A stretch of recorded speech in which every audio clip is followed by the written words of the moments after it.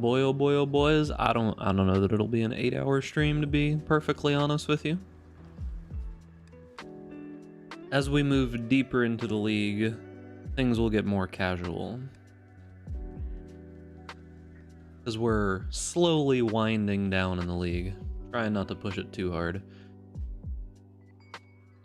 Trying to play for fun. What's up, Asgrath? I changed the...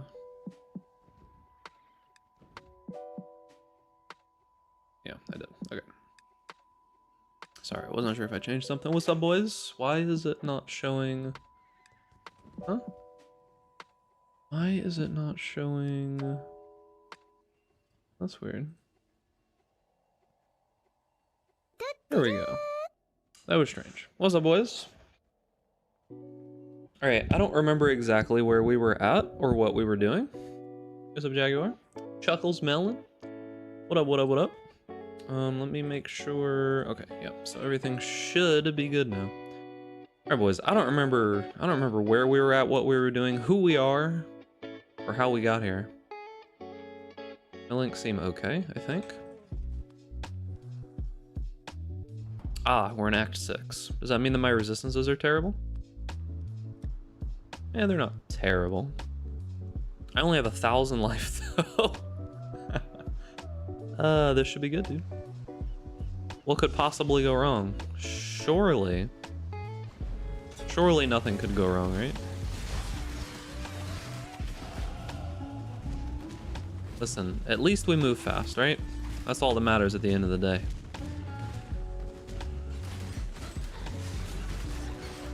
Oh yeah, and we did get splitting steel actually somewhat functioning. We have like mark on hit, and we've got returning projectiles, all that cool stuff. Pretty good. Now the question is, can we actually scale the damage? According to POB, the answer to that is yes.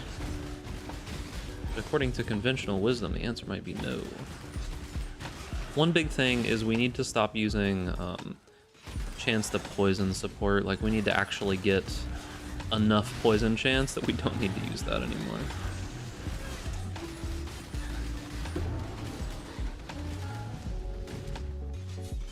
Okay. Full glass cannon. It won't be glass cannon later, but for right now, yeah, full glass cannon for sure.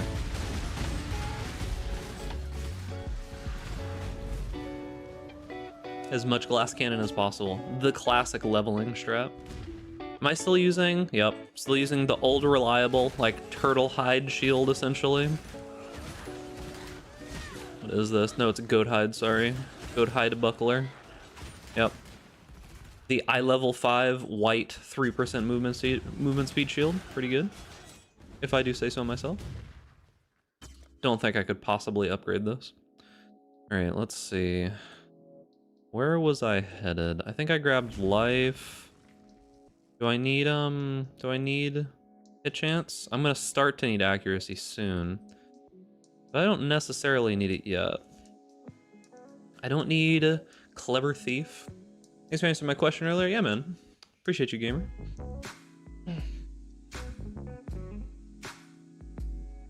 Alright, let me pull up my handy dandy old POB. I guess I can take the sword nodes and get a little bit of block, huh? This was +1 proj suck for steel skills. It's okay, but like this proj here, it's 4 points and all you get is attack speed, so this isn't worth it. I might use a impossible escape with perfect agony and take it, but I don't think I would just take it just because, right? We can go for brutal blade actually. Block and just damage is just kind of good. That was a beast. Played LA through the full campaign now and only remember about Sniper's Mark now that I'm starting to map. That is unfortunate, gamer. Sniper's Mark kind of good. Ooh. That was kind of close.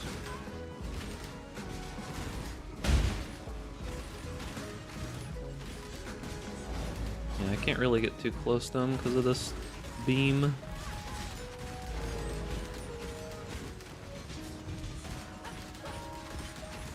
Also, I can't mark totems. My damage is diminished. My everything is diminished. Yo, why am I getting stunned, dude? Chill. I'm just trying to poison stuff with splitting steel, dude. Come on.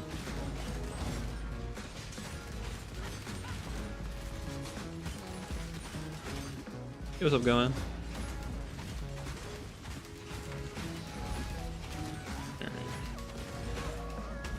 Nope. Not like this, dude. I miss having malevolence, but I kind of need grace.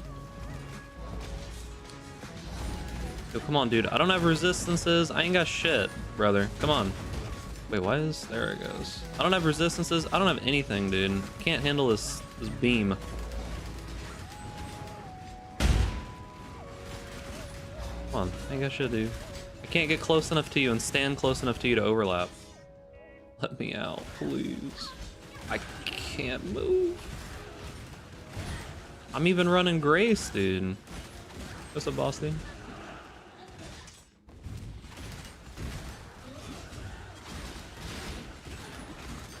I don't even know how you would effectively level a poison skill at this point. Like, if you wanted to level a poison attack, like, what do you even go for, particularly? Oh, we should probably remake our weapon. That'll probably help. I think my weapon's really low level. It's like level 20 or something. That'll probably help. Do you know if the increased duration affects the poison length when it's applied from an SRS? I think the aura would hit your minion, would it not? Welcome. Alright, let's see. Sword. Thrusting sword. I just need it to be fast. Elegant foil seems to be the fastest one here, but that's only level 30. That is a low level foil. 1.5 seems to be the fastest beyond that. Yeah, 1.5 seems to be the fastest beyond that, which is this one, I think. All right. Farewell.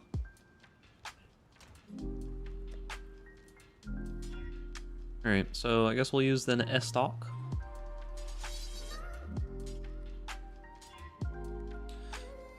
Chance to poison on hit, damage with poison, but why did it have to be lightning damage as the other prefix?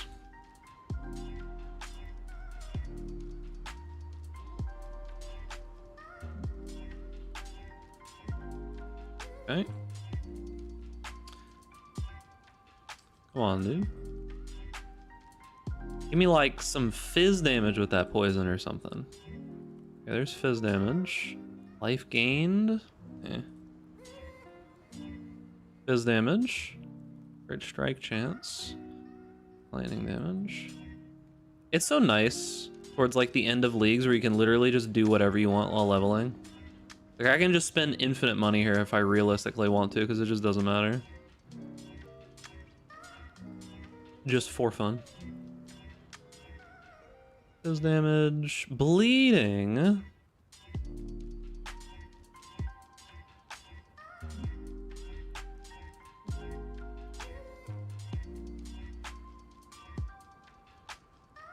Is a ton dot multi on weapon? No, we're going for fizz scaling. Is that hybrid?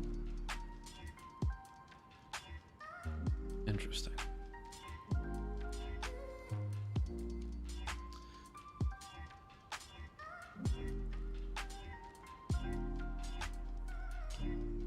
Okay.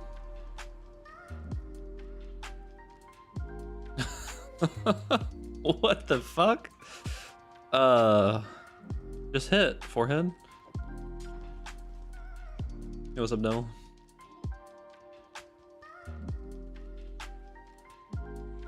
Not sure chance to poison is a skill. I'm not 100% certain. I mean, they use skills when they attack, I think. Right. Adds physical damage, right? Yeah. Oh, sorry, wrong one. This one. Okay. Does this skill affect the impending doom? What the fuck? When you say, does this skill affect the impending doom, what do you mean? Are you talking about, like, the decay? Because decay is just like a random, adds a little bit of damage over time. I don't know how it would affect it. I don't know if it like links to it. You can try seeing if if impending doom can link to it, because those are normal abilities, right? You could see if it could link to it normally. Decay requires a hit. I don't know if impending doom hits, does it?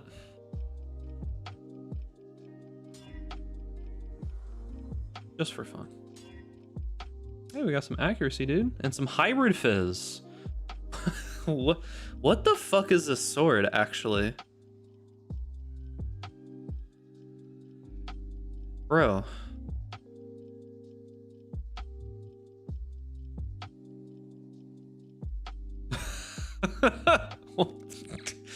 Dude, what is this sword? Hello?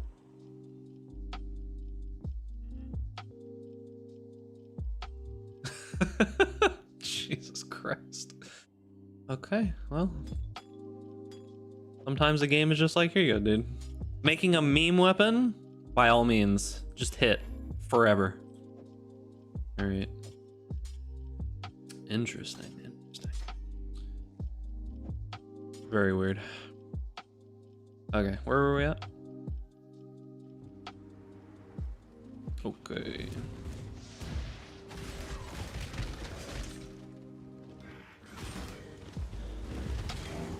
I actually don't want to do delirium. Doesn't net me anything here. Yeah, I always forget that when you're leveling like weapon-based stuff, you actually have to like keep your weapon updated. Been leveling too many spells recently. Keeping the weapon updated, turns out it helps a decent amount. Who would have thought? Nah. That was just insane, okay? Here I'm spending infinite amounts of currency doing dumb shit. That was just like just IDing crazy weapons over and over again. Evasive. Come on, dude.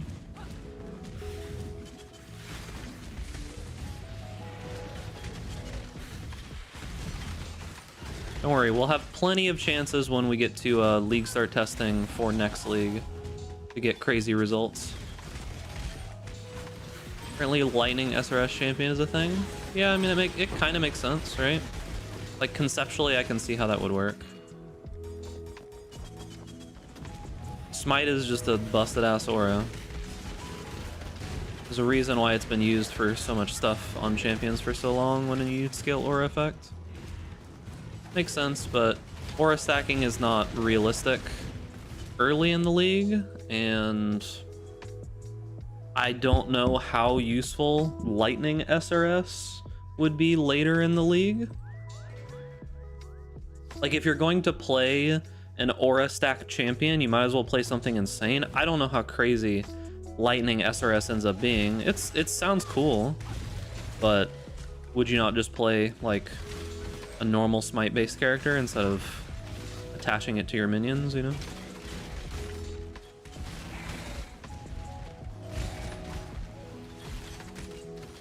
That would be my question. Like, is it worth the headache of having it on that kind of character with all the investment you have to do anyways for aura stack champions? Because yeah, I mean, I could see doing like some weird SRS shenanigans early in the league. I don't know how easy it is to gain a bunch of aura effect early in the league. Smite champ viable for league start? If you're very, very good at the game, maybe. Well, the thing about it is you can do Ubers and you can do Sanctum on lots of things. It doesn't necessarily mean that it's like a good way to go about whatever gear you're using, right? Not saying it's bad, I'm just saying I don't know if spending all of that money is worthwhile as SRS, you know? What kind of build do you like? Pretty much anything that isn't too horrific to play. There's certain playstyles that I really just don't enjoy. I try to play a little bit of everything these days, but there's some kinds of playstyles I really just don't enjoy. Minions are one, like where you just have like a legion of minions and they just do stuff for you. That's one playstyle I don't really like. I kind of enjoy active minion playstyles a little bit more.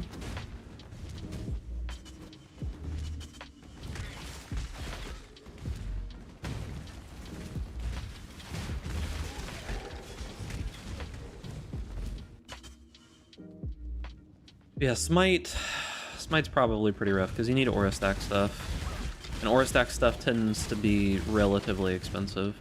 Because the way you play pretty much any champion is you go armor evasion, you grab a bunch of aura stack stuff, you grab perseverance belts, and because you're stacking armor and evasion, because you're stacking auras, you know, you've got grace, you got determination, defiance banner, scale a whole bunch of stuff up to the moon. You know, classic stuff. What's up, Matt? Can your Bone Shatter build do Sanctum? I don't know if Bone Shatter is a great idea for Sanctum, to be honest with you. I'm not super well versed in Sanctum memes.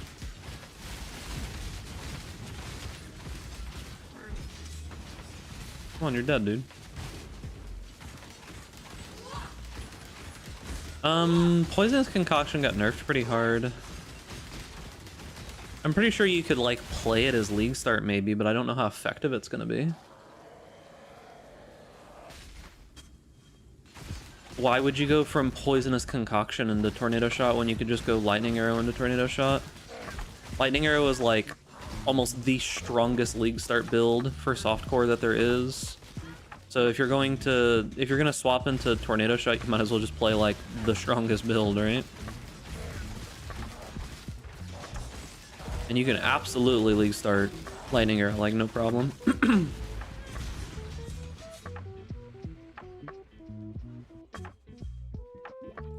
It's not particularly the most tanky build, but it suffices, and it's got really good clear, and it's super fast, and all those kinds of good things, so. Yeah, ever since we swapped to a new weapon, we're definitely doing better. Gonna get a little bored of it.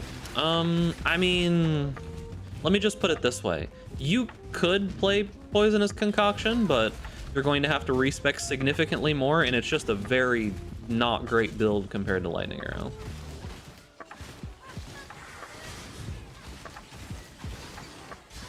Yo, come on.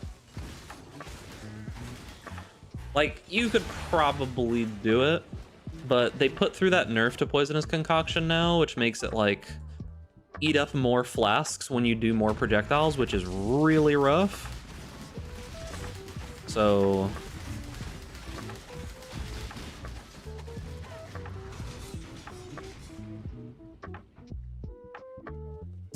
Snube did Poison Concoction to Poison TS. Yeah, but you gotta remember that Snube is like a 1%er, right? So I'm sure it's possible. Like, I'm absolutely sure it's possible. Is it realistic for most people? And potentially the best way to go about something? Questionable.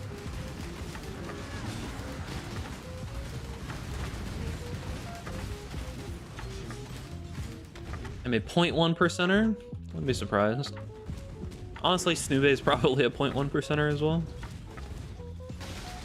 Like, realistically, in the scheme of things with Path of Exile, it's not super hard to be a 1%er in this game, right? Like, if you've killed an Uber boss, you're a 1%er. You're a 0.1%er probably. I'm not gonna use Terminus at all. Yes, Daddy. There's no reason to. Yo, the dilly do. Thank you for the 14 months. Appreciate you, gamer. Make sure that you also pet ducks in the chat. Appreciate you. Giga Chat, you did Explosive Conk this league for the memes? Yeah, for sure. You can do lots of weird stuff in this game with enough knowledge and enough currency spent.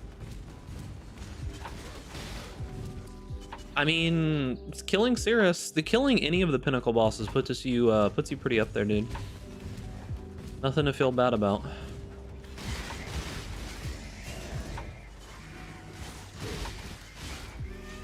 This game is like giga complicated, so barrier to entry is insanely high.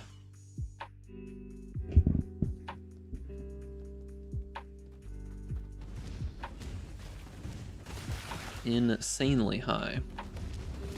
Because, yeah, it's like the vast majority of people play this game and you can get to a certain point and it be okay. But just the problem is that like when you start pushing into the end game stuff, you really almost have to have like a scientific or like a mathematical approach to it. And honestly, I think this is the kind of game that attracts those kinds of people. Like, there's a reason why so many software devs play this kind of game, to be honest with you.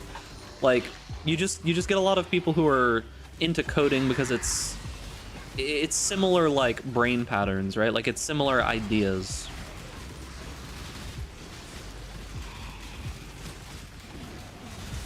Yeah, I just needed to update my weapon a little bit more often.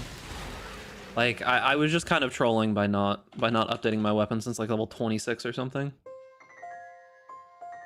Because yeah, I mean, I'm not joking when I say that this game is basically a simulator for a spreadsheet, and that spreadsheet is Path of Building, right? Like, I know people meme about that, but it's not actually a meme. Like, it really genuinely isn't. All right, down here? What do I even want from down here? This life? This? I probably just need to take some life nodes now. Oh, I forgot that I can go life on hit. I should put that into the final POB since we hit so often. Life on hit would actually be really nice. Probably just go for this life for now. Not a biggest fan of coding, had to do some of my degree. Yeah, when I was younger, I did some like I was in like computer classes and such, and I did some basic coding and things like that, right? And I was relatively good at it, but I never really enjoyed it. Like, I went to competitions and I always was the logic guy, because I was good at figuring stuff out, but I never really liked the whole process of coding. It just never really did it for me. My boss back at my old job always used to talk about coding as if it takes a piece of your soul with it. He said it's very rewarding and he enjoys it quite a bit, but he said it does devour a piece of your soul in the process. And I agree with that wholeheartedly. Yo, Picante? 1,800 hours. And I've played so much more than that, and I still don't even have a mirror. Never found one. I mean, I've owned a mirror worth of, like, stuff, but mirror shard is the highest piece of currency I've ever found.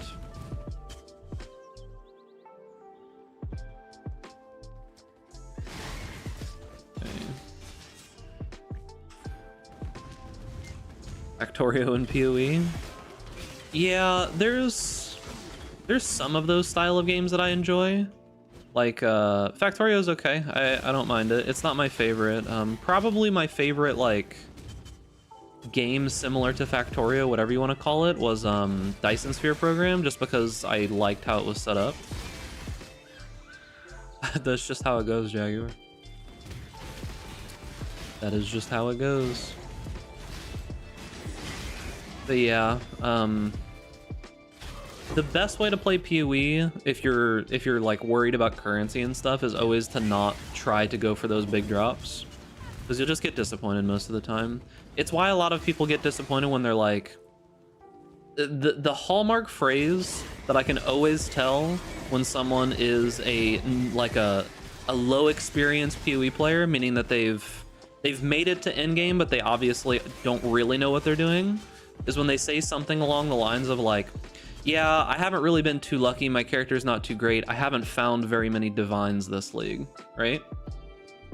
When I hear somebody say that, I always kind of can interpret that they're not super experienced, because essentially one of the worst ways to play PoE is to just constantly rely on big crazy drops at any time to like fulfill your currency needs. So that's just not the way to go about it. Like, you're setting yourself up for failure almost always. The best way to play PoE is to do some kind of like currency strategy that gives you consistent returns, and then just be happy about the big drops when they happen. They're just not going to happen that often. What happened to Firestorm? We finished it. I mean, there's not really much else to do with it, right? Like, I did everything there is to do with that build. Essentially, the only thing that I didn't do was the feared, and that was because I was lazy, not because I couldn't do it. Like, if you can do all of the Ubers, most of them deathless, and you can do wave 30 simulacrum, you can do the feared. It's not even... The feared these days is nothing, to be honest with you. It's like super easy compared to Ubers and other things. Like, if your build can kill Uber Exarch, you could probably do the feared, no problem. Yeah. How is this layout? Yeah, I was just too lazy to do the feared. Like, I would have had to do all of the bosses again, and honestly, it's like not a small amount of money to just witness all of the bosses, and Maven witnessing Uber bosses is really frustrating a lot of the time. Rog is pretty good. I think Rog is very, very powerful early on in the league for lots of things. Rog crafted us a crazy bow early in the league, and I think, especially for Ellie bow players, having Rog knowledge is pretty powerful. Like, if I had found any Rog logbooks early in the league that were like just Rog, I probably would have just ran them. If Pee-wee's taught me anything, and like content creation in general has taught me anything, it's that luck can be a skill, in the sense that luck is obviously just RNG most of the time, but the problem that people have with luck is that they don't set themselves up to be lucky, right? They don't put themselves in a position to actually be lucky, right? The thing that I always say when it comes to like content creation and such is that so many times over just the course of being a content creator and having people ask me like, you know, like, hey, I'm trying to do this and it's not working out, like, what am I doing wrong? And they're like, I want to be a YouTuber, right? They'll say something like that to me. They'll be like, I want to be a YouTuber, and I'm like, okay, well, show me your YouTube channel. And like, I look at it and they have like 2 videos, and I'm like, how long have you been trying? Oh, a couple years. And you've got 2 videos? And then I ask them, I'm like, do you like making videos? And like, I'm not a super big fan of making videos. And I'm like, well, then why the fuck are you trying to be a YouTuber, dude?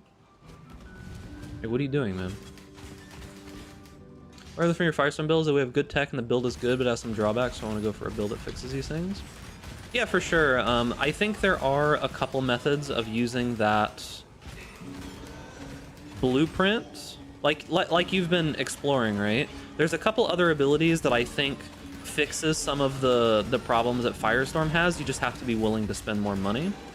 I do like Firestorm because it is so effective on essentially all simple gear, right? Nothing about that build besides that amulet can really be super price fixed, yeah? I don't think there's a market for septic tank cleaning POV videos. You'd probably be surprised. That sounds like something that would pop the fuck off, dude. Like, that would probably pop the fuck off, man. Septic, that sounds relatively unique, actually. I think you could do it. Nowadays, the funny thing about it is that you can do pretty much anything you want as long as you can somehow spin it into a good YouTube video, right? Like, there are people who make a living doing like food delivery, and the money that they make from food delivery is actually nothing. They just make videos about doing food delivery and get like 100 times the amount of money that they would from delivering the food. Like, that sound, to me, that sounds kind of, you know, that's like, wow, that's kind of sad, but it's just like, you can pretty much do whatever you want as long as you're able to make entertainment out of it. Because I think as we move closer and closer to like post-scarcity as a society, entertainment is going to be one of the bigger jobs, right? Like, if you're wanting to be able to continue making it, right? Like, as we move further and further in that direction, like, being able to entertain or to create art or things that people can consume is going to be more and more important. Because, like, nowadays, making a business is just as much... Let me see here. Making a business is just as much having, like, a social media presence and being able to do that kind of stuff as it is actually making the business run. So courageous. Such a fine example of So scarcity under capitalism. I think we're eventually moving there. The thing about it is that capitalism is the best thing that we have right now, but it's not necessarily always going to be the best thing, right? Like, we should just continue moving forward as a society essentially forever, right? And if eventually we figure out a way that, you know, is better than capitalism, then we go with that. But right now, we don't have that. But we are moving in that direction, right? Like, that is definitely the direction that we're moving in. Will we get there anytime relatively soon? Maybe not, I don't know. Who knows? When the robots have all the jobs, only 2 people survive, entertainment and people who know how to invent and fix tech. Yeah, pretty much, right? It's like one of the biggest things that I don't know if has people worried is the right way to put about it, but one of the biggest jobs, at least in the United States at this point, are truck drivers, right? Like, that's a very, very large portion of jobs, and it's one of the jobs that is going to be automated very soon, right? Like, we're going to get there, and I wonder how it's going to be automated, right? Because the thing about it is that I think relatively soon we'll get driving tech that will be able to like drive on highways relatively fine. But are we going to have things like we're going to have these hubs where a driver will just pick something up from a local place, right? Because realistically, it's the same idea as what trains do right now. But for some reason, it feels like the US is more invested in trying to get autonomous driving than they are getting like a worthwhile train system going. So I mean, it is what it is. A weird way to go about it, in my opinion, but it is what it is.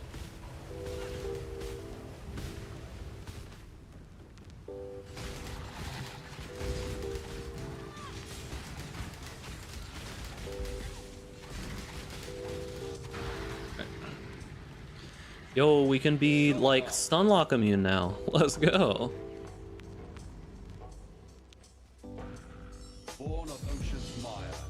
Yeah, the crazy thing about it is like bro, I want robots to take our jobs. Free me from the fucking hell.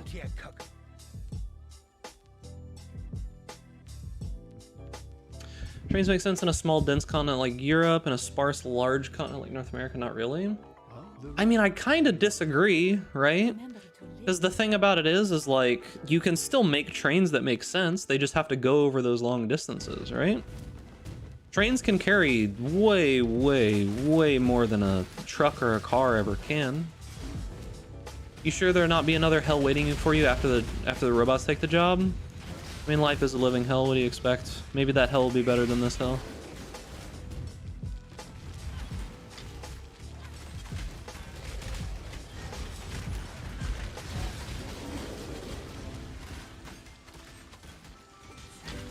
Too many points that have to be connected that have too low of economic value to justify train lines.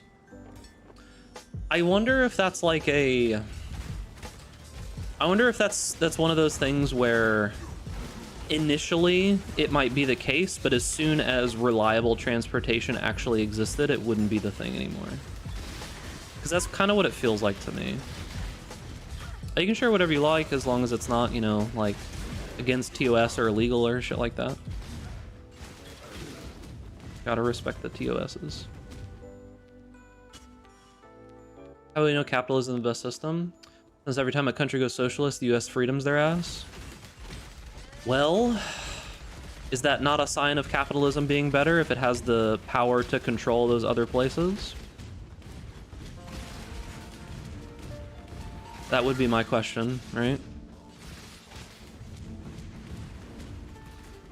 I don't think it's like the be-all end-all, but I do think as of right now it's the best that we've got.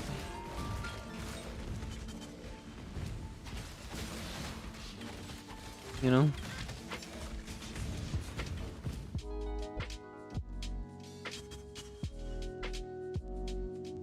And yeah, I agree. There's like scales to it, right? In my mind, the ideal world would be a meritocracy, right? I think a meritocracy would make much more sense, but unfortunately the powers that be will probably never allow us to be there.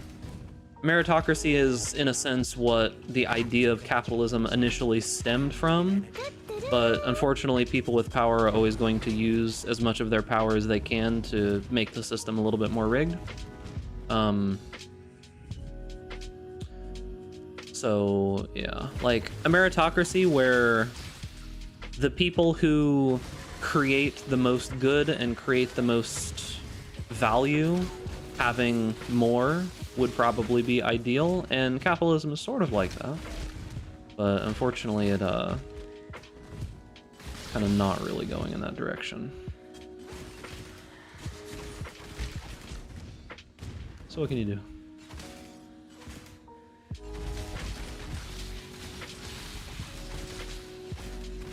Oh, yes, Daddy. Got Yo, my best Toyo. Halva temple today. 8 tier 3 rooms. Super Jesus. cool. That's crazy, dude. 8 rooms, dude. Toyo, thank you for the tier 1 for 29 months. Make sure that you bet ducks in the chat as well. Appreciate you, gamer. 8 tier 3 rooms. Were they good 8 tier 3 rooms, or were they bad? Because, like, did you have, like, gem corrupt and double corrupt and all that good shit?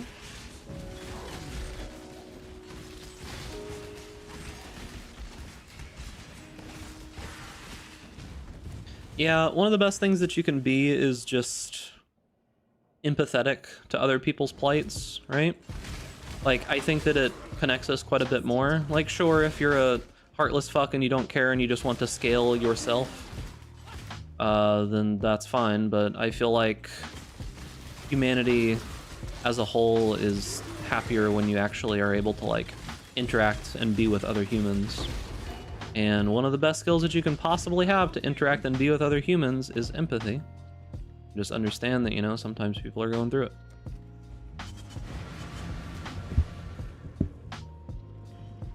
There's a robot taking human job memes. Oh god. Twitter. True.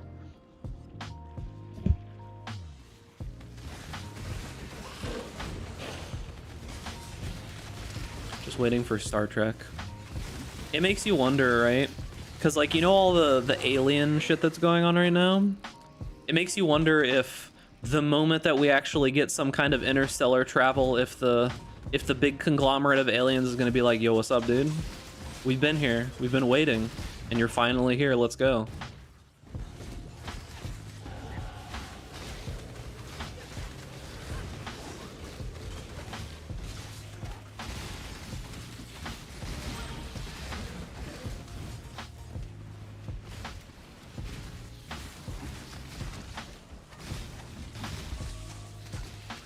Everything's about moderation, yeah, for sure. It's just a lot of people don't attempt to have any empathy whatsoever. Like, you see it so commonly online that, like, anger just wins, right? Like, anger and negative emotions just wins when it comes to humans online. It's just kind of the way that we're wired, right? Like this whole drama thing that happened with, what's her name? Allie, right? It is crazy the amount of people that come out and start, like, insulting people for everything that doesn't have to do with the situation, okay? Like, yeah, the thing that Allie did was fucked up. Absolutely, right? Should absolutely be, like, judged and memed and, you know, like, absolutely bad. But it has literally nothing to do with her gender or anything like that. Got literally zero to do with it. But that's always the insults that pop up first, right? Every single time, dude. And it's like, dude, it's got literally nothing to do with that.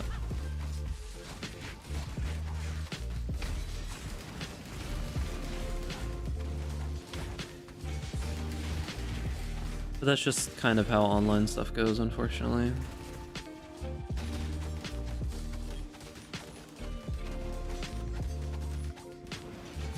I think the thing that a lot of people don't realize is that the vast majority of people, like, in those kinds of communities and stuff are, like, kids, or, like, 16, 17 years old, and they just talk some random shit, right? I can't tell you how many times there'll be, like, a thread on Reddit. I don't go on Reddit anymore, but Thanks, Reddit, for killing your own site. But I can't tell you how many times, you know, you'd go on Reddit and there would be this guy trying to give like advice to married couples to prevent them from divorcing, and then you would go and look into their account post history and they're like 14. it's like what what are we doing here? Like, come on, man.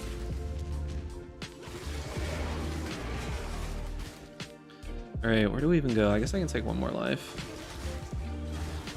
Go Sub-Psycho.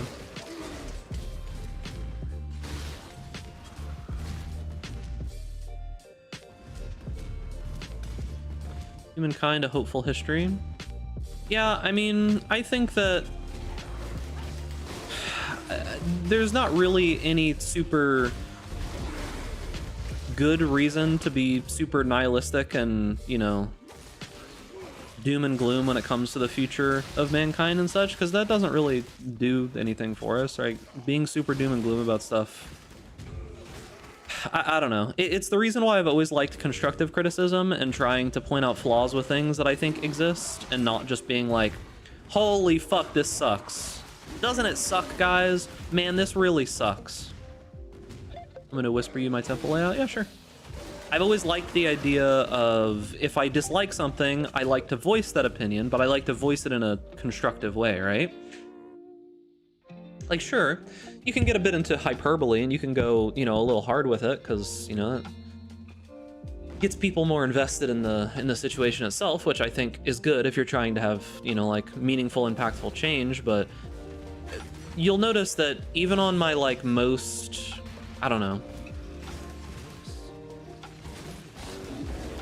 back in 3.19, we'll use PoE as an example. Back in 3.19, you guys remember I made a ton of fucking videos, right? Let's see this. Damn, dude, what the fuck?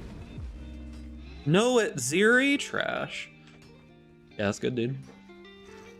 But yeah, back in 3.19, if you remember, the vast majority of I made a bunch of negative videos, right? But the vast majority of those videos that I made were negative, but they had like constructive criticisms, and I was talking about why I thought the decisions that were being made were bad and some things that we could do to fix them and such, right? It wasn't just like, ha, game bad, 3.19 bad. Like, there were plenty of people that do that, but I always tried to be constructive and such, and that was the thing that always confused me, because it was like there were so many people that were saying that I was just like stirring up hate mobs, and I'm like, what the fuck are you talking about, dude? Like, bro, I was happy with the game. I literally quit for like the first couple of weeks of the league. Like, I don't know, man.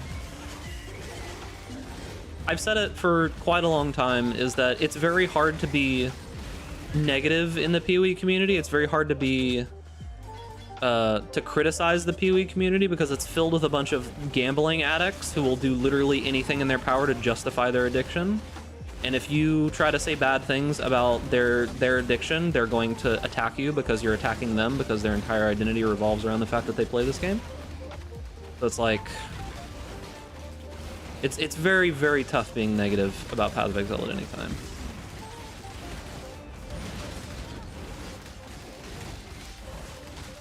Yo, I can't actually hit him because of like the position that he's in.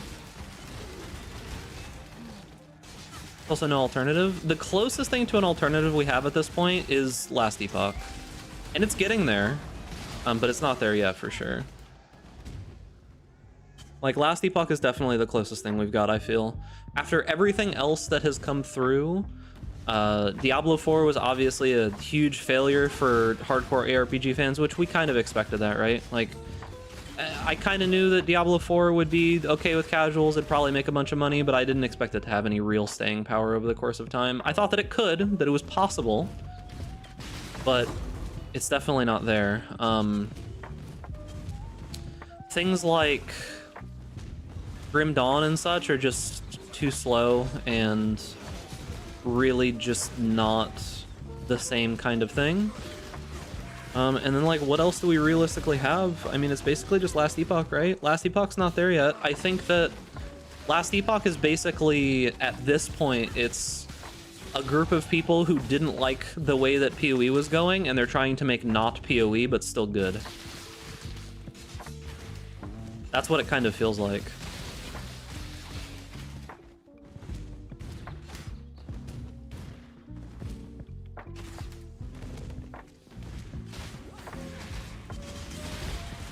People think it's enough to be constructive. Sadly, it is not. The feedback people give is always coming from a very personal place, tied to personal preferences without really looking at the big picture. I don't think that I do that.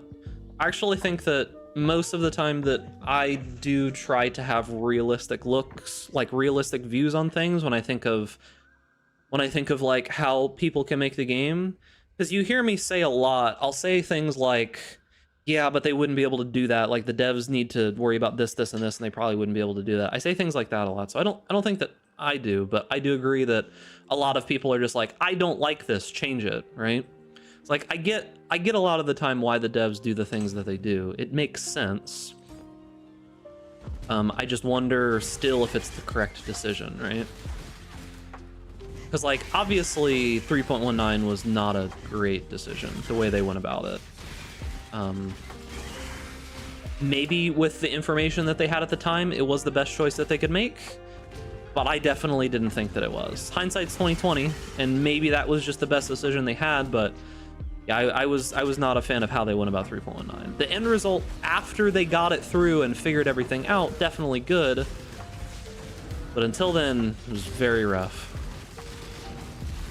Are you hyped for PoE 2? Not really, if I'm gonna be honest with you.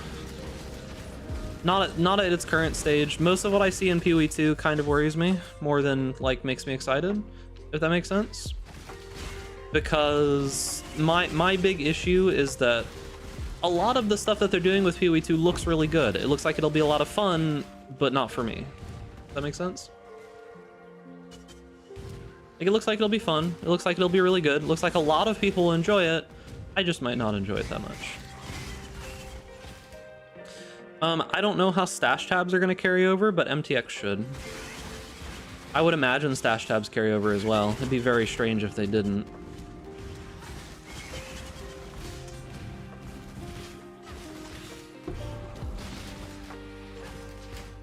So here's the thing. The reasons that I enjoy Path of Exile don't look super well reflected in PoE 2. Sorry, my stomach, I've been having stomach problems for like the last 2 days. One big thing about this game in general is I do enjoy the, how do I explain this?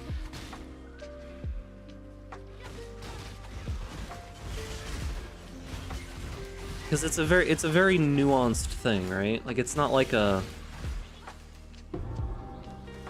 when I was watching them play PoE 2, right? Like when I was watching the devs and everyone else play PoE 2, the things that they were excited for, like making the bosses more difficult and taking away the complexity of the crafting system and removing all of these kinds of things, all the stuff that they were talking about, like making crafting harder, and it just, none of that really super resonated with me. I just kind of felt like I play PoE to overcome all of the bullshit, not because of the bullshit. Like for me, PoE is kind of like a puzzle game almost. Like my goal is to spend as much time, currency, and effort as I can to make it so that my build idea that I'm doing can trivialize the game, right? But it only trivializes the game because I figured out the puzzle. Crafting harder? Well, you know they're removing like half of the currency, right? Meta mods are no longer a thing. I don't even think the crafting bench is a thing. Like, they're removing a lot of the basic currency types. The Chaos Orb is just going to be like adding a mod randomly and removing a mod randomly. So they're basically just making it like super duper crazy RNG. I don't know, that doesn't sound super fun to me, because every time that they've added more RNG to the crafting system in normal PoE, I've disliked it. So it's like, I hope that they can actually get it right this time, because this is the thing that they've been trying to do with PoE 1 this entire time, and they've never been able to do it. So it's like, I hope that they can get it right, but they have failed to do so far with PoE 1, and I kind of worried. And then the other thing that kind of irked me a little bit was they've essentially been saying for the longest time that, you know, PoE 2 will fix it, and that's just what they've been saying forever, right? And now all of a sudden they kind of like pulled the rug out from under us, and PoE 2 and PoE 1 are different games, and all of these problems that we've been having for all this time now don't actually have a solution. And if you don't like the way that PoE 2 is going, you've invested a lot of time, money, effort into a game that maybe you're just not going to enjoy anymore. And PoE 1 will still be around, which is good.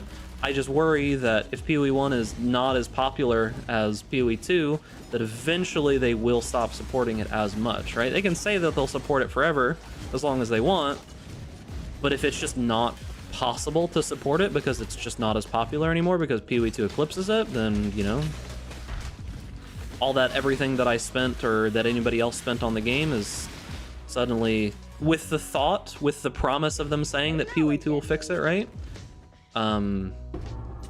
Now all of that is kind of gone. Aren't they adding gold too? I think a lot of people got worried about the gold for no reason, because from what they stated, gold is basically just like a early game currency to help you just pick up item bases and stuff and things like that. I don't think it's going to be like this mainline currency or anything like that. It didn't look like that at all, right?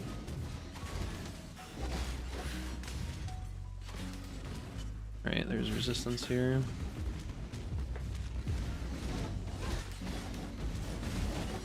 That's the thing. I'm not saying that the time spent in PoE 2 or PoE 1 is wasted. What I'm saying is that people may have purchased MTX or supporter packs or anything else thinking that eventually, like, PoE 2 would be solving the problems with the current game that they have. And then if they don't like PoE 2 going forward, then they're kind of just shit out of luck, right? Will PoE 1 still be around? Yeah, but the question is for how long? Because, like, if PoE 2 absolutely eclipses PoE 1 to the point where there's just almost no one playing it anymore, then it's not... Let's be real. GGG is a business. If PoE 1 just isn't actually making any money enough to, like, support the dev team and everything else, then it will end, right? Like, I highly doubt that they will just be like, oh yeah, PoE 1 keeping it going is just a expense. Did you see the interview with Jonathan and Chris at Gamescom where they said the next league is going to be a sports league based league? What? Sport ball in my PoE? Thinking emoji.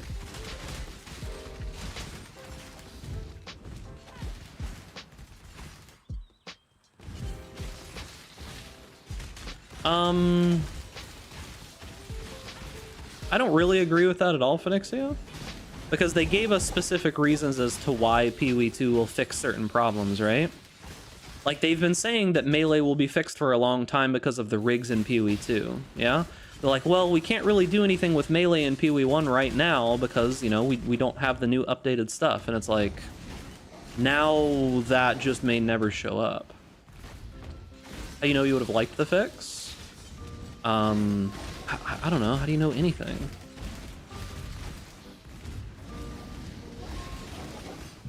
Like, you can't just hand wave a complaint away just because it's like, well, maybe you wouldn't have actually liked it. It's like, I can make a interpretation of what information that they give me and decide if I would have liked it or not, you know?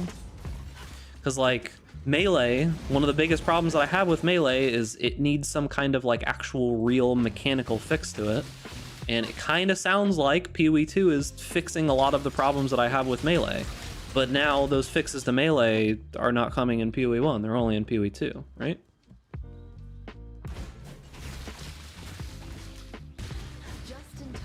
It's the same, they think PoE 2 is the fix. I mean, yeah, sort of, but it's a very different game to PoE 1. That much is obvious, right? Previously, what they said is that PoE 2 was essentially just going to be, you know, like a new campaign, a new jewel system, and like a couple other things, but it ended up being so much more. Movement speed, suppress, and blind. Yeah, that is a little unfortunate, because I think that while that's still probably worth money, yeah, I think it's worth money. I'm just not sure how much that it is worth. Like, you could probably get 15-20 divine out of that, but the issue is going to be like, who really wants that specific Watcher's Eye? Now, if that had a Vade on it instead of like the blind chance, that would be insane, right? Like, that would be fucking insane, but unfortunate. Just play PoE 2, sure, dude. The thing to think about as well is that when it comes to PoE 2, right, the difference between what we see in PoE 2 now and what we saw a year ago is vast. So chances are they'll take all of the feedback that they got, and it would change even just as much as it did the last year, right? Who knows? What would that pop-up you had? What would that pop-up you had on that item? Oh, this is, that's Awakened PoE Trade. It's an add-on that helps you, like an overlay system that helps you price stuff and does a couple other things.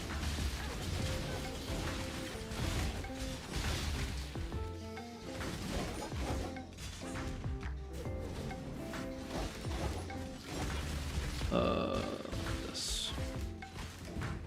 Yeah, from what I've seen of the changes for PoE 2, I'm not super hyped, because I'm not really super excited about a lot of the stuff that the devs are excited about, but I do think that it'll probably still be a good game. Like, I think a lot of people will enjoy it. I just might not be one of those people. We'll see. I don't know. Maybe enough will change, or they just... What I think actually happened is I think they just really, really failed to deliver a proper experience for the testers, right? Like, I really, really think they just kind of dropped the ball on basically like all of the streamers playing the game. I think they did a really, really poor job at showcasing it. That's kind of how I feel about it right now, because it's like you could see the massive difference between when someone got like a single piece of good gear compared to when they didn't, right? Like when Crip, what was it? Crip found like a weapon or something like that, and it like 180'd his entire character. So yeah, it's like, I think they dropped the ball really, really hard on that, unfortunately.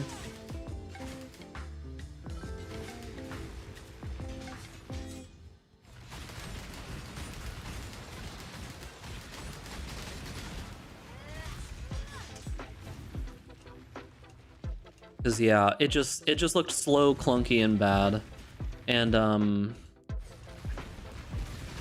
think it was very intentional. Yes, I didn't say that I didn't think it was intentional. I think it was intentional, and I think they made the wrong decision. Right?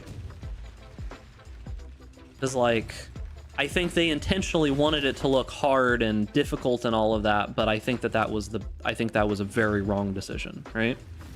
Because the thing about it is that PoE in general, I feel, has like... I don't know how to properly describe this, but all of the conventional, like, gaming knowledge and everything doesn't really apply properly to PoE.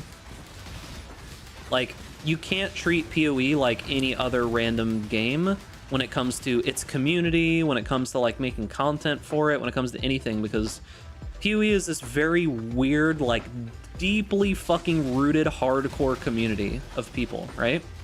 So like a lot of the time, something that will make the general populace excited is going to just make like the hardcore dedicated community like confused as fuck, right?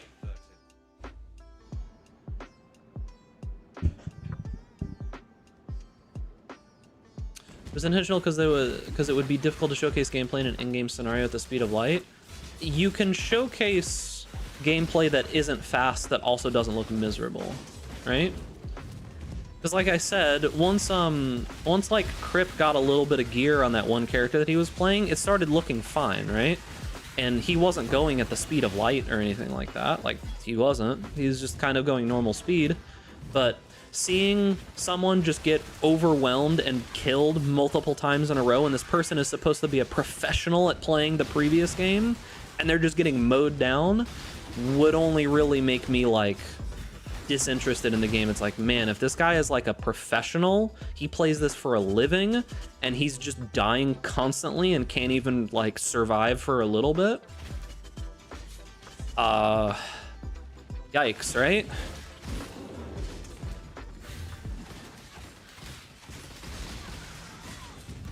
I don't know. I need more intelligence. I'm too dumb.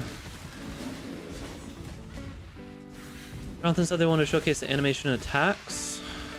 I mean, that's fine. I just don't think they did a good job when it came to the presentation.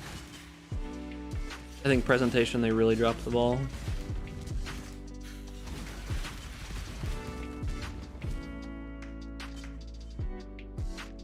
But we'll see.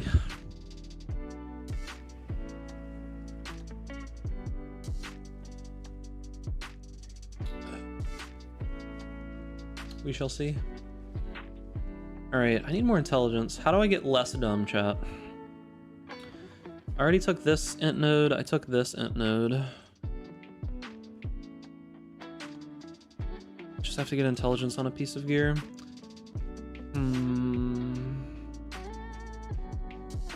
Go to school, true. Oh, I can get int on a shield, dude. All right, chat. I'll change my shield. I'll change my shield. I could use this shield, dude. I'll change my shield.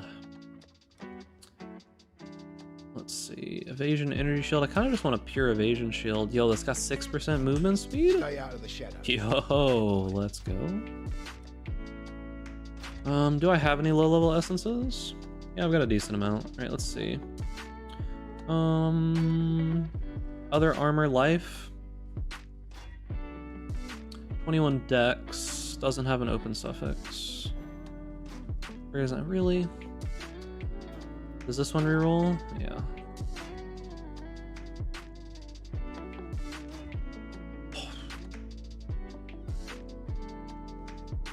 $120 life? I'm down, dude. Gimme. And I can craft int on it?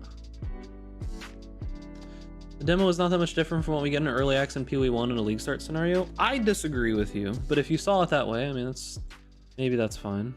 But I disagree.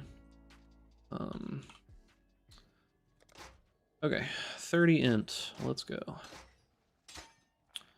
Hey, we have life now, boys. 1891, and most importantly, we got 3 additional movement speed. Let's go. What's up, honey? Yeah, sure. Very fixed. Yeah, it's 5:30. You just woke up. Good.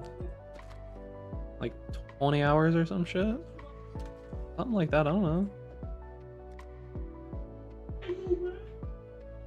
Go back to sleep. No, me too. Do I use Alberons or do I just keep the movement speed? Like, Alberons is actually pretty good right now. It's 25% movement speed versus 50 though. I mean, I'm mainly using moving with shield charge, but shield charge does scale with movement speed. I probably don't need it. I probably don't need Alberons. Maybe later though. Okay. Starting to get bored of Simulacrum? Yeah, I think Simulacrum could benefit heavily from a like start at wave 10 or something option. Right? No Wanderlust? Why would I use Wanderlust instead of 7 League Step?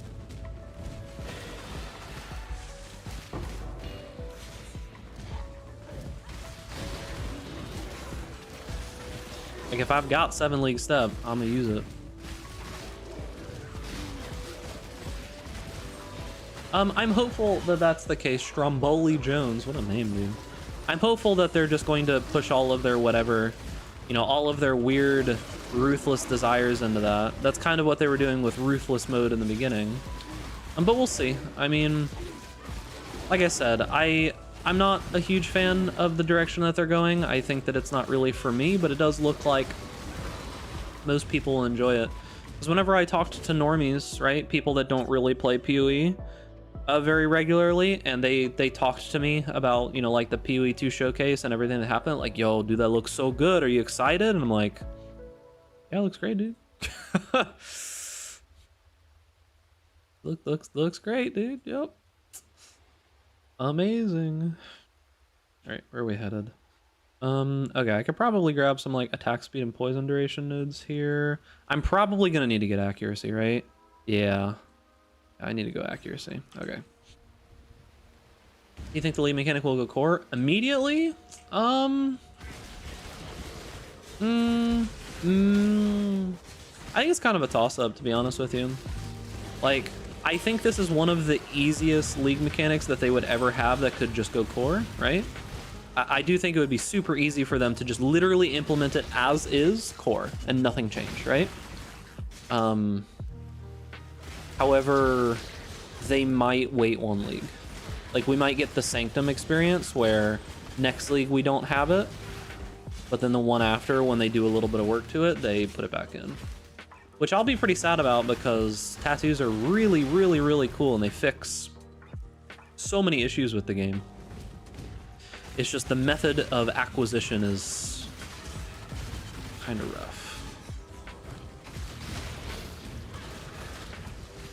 Chaos damage is poison, but poison isn't chaos. This is the opposite. It's the opposite.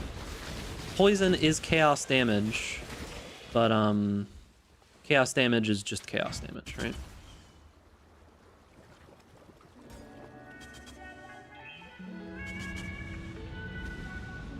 Poison is chaos damage over time in the same way that, like, bleed is physical damage over time, right? But it doesn't mean that, like, they are synonymous.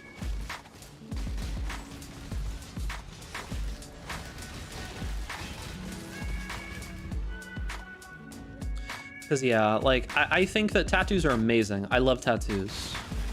The actual league mechanic could probably use some work. Something about this song is hurting my ears. Something about this song is hurting my ears. I don't know what it is. But, because it's like, it's just kind of samey. There's not really much variety in it, and it's one of the few league mechanics where you have to, 100% you have to make a build that is designed only for that mechanic to be able to even interact with it meaningfully, right? Like you have to have a build designed for it to interact with it meaningfully. In a thing like Heist, that build that you design for it isn't necessary, right? But when you get up into like 2000 rating in Trial of the Ancestors, if you don't have like a build designed for it, you're just gonna kind of suffer, right? Like, you're gonna suffer a lot. Oh, it might actually be there. Drop the steel skill. Steel skill's actually doing fine. I just couldn't really play for super long last night. I was only able to play for like 2 or 3 hours, and we spent a lot of time doing other stuff, so I just wasn't really able to play for a long time. But I mean, like, Poison Steel's actually doing pretty fine. For Sanctum, you kind of need a build for it. Yeah, but it's not like a Sanctum build for the most part with very minimal changes could do the rest of the game as well, right? Like, sure, you can hyper specialize in it. What is this? Huh? I can't.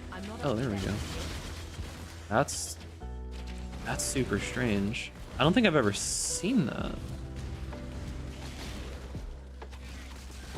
Because, like, that's the problem. It's both like a deep delve build, right? Like, a deep delve build for the most part could go do other stuff in the game, right? Like, it probably could. A super, like, powerful Sanctum build with some minimal changes could go do a lot of other stuff in the game. A super powerful Trial of the Ancestors build, I don't know what you do with that. Do you do anything with that? I don't think you do.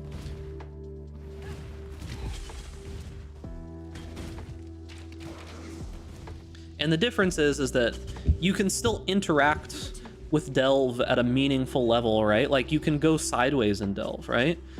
In Trial of the Ancestors, there's no sideways. There's no going back, really. You can sit there and lose like 2 rating every single time that you forfeit a match forever, and it can take hours and hours and hours and hours. But it's hitting this like perfect trifecta of bullshit that makes it really hard to continue doing the mechanic for long periods of time, right? It's one of the few mechanics where you can just scale out of it.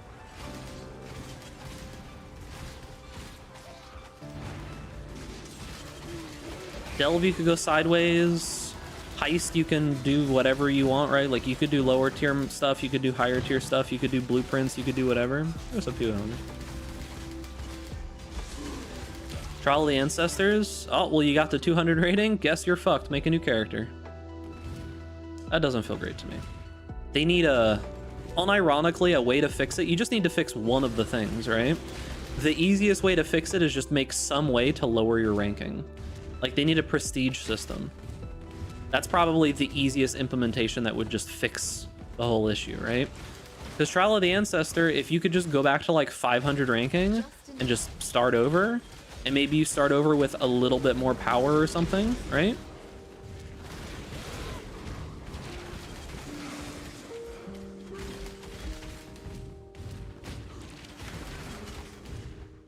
So yeah, it's like, there's a bunch of ways that you could go about fixing it. It's definitely not just good as is, unfortunately.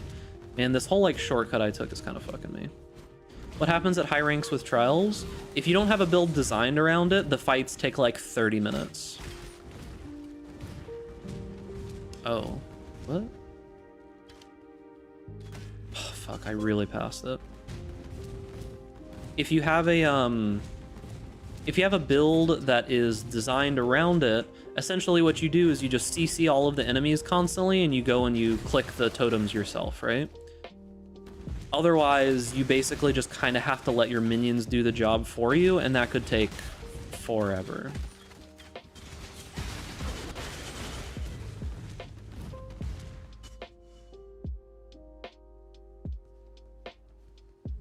So yeah, it's just not great. And they tried to like nerf the whole knockback stuff, which is fine, but there's not really another good way to go about it besides that. So now people just use Void Sphere and go for like pure avoidance builds that just get as much avoidance as they possibly can. Which I think having highly specialized builds for stuff and making it better is a cool thing in PoE, but not when it's just the only option. And right now it's the only option. There's nothing else.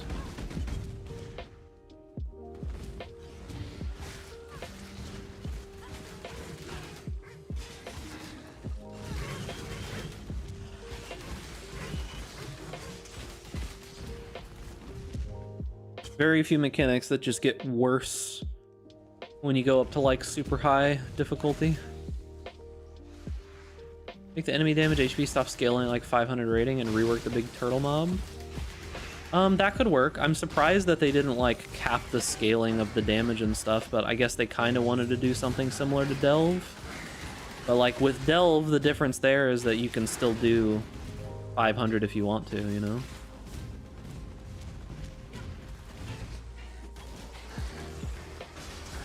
Here is just like, well, do 2000 and you'll like it.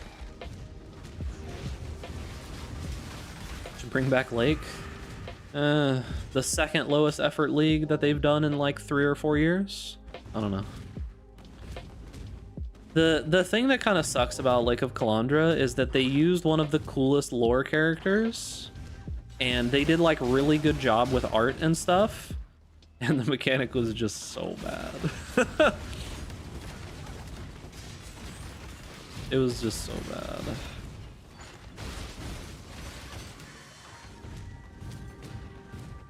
Lake gameplay was fun. I mean, yeah, like the running around and stuff was kind of cool, but the rewards were horrific. it's just everything revolving around it besides maybe like the art and the lake like coming up and all that kind of stuff. Everything else was just so bad.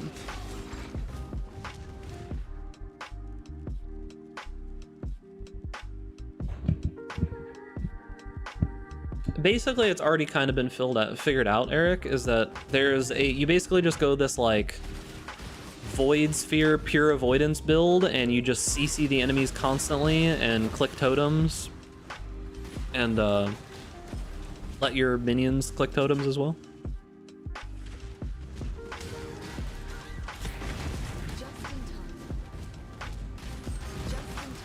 Yeah, it is kind of sad that Lake of Kalandra like kind of tried to do what Synthesis did, but just did it so much worse.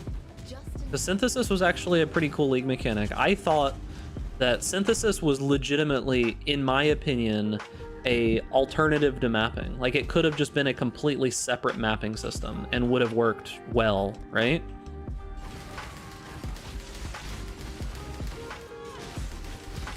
Oh.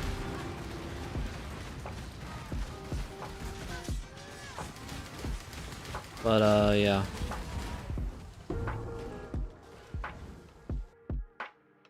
Synthesis had lots of problems early. Synthesis was potentially one of the worst league mechanics that they've ever released on launch, and then it easily became one of the best ones that they ever made like a month in.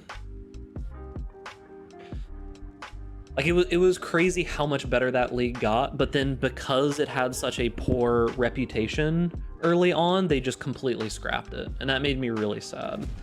Because once they actually fixed Synthesis League, that shit was great.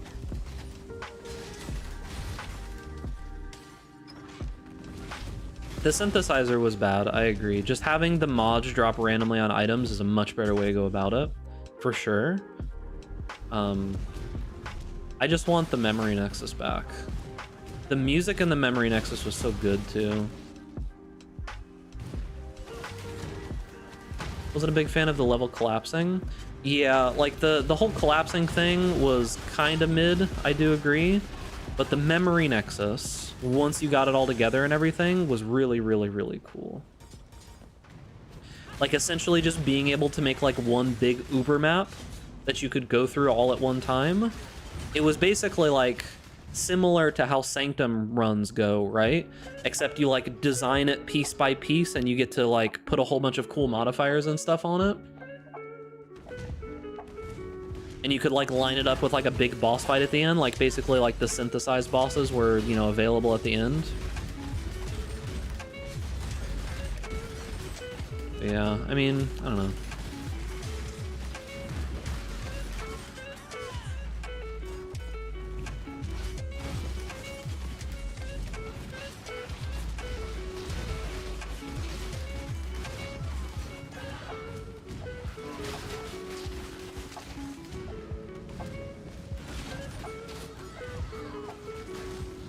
Showed a lot of lore in a sense too. Yeah, it basically had like a complete continuation of the whole Shaper Elder storyline, right? And then that just disappeared.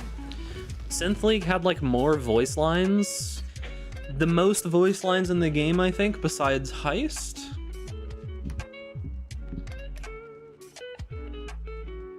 I loved Arch Nemesis.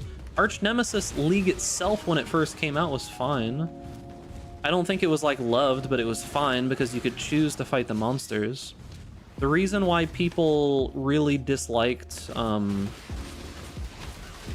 Nemesis in 3.19 was because they tried to force it into the main game and they did it in a really crude way that I don't think a lot of people enjoyed.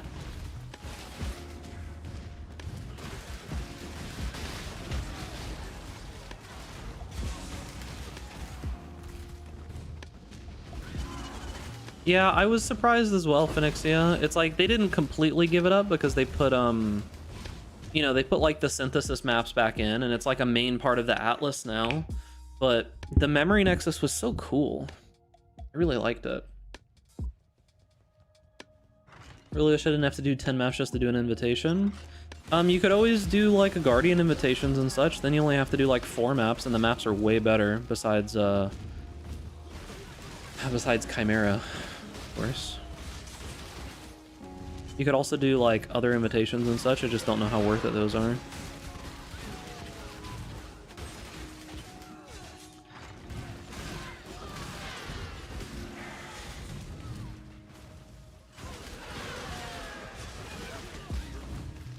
Yeah, like, it basically just completely destroyed the normal PoE formula, right?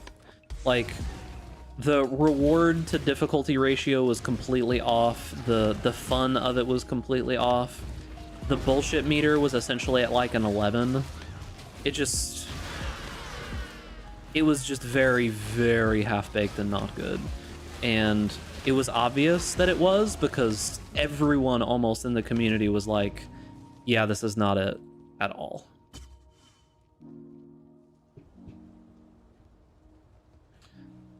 I was like, you're talking about 3.18? 3.18 was almost like universally loved, though.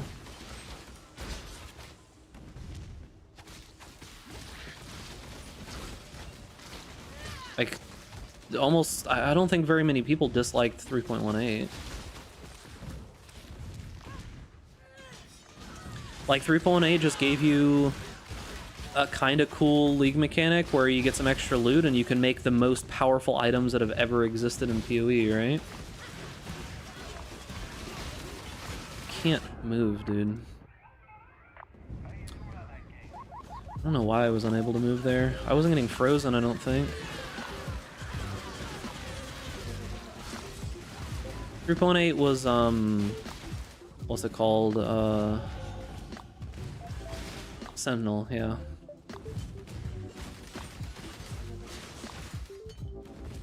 Proponent was Sentinel.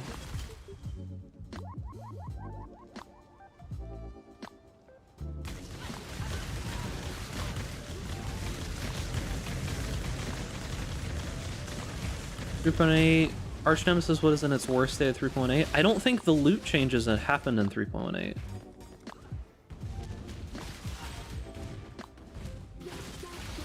I don't think the loot changes happened in 3.18. The time where it got bad was when they changed how loot dropped, and I think that was in 3.19.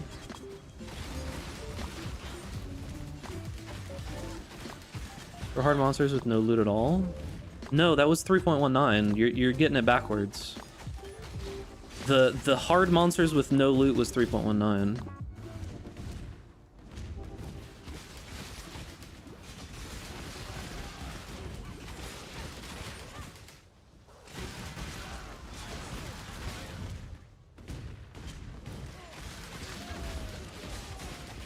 Because like 3.18 still had the same way that loot dropped as PoE always did, right? They added loot to rares, they just took loot from everywhere else. Yeah, that was the bad time, right? That was the time that everyone agrees was bad when it came to loot. 3.18 was fine. No one hated loot in 3.18. It was just how PoE always was. Yeah, the monsters were a little bit more difficult, but the loot was the same, right?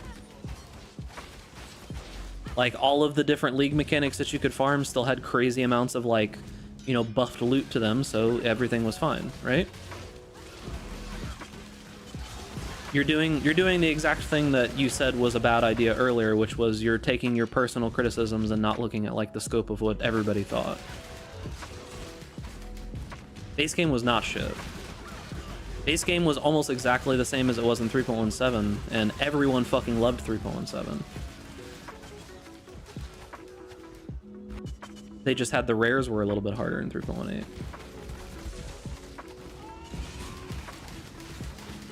But the loot was still insanely good, right?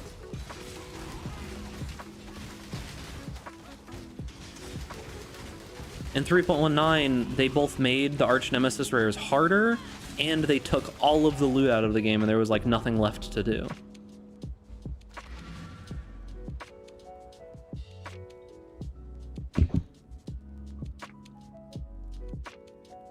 All right, I need to do second lab probably at this point, right?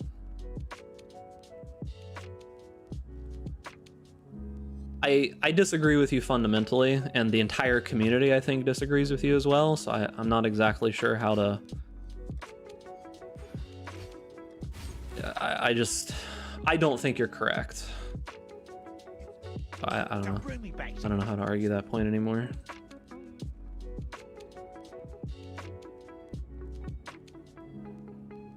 Because, like, the game itself did not change at all from 3.17 to 3.18, and people loved 3.17.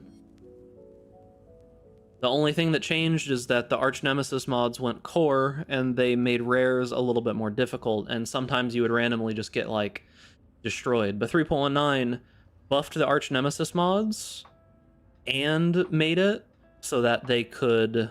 all of the loot was focused in the Arch Nemesis mods. That all happened in 3.19. How's your day going? It's going okay. 3.19 didn't buff the mods that was 3.18.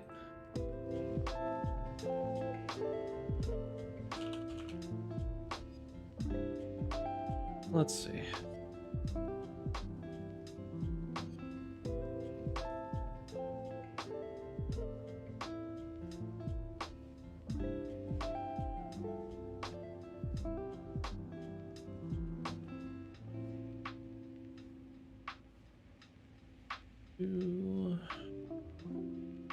Why do the 3.18 patch notes not exist?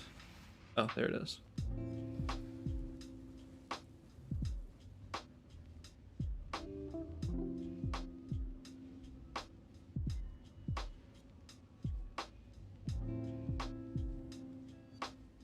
So all they said in 3.18 is that Arch Nemesis modifiers have been rebalanced and added to the core game.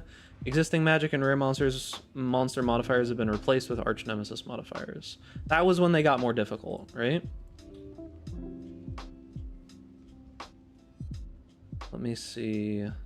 3.19.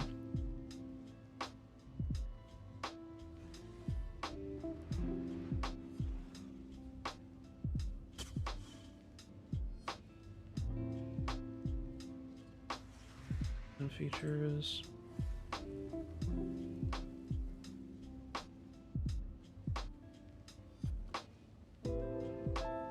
Yeah, so 3.19 was the change where they significantly lowered the amount of rare mobs that were in maps, but made them significantly more dangerous.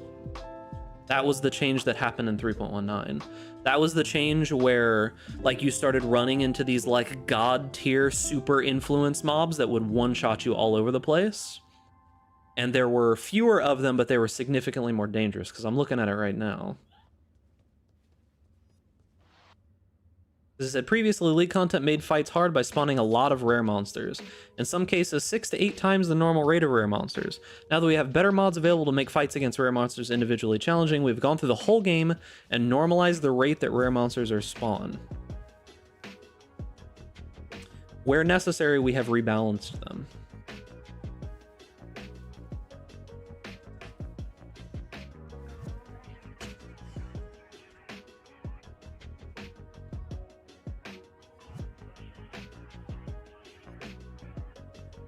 Because the thing about it was, Phoenixia, is that originally in 3.18, most rare monsters that you would run into would have like 1 mod, maybe 2 mods. In 3.19, you started running into significantly more monsters and maps that had 3 or 4 mods, and they were just everywhere, right? In 3.18, a lot of the time they'd have 1 or 2. I'm reading the patch notes, dude. You can disagree with reality as much as you want, but I'm reading the patch notes. I don't know what to tell you, man. Did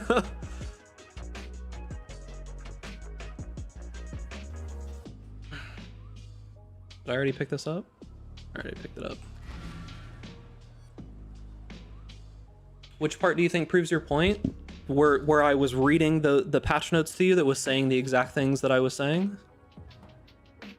Like there's literally like a block of text this much that was like, rare mobs no longer only have 1 or 2 mods when you go into maps, and now they always have at least 2 and sometimes 3 or 4. Like that portion that I was saying that was like from the patch notes. Like I was reading off of it on the other screen.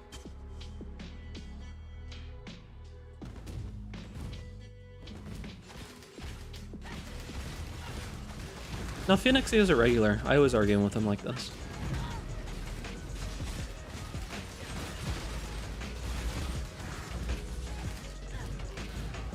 This is classic leveling stream, dude.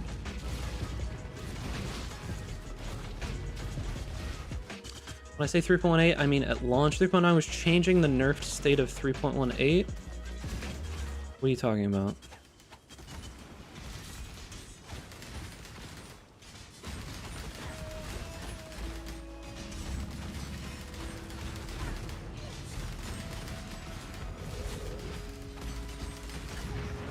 Cheek, please.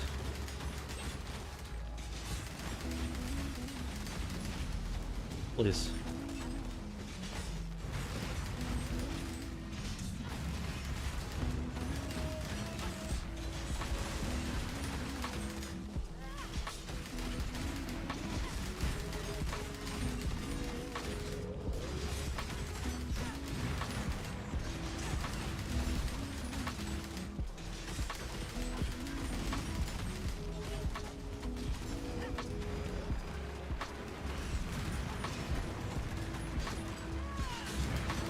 Because, yeah, the issue in 3.18, you could still run into those, like, giga crazy one-shot monsters. Like, they did exist, right? And they didn't really drop very much, but the base game itself was still very, very rewarding. The problem was in 3.19 that, one, they made those giga one-shot monsters a little bit more common because more often Arch Nemesis mods would have more modifiers in 3.19, right? On average, they just had more of them, right? They would have 3 or 4 modifiers more often. In 3.18, a lot of the random rare, like, Arch Nemesis mods in maps would have, like, 1 or 2. Like, that was pretty common, you know? They still existed, but they weren't as common. You would still get those random one-shot machines. But yeah, and then the other problem is that early on in 3.19, they made it so that, well, they only really fixed this, what, in 3.20, I think? They changed Arch Nemesis to be like all of the loot was built into the rare mobs. That was another thing that people don't like, right? I mean, everyone disagrees with you, so, and like, your logic doesn't really follow, so. I remember that you felt the same way then, but there were very few people who agreed with you even then. So I don't know what to tell you, dude. Like, I disagree.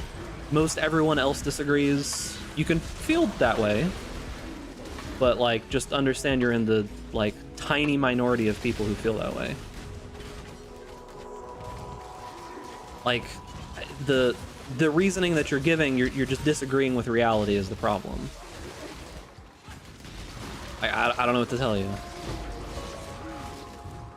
Like, I read off of patch notes, man.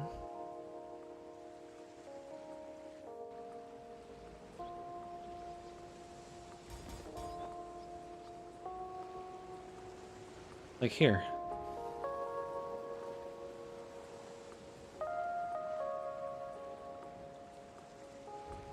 Arch Nemesis. Previously, League content made fights hard by spawning a lot of rare monsters. In some cases, 6 to 8 times the normal rate of rare monsters. Now that we have better mods available to make fights against rare monsters individually challenging, we have gone through the whole game and normalized the rate that rare monsters are spawned. Some leagues had quite large reductions in spawn rate. You won't encounter situations with dozens of rare monsters that screen at once anymore. Where necessary, we have rebalanced rewards that compensate. Addition, Arch Nemesis modifiers have had their rewards reviewed. The number of mods directly correlates to increased item bonus drops, and powerful modifiers that show up in the 3rd and 4th mod slot use a new reward conversion system that stacks with the other drop rates. This was the item change that I talked about before. Lowered the number of rare monsters spawned encountered through all these kinds of different things, right? This was the part where they, like, reduced the amount of mods that you would run into. They also made it so that magic monsters have a restricted list of Arch Nemesis modifiers compared to rare monsters, but this list still includes many modifiers which can spawn threats external to the monsters themselves, such as ground effects and volatile orbs. And then they made it so that magic monsters in one... Oh, they also made the change in 3.19. They made it so that magic monsters could all have the same modifier in one place, right?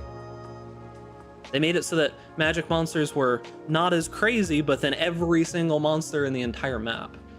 If you remember, the 3.19 patch notes were a reverse of a mid 3.18 nerf. If you remember at the launch of 3.9, people were saying GGG didn't learn from the 3.8 launch, and they buffed Arch Nemesis back. Huh? What do you mean? What? Index. Where's the fucking patch notes? Like page 4, right? What are you talking about? 3.18 mid nerf. What 3.18 mid nerf are you talking about? 3.18.1, this? Is this what you're talking about?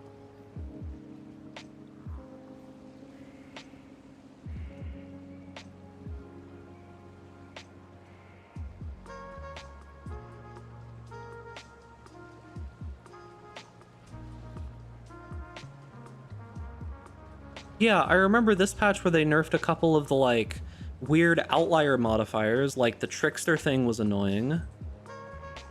And they, like, nerfed some of the totems and stuff. But yeah, this wasn't the big issue. The big issue in 3.19 was when they changed the amount of rare mobs that would spawn and how many modifiers that the rare mobs had. Like, that was a change that happened in 3.19. Because they did it at the same time as they nerfed the loot and stuff. I just read about it. Like I said, the rare mobs in 3.18 could still kill you, yes. They just weren't as common, right?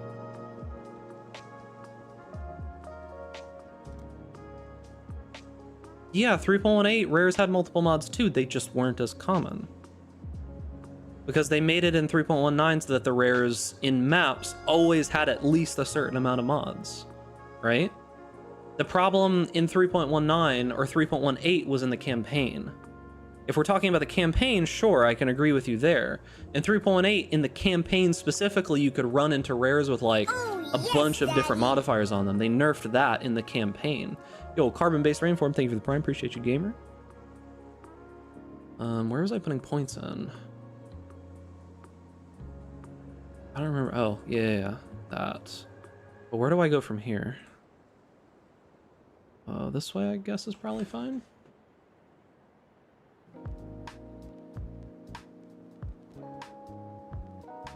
In 3.8, you had more rares, so even if some rares were a joke, you frequently found hard ones. I don't remember it being that way. I just remember that there were tons of rares, and most of them were just a complete joke. And then occasionally you'd run into like some super arch nemesis mods. However, I remember in 3.19 specifically that I'd run into a map, and every single time it felt like every single map had one fucking batshit insane arch nemesis mod that would kill me instantly. But in 3.18, I don't remember finding those every single map. That's what I remember.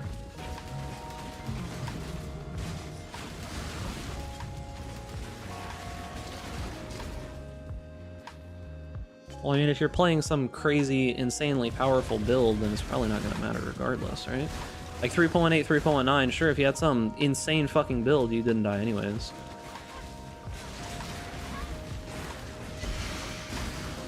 Well, if you played the same exact build in both, like, isn't just what arch nemesis mods were good or bad for your build existing kind of like the difference then? Because I played like 10 to 15 builds in those leagues.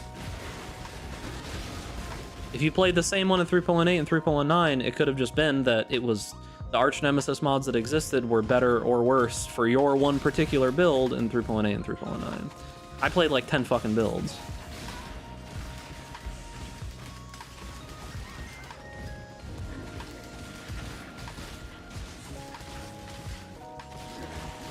I don't know where to go. Cluster jewels are like a huge part of the build. I probably just have to buy cluster jewels right away. I don't miss lightning strike. I don't miss lightning strike at all. Because lightning strike was basically like the only melee skill that was worth playing at all. And now it's just transitioned into Bone Shatter being the only melee skill that was worth playing. And both of those situations just feel bad. I never really super liked Lightning Strike. I don't like Bone Shatter that much either, but it's the melee build. And Lightning Strike wasn't even really melee. My favorite arch nemesis memory was, I don't know if it was in 3.8 and 3.19, but I remember going into the flooded caves in Act 1. And I remember that an arch nemesis mod was just standing on the bridge, and I could not get past it because it was a ranged mob. So it was just standing on the bridge and one-shotting me every time I got even somewhat close to it. And I think it was 3.18 when it had the when like the leveling mods were really rough, like when you were going through the campaign and such, it had like damage reduction built into it. I think I was playing a cold skill on my league start or something, and it had the mod that like gave it like 75 cold resist at like level 8 or level 7 or whatever it is. And it was just standing there on the bridge menacingly, and there was just nothing I could do, and I had to restart the zone. I remember that. Which they fixed a lot of the leveling problems in 3.19, which was good, but the late game problems were quite bad.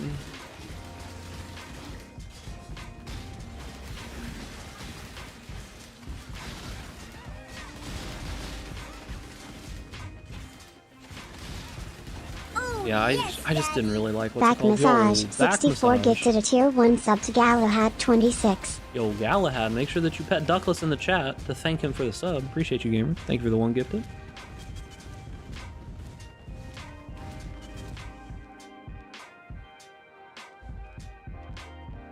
Yeah, okay.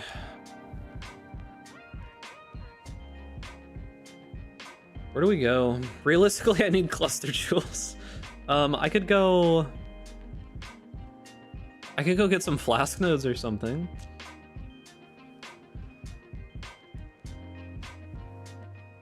Oh, these are good nodes, actually. The mark nodes are actually pretty decent, because like single target is a little rough sometimes. Remember I picked RF Firestorm Inquisitor at the start of the league because I'm a noob and it was like the first thing I saw in Pee-wee Vault. Made my gear a lot more expensive, my build a lot more fun. Yeah, when I looked around, appreciate you, Bukadar. But I remember when I was looking around when we were in the process of like getting the Firestorm build together, I saw like I don't remember the guy's name, but I saw the Pee-wee Vault build, and then there was some guy in Crucible who also played a similar build, and just even then the setups didn't look that great. Like compared to what Phoenixia originally showed me, and then like the changes that I made with tattoos and such, they just didn't seem that great. Ah, yes, I remember you. You're on a different character now, I think.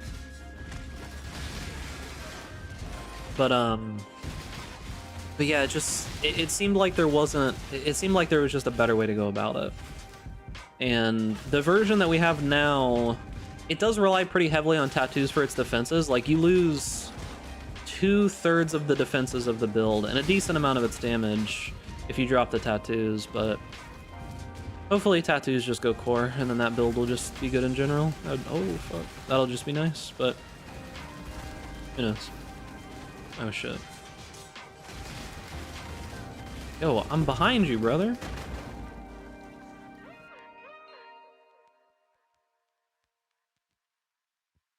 Remember that one clip where DSLU was fighting some real tanky ass mom to drop nothing? See, that was the thing that sucked. That was oh shit, House of Mirrors, 2 out of 9, nice dude.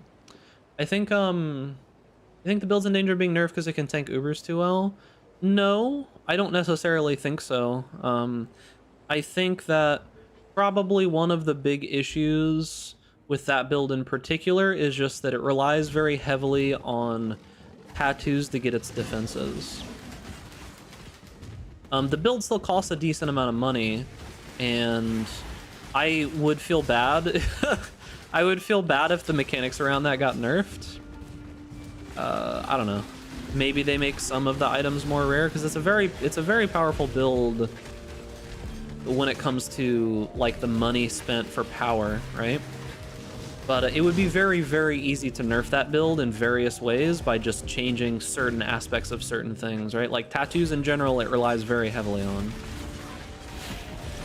The reason why that build ended up being as good as it ended up being has to specifically do with life reservation tattoos and the ability to scale normal block chance so easily with fire resist tattoos and the jewel.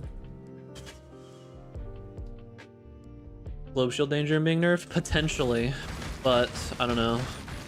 Wrathpith has a pretty big downside. It's just I think maybe it scales a little bit too well. I think they would nerf rarity though. I don't think they would actually nerf the item. It'd probably just be a rarity nerf. Holy shit. Okay, sorry. Sorry that I existed in front of you. My bad, dude. What is this? What are all these really weird layouts that I'm running into? I'm actually quite behind in levels. No, I think the tattoos would still stay part of Trial of the Ancestors. Like I said earlier, I think Trial of the Ancestors is set up to just straight up go core as is with very minimal changes.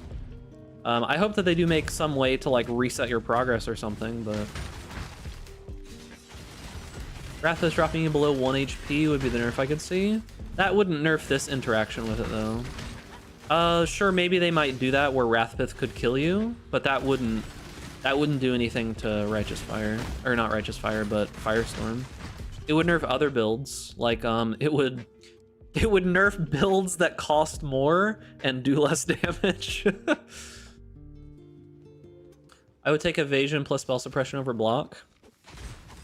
Yeah, I mean, if you could fit in evasion and spell suppression, it would probably be fine. But once again, it's really hard to get that properly.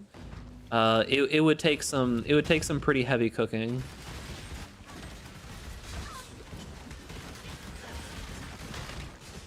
It takes some pretty heavy cooking, and I don't know that it would be as good at the end of the day. Because, like, right now, we could potentially go towards the middle of the tree and get spell suppression with what? The Green Nightmare, I think is what it is? I don't remember which one it is. Whichever nightmare gives you spell suppression. Potentially we could do that, right? God, I hate these fucking tornadoes, man.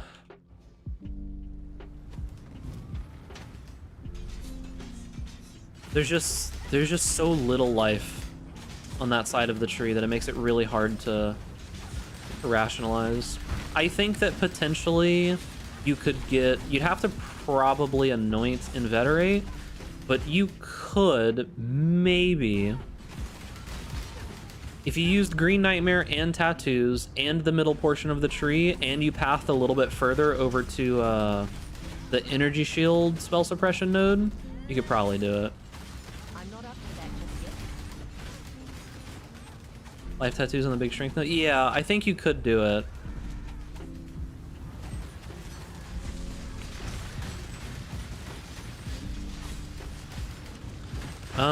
You'd have to hit at least 3 of them, right? Was there a limit to those tattoos? I can't remember. Was there a limit to the journeyman tattoos or whatever they were? Probably just the limit of how many strength nodes exist. Yo, we just gotta make a Strangle Grasp. That'll be the in-game amulet, right? A corrupted Strangle Grasp with all 4 of the what's it called, anoints on it. There you go, dude. You just get a Strangle Grasp with all 4 of those. 1, 2. Where is it? 3. Where's the 4th one? Up here somewhere. 1, 2,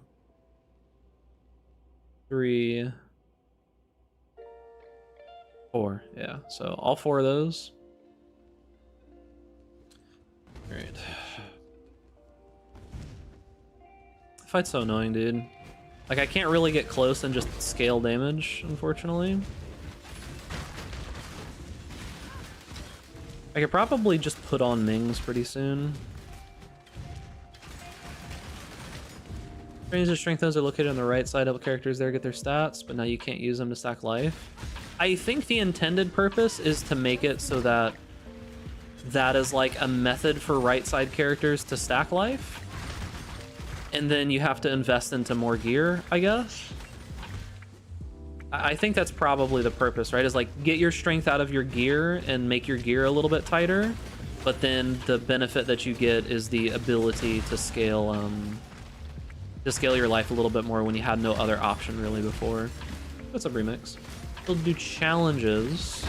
Good all-rounder. How much money do you want to spend? I mean, the thing about it is there's tons of builds that are like good all-rounders, but build recommendations are hard because there's just so much criteria that you have to think about.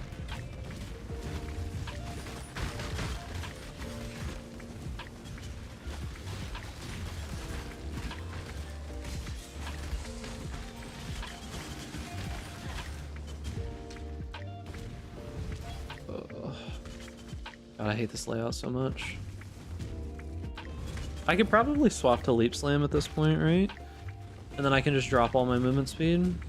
I don't need to worry about the boots anymore, because I'll just move through attacking. Yeah, I could probably do that at this point. Mage Blade builds are fine. You could literally play anything you want. Like, you could play... Just go to Pee-wee Ninja and just search whoever's doing the most damage on various ascendancies. You can play fucking any of those. Like, if you have Mage Blood, play whatever you want, right? Bye. Build recommendations are hard. Alright. I don't think I can replace this weapon, to be honest with you. I just don't think it's gonna happen. I just don't think it's gonna happen. Like, how the fuck do I replace this weapon?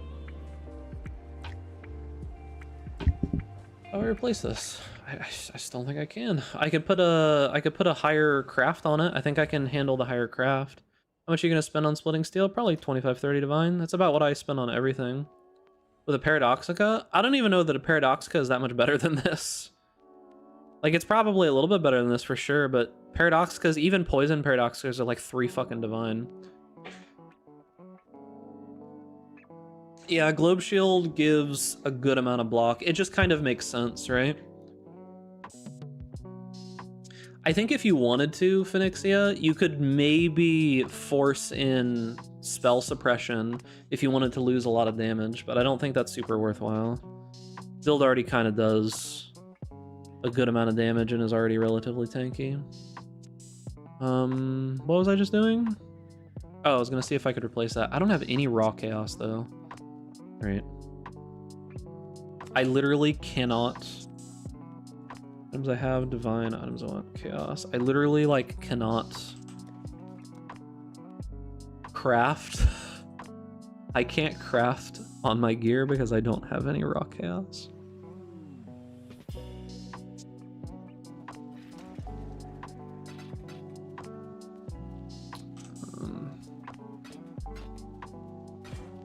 I could probably corrupt that.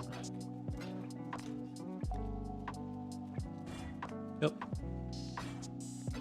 Okay. I can probably keep all that. I need to sell Awakened Spell Cascade. Alright,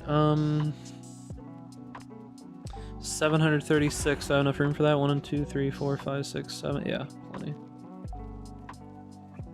Resource no longer available.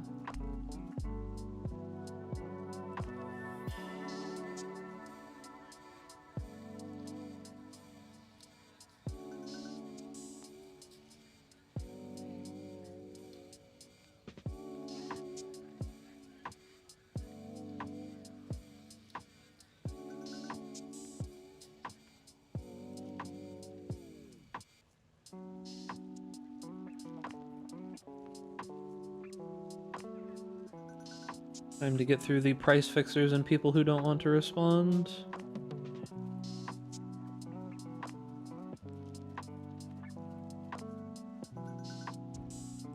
There we go. Okay, 3 divine. I can do spell suppression. I just drop Tempest Shield and block. I mean, you could probably drop spell block, but spell block's still really good. Oh shit, that was a party invite. Glad I didn't accidentally take it. 100, 200, 300, 400, 5, 6, 7.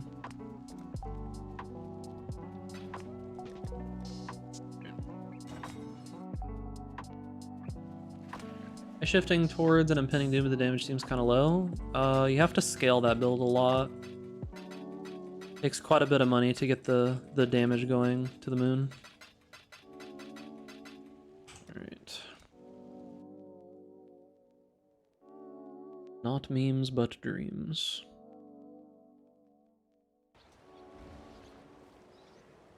Alright, let's see. Can I use the highest tier crafted fizz now? 54. Yeah, I can. Oh, that rolled really low. There we go. That rolled perfect. Nice. Yeah, but you have to mouse over it anyways, and it's kind of obvious how much you're getting. We could probably do Leap Slam. Probably do Leap Slam instead of Shield Charge. I could have both.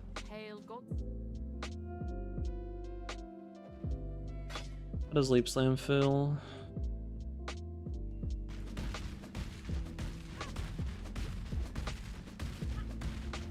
It feels okay.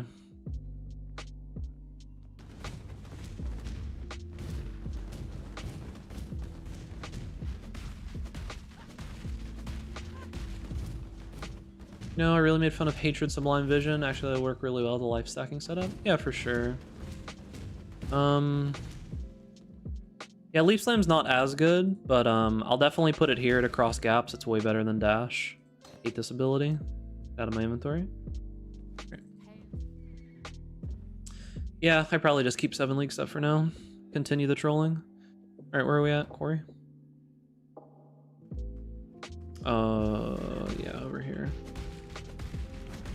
I guess the good thing about Leap Slam is that I can go across stuff. Like I can jump over stuff.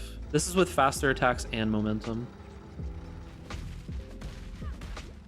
Yeah, maybe I just stick with Leap Slam.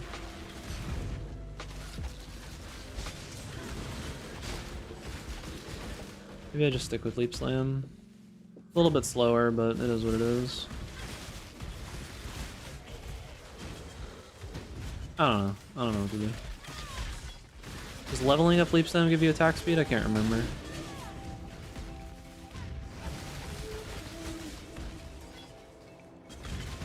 What act do you hate the most? What's the worst act? Oh, I didn't scale Plaguebearer, whatever. What's the worst act? I'm not sure what the worst act is, to be honest with you. I don't dislike most of the later acts. I think the later acts are mostly fine because they're like streamlined a lot better. When you don't do good damage, this boss is a nightmare. Probably like Act 3 or something. Like Act 3 is pretty not fun. Yeah, if I would have had like Plaguebearer stacked up, this would have been way easier. Act 1 is quite bad, I do agree with you there. They basically just made Act 1 just like bad in general when they changed like the leveling stuff.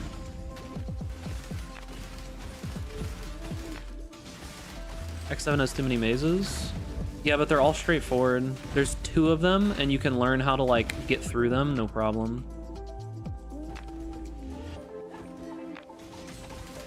Like the 2 Act 7 mazes that exist are almost 100% consistent.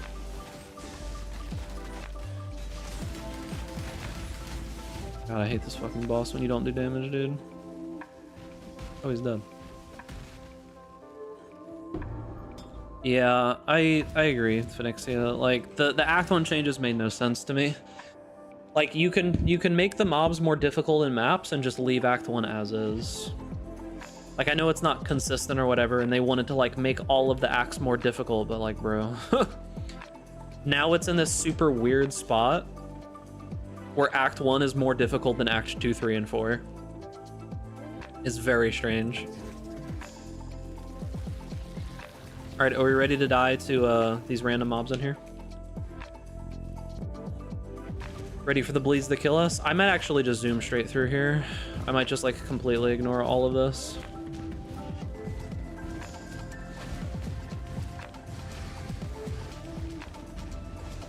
So the thing about the 2 mazes in Act 7 that people tend to get annoyed with is that the first one is the one with the water and the quarry, or not the water and Clarissa and all of that, right?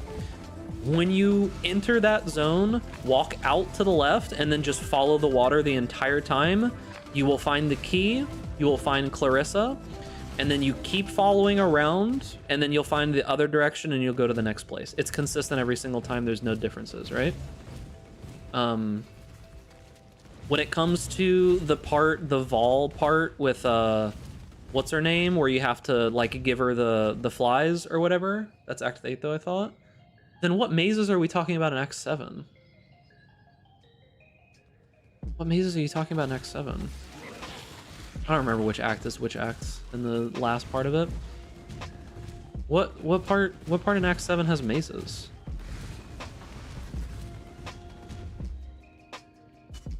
Let me look.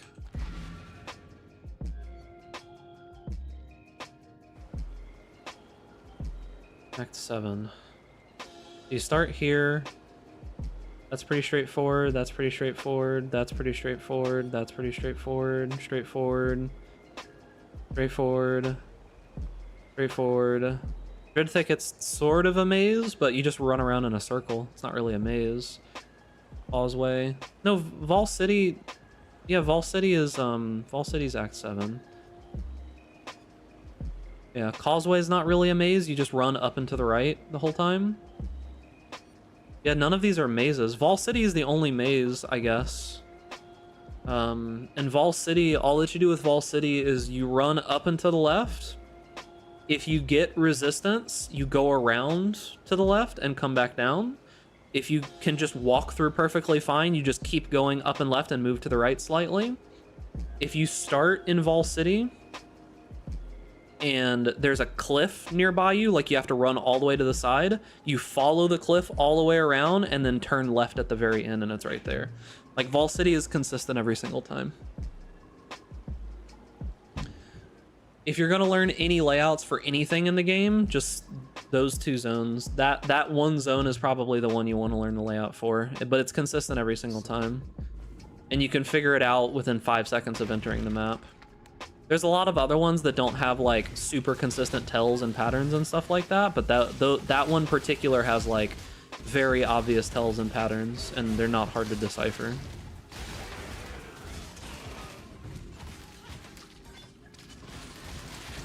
This helps explain it. Yeah, there you go. That's a good image for it.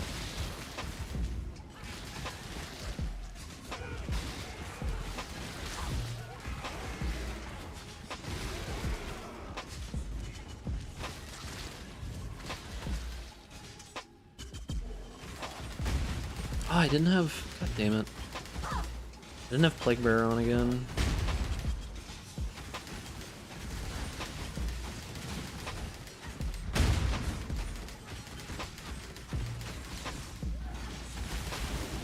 Keep forgetting to turn it on. Where is she?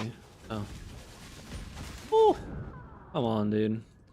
So one problem I have with Leap Slam is like a lot of abilities still hit you when you leap over them.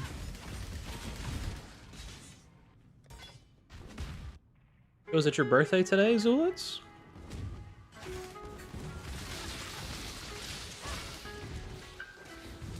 Happy birthday or early birthday or late birthday.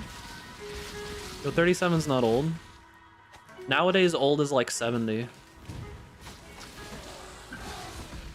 We know enough about like health and fitness and all that kind of stuff that you can basically be fully, completely physically functional up into your like 60s these days, which is pretty cool. Used to, like, bro. And now that we know that like alcohol is so fucking terrible for you, it's even more pronounced.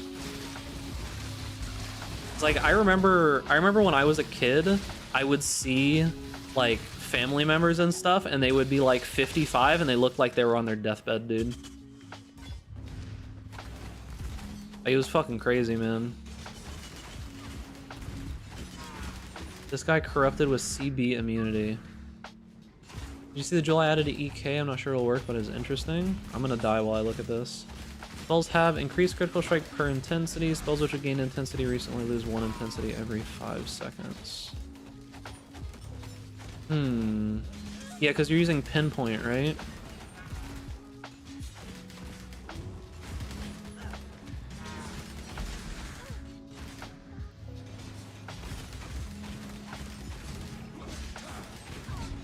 .5, yeah. I don't know if I said 0.5 or 5, whatever it was.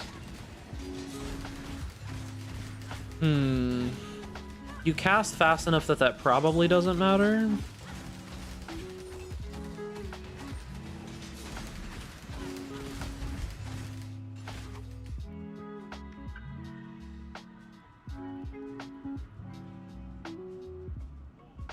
Dementia and Parkinson's run in my DNA. Don't they have like ways that you can avoid those nowadays if you like know that it's part of your DNA or whatever, and you can take medicines and such to make it less common? Something like that, right? What will the DPS be looking like when your build is running? I got it up to dot cap.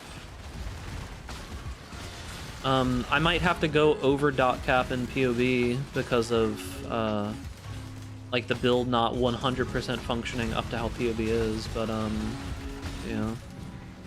Parkinson's yes, dementia no. That's unfortunate. I mean, medicine is progressing extremely fast, so there's that at least.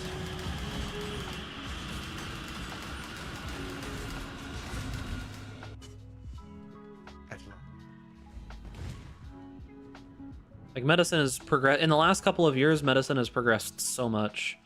We've kind of like shifted the focus of medicine a lot towards reinforcing the body's own pathways and such, instead of trying to just replace things with random drugs that do random things. Like, that's still super useful, but I've noticed that there is a lot more focus on replacing certain kinds of hormones or chemicals or like peptides and things like that, rather than just trying to, you know, just do random shit, which is good.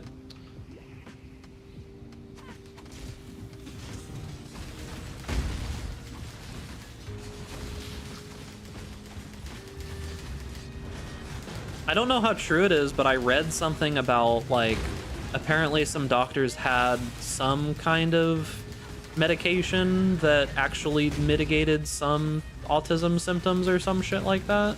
Probably not true, but you know. I remember reading somewhere that was relatively reliable saying they had something like that.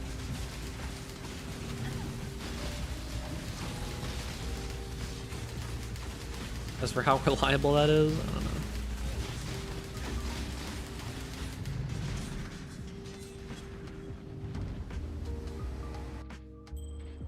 Alright, Lily. Take us home. Ready to go?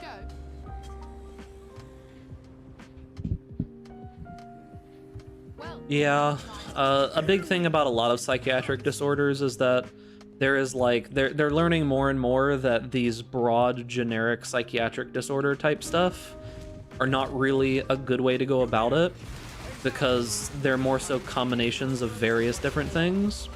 There's a few things that are like pretty obvious, I guess, like specific disorders, like I have generalized anxiety disorder, and that's relatively straightforward. There's not like a lot of weird stuff built into that. But there's a lot of like more aggressive psychiatric symptoms that are not so cut and dry. They're starting to learn. I think medicine will find a way. Like, it's been doing quite well recently. I think medicine will find a way.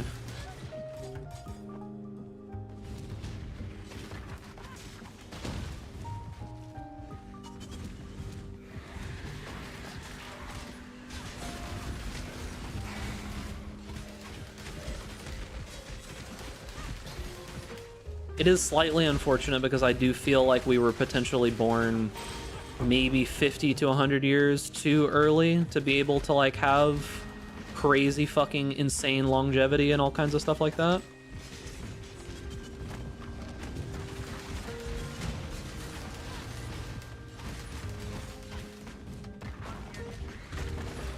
Yeah, Phoenix, yeah, I feel that there is actually potential for maybe not pure immortality, but like some pretty significant lengthening of life potentially happening in the next however many years. Well, like I said, I mean, hopefully medicine will find ways to mitigate a lot of that, Zulitz, so there's at least some optimism, you know?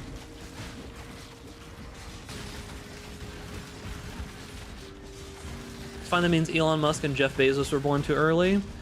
What's the name of the big bad evil guy in Deus Ex? I don't remember what his name is. Bob Sager or some shit like that. Yeah, but there's gonna be some random guy like that born later that's gonna be 10 times as bad as Musk or Bezos everywhere. So don't worry. Bob Page, yeah, it is Bob Page. I couldn't remember his name, something like that.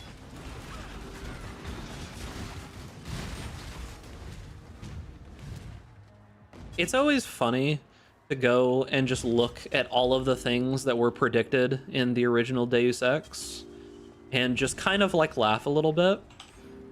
Because it's like, let's be real, boys. We know that shit is bad when some terrorists start to take over the Statue of Liberty. Like, the day that terrorists end up infiltrating the Statue of Liberty, we got some shit to worry about, okay?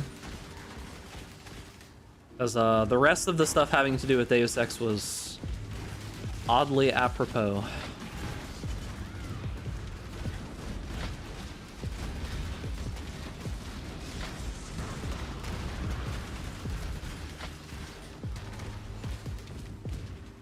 Yeah, it's why history is important, right?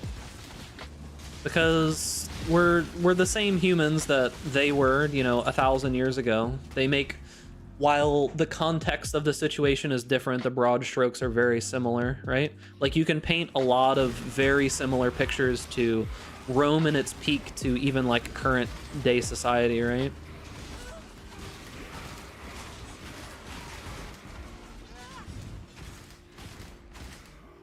Human Revolution wasn't what I was talking about at all. I was talking about the original Deus Ex. Human Revolution was a good game in my opinion, but it didn't have the same, none of the real same like predictive powers that the original Deus Ex had.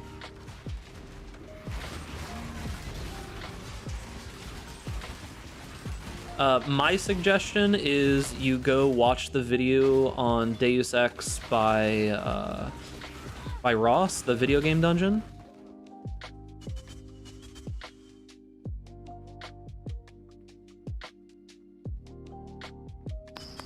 This is easily this is easily one of my favorite YouTubers of all time, by the way.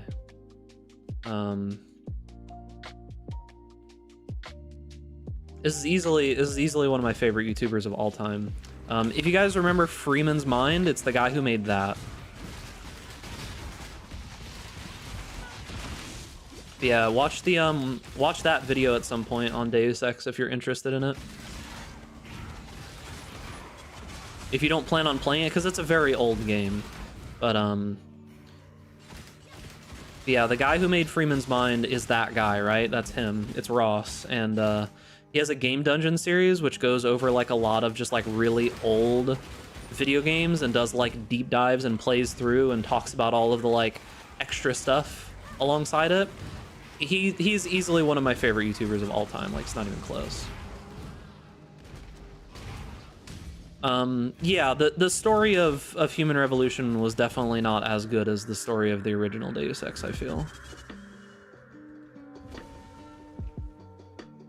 Because, like, this is a 39-minute video that condenses most of what I would want to say about Deus Ex into a 39-minute video, right?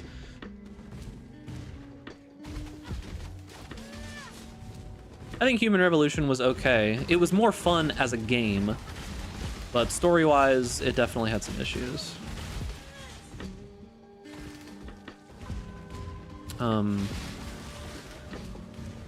The later, unfortunately, we'll probably never get another, like, we'll never get Mankind Divided finished. Although I didn't really like Mankind Divided that much, it definitely felt very different from Human Revolution.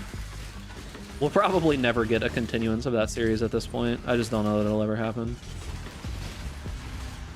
Like Metroidvanias? They're... God damn it, dude. Proximity shields. Metroidvanias are okay. They're not like my favorite thing. They're okay. I don't hate or love them. I'm very particular when it comes to a lot of games. Like some games in some genres I really like, and some in the same genre I really dislike. Like, I don't know. There's this like new top-down roguelike shooter called like Axolotl or some shit, and that game looks fucking terrible.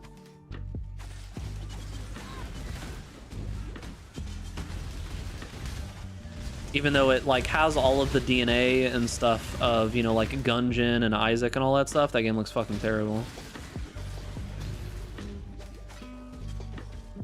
Because most of the time I'll go when I'm like deciding if I want to like buy a game or purchase it, I'll go like look at what a couple content creators that I kind of vibe with mentally say about a game. And from the stuff I saw about that game, it didn't look great. I'm very underleveled.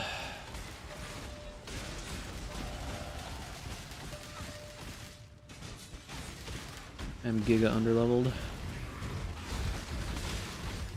We're getting to that classic goodness of where you're like so underleveled in the campaign, but you don't want to go back and level some more because you're almost there anyways.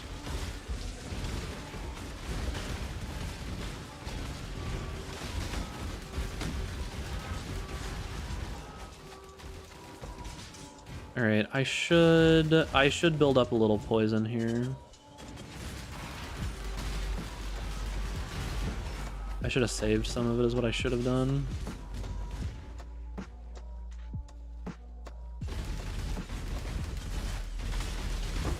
Alright, it's gonna have to be good enough.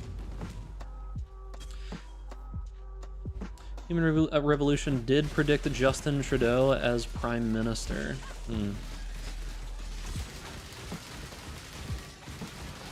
I hate this boss, dude.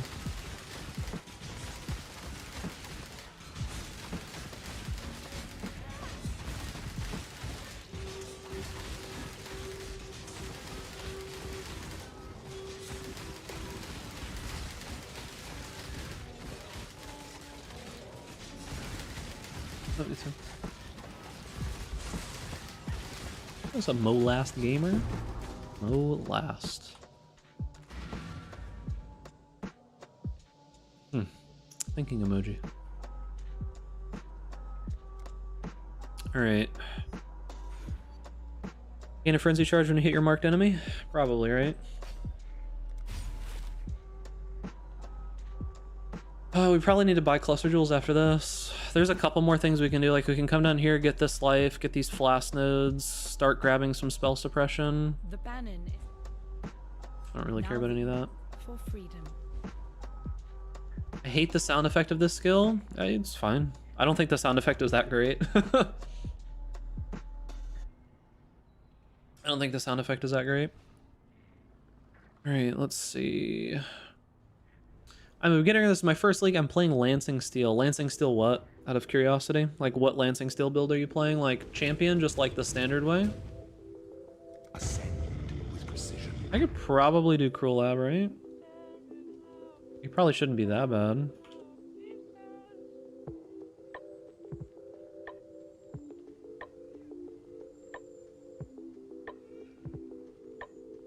Let's see. Cruel Lab. So we're going top middle.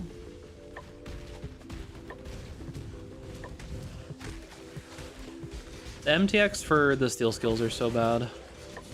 Yes, champion, is there any guide for the build? Not really, if I'm gonna be honest with you. The thing about it is like, if you go and look at my splitting steel champion from last league, the vast majority of the stuff is relatively similar to what you would do, right? But the problem is just that returning projectiles doesn't work super well for hit-based lancing steel or splitting steel or anything, right? Because it reduces your damage by a lot. So yeah, it's a little bit rough. You can still play Steel Champ, and Lancing Steel is still okay, but Lancing Steel is mainly a that is mainly a single target ability. For clear, you'd pretty much always want to use Splitting Steel anyways. Where am I going here? Oh, dying? Death is where I'm headed? Did I not go the right way? I didn't go the right way. Hold up. I didn't go the right way. I didn't even check, I just went in. Oh, wait, I just did a Zaro. Never mind. Trolling. Top right. Like, you could still play Steel Champ, It's not going to be as good. You could play the steel champ that I played last league if you use Nemus, right? That item basically makes it play the same exact way that it did before, but you lose a whole ring slot, and that ring is like, what, 20 plus divine now? So you could still play it the same exact way you played it last league. It's just not going to be something that is worth the money. I get the problem with streaming is that you have so many things on your mind at one time. It's really tough to follow so many things, right? Because realistically, humans can only do like a couple things at a time. Yeah, like anything you start getting into like trying to act like accurately follow 4 or 5 different, it doesn't happen. So most of the time my memory and my focus goes on chat. I think I chose the wrong build for a beginner. Probably yes. As unfortunate as that is, I do think so potentially. You could do it, but I don't necessarily know that you would want to. If you're a very new player, it might be a little bit rough, because you're basically gonna, if you're following any guides, right, you're gonna have to follow guides from long ago. Is that really? Oh, I'm going the wrong fucking way. I wonder. Once again, trolling. So yeah, there's tons of champions that you could respec into. There's plenty of very strong champion builds that you could find.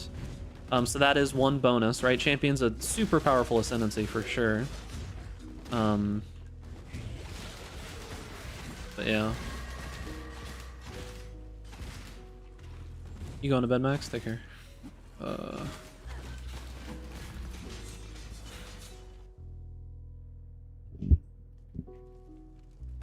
You know what build to tell new players to play? I think there's plenty of builds that new players could play.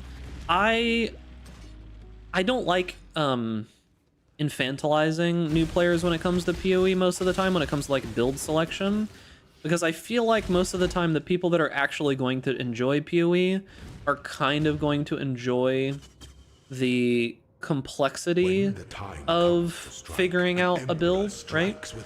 If someone really didn't want to be overwhelmed, you'd probably just play like Righteous Fire by Pox, right? You'd probably just follow his guide, essentially. The big issue really comes to...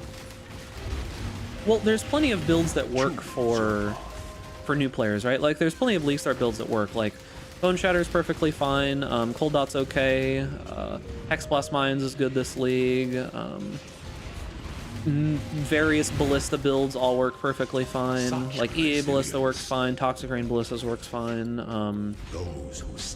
like all of those are fine, right? Enjoy throwing their time and currency away trying to craft in the horror that is current PoE crafting? Well, why do you think I focus on builds that can just craft such straightforward gear? Like, I focus on the things where you don't have to craft such crazy, unbelievable stuff to make it work.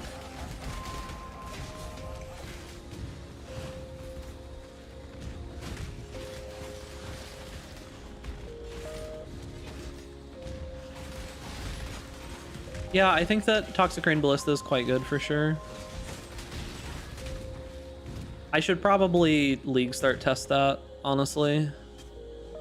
Like, I should probably have it in my like League Start repertoire. I need to make guides for all of the popular League Start builds. They're just all very solid. Like, I did Bone Shatter this league because that's all I really had time for, but I think we'll do quite a bit more for the upcoming league. I kind of want to get a Guardian together. I think there's some good work that could be done on like a Guardian early League Start build.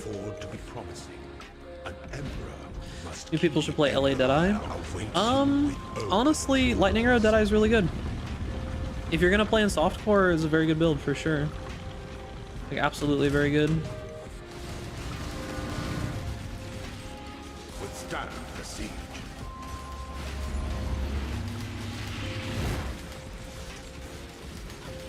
I die for the Very solid.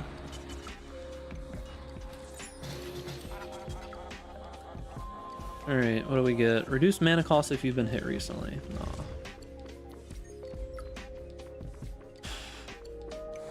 What do I take second? Master Toxicist, right?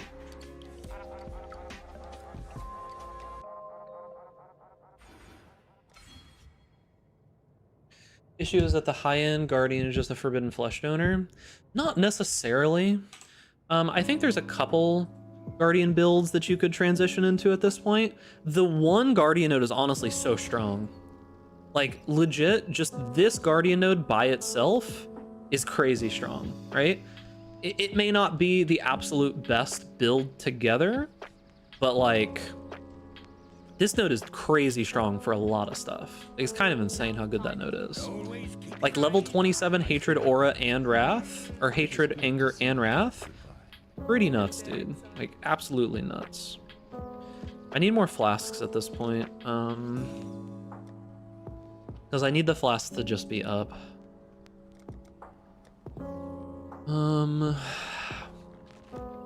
I probably want an Onslaught flask of some sort. Problem is, if I roll it too heavily, I'm not even going to be able to use it anymore.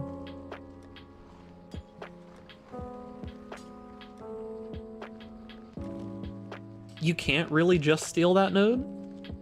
It's like a bajillion divine, I'm pretty sure, right?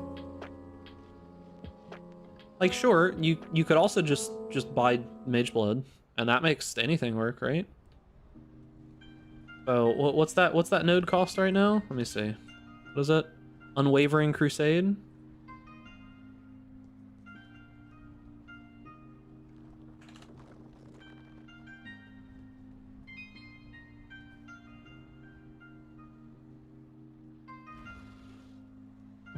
So one of them starts at 40 divine. There's 3 that exist.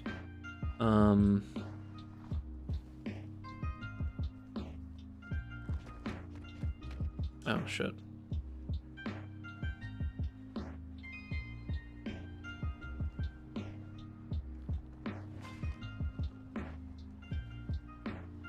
This one is 5 to 10 divine, but there's 4 that exist. So it would be pretty hard to steal it at this point. 200 hours, my first build is frustrating for bosses, but overall I love Bone Shatter Jug. Yeah, Bone Shatter, basically Bone Shatter's one big issue is bossing, and the way that you scale out of bossing has to do with, I didn't roll my flask.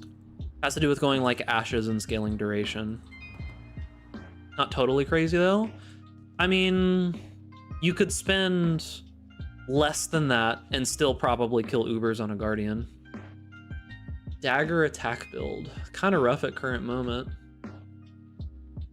With Diamond Flask, Nightblade, and Assassin, I got 50% crit chance and 730% crit multi. What if you got like lucky crit chance somehow? I don't know how you would do that. Like, can't you get lucky crit chance through the one thing? Like, if you're gonna go like full tilt meme or whatever it is, you could probably do that, right? Alright, let's see. What was I doing? Rolling flasks, right? I probably want like reduced charges used.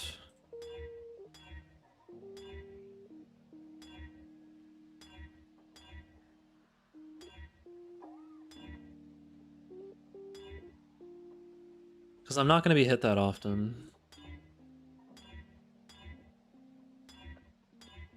Reduce charges used? Sure. It's fine for now.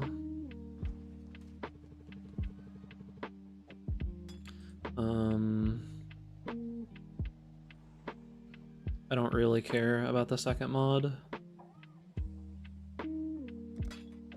I'll just be gaining a lot of flash charges. I just need to make sure that I have like flasks that are up. I didn't quality that. Oh, whatever, it doesn't matter.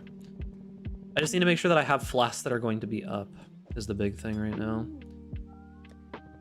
Because that means that like I won't be doing damage with my weapon. Oh, I just have this one right now. Whoops. Probably just grab a quartz flask as well, right?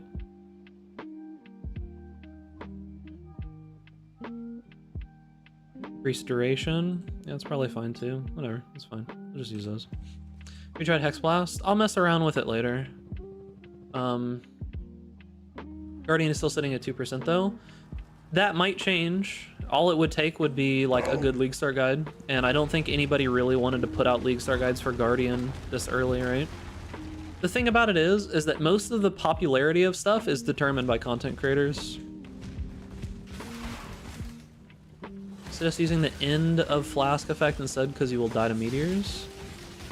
I mean, I guess, but I'm not too worried about it. We'll see.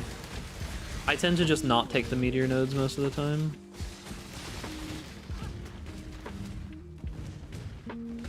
I think the Chieftain actually has some like real viability potentially. It's just that not for what people probably want to do. Like, I think that, surprisingly enough, I think that 5% node is actually really good. Like, I think that 5% node is like legitimately good. I'll mess with it sometime this league, but using it as like a basis for proliferating and ignite seems really good. And if you can find a way to get a consistent ignite based character and just use it as a map farmer, it could be really solid. I'm gonna mess with that. That's actually the next build that I'm probably gonna work on. See Jung's body swap simulacrum farmer. Yeah, I don't know if body swap's the way I want to go about it. That seems kind of iffy, but I think there's other ways to potentially go about it.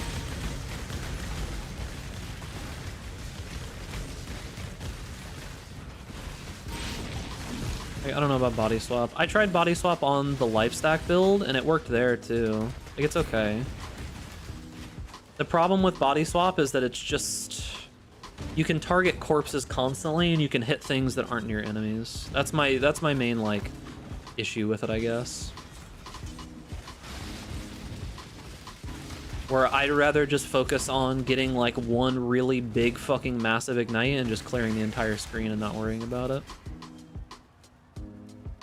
Dance with Death Keystone makes both crit chance and damage lucky. Yeah, that's kind of what I was talking about. If you could fit that into the build somehow, you would probably be able to have a little bit better time. Like, I think if you're going to use Marylene's Fallacy, you probably want to manipulate that in some way. And then try to go, like, basically just look at the tech that Rue did in his Tornado Shot build and kind of use some shit like that, essentially. Hate corpse skills, but it's hard to scale ignite without. I think you can still do it. Because the thing about it is that you're going to be using that 5% node as like the basis for the scaling, right? Like, that's the idea behind it. Is that 5% node should be able to be most of the ignite prolif. All you really care about, if you're making a purely like big juicy map farming build, like if that's the goal, right? All you need to worry about is getting just a couple of kills, and then that's just going to proliferate ignites all over the place. Yeah, like, it's good. It's just going to clear screens. I guess we just go down now, right? I think we just go this way.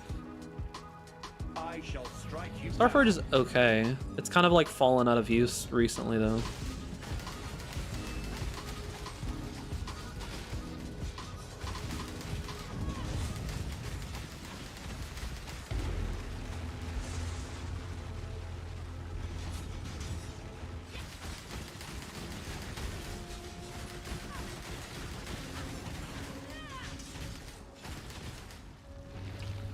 So yeah, that would be the idea. Did you kill Katava before Merciless Lab? Yeah, but it's not going to matter too much. I'm not that worried about it.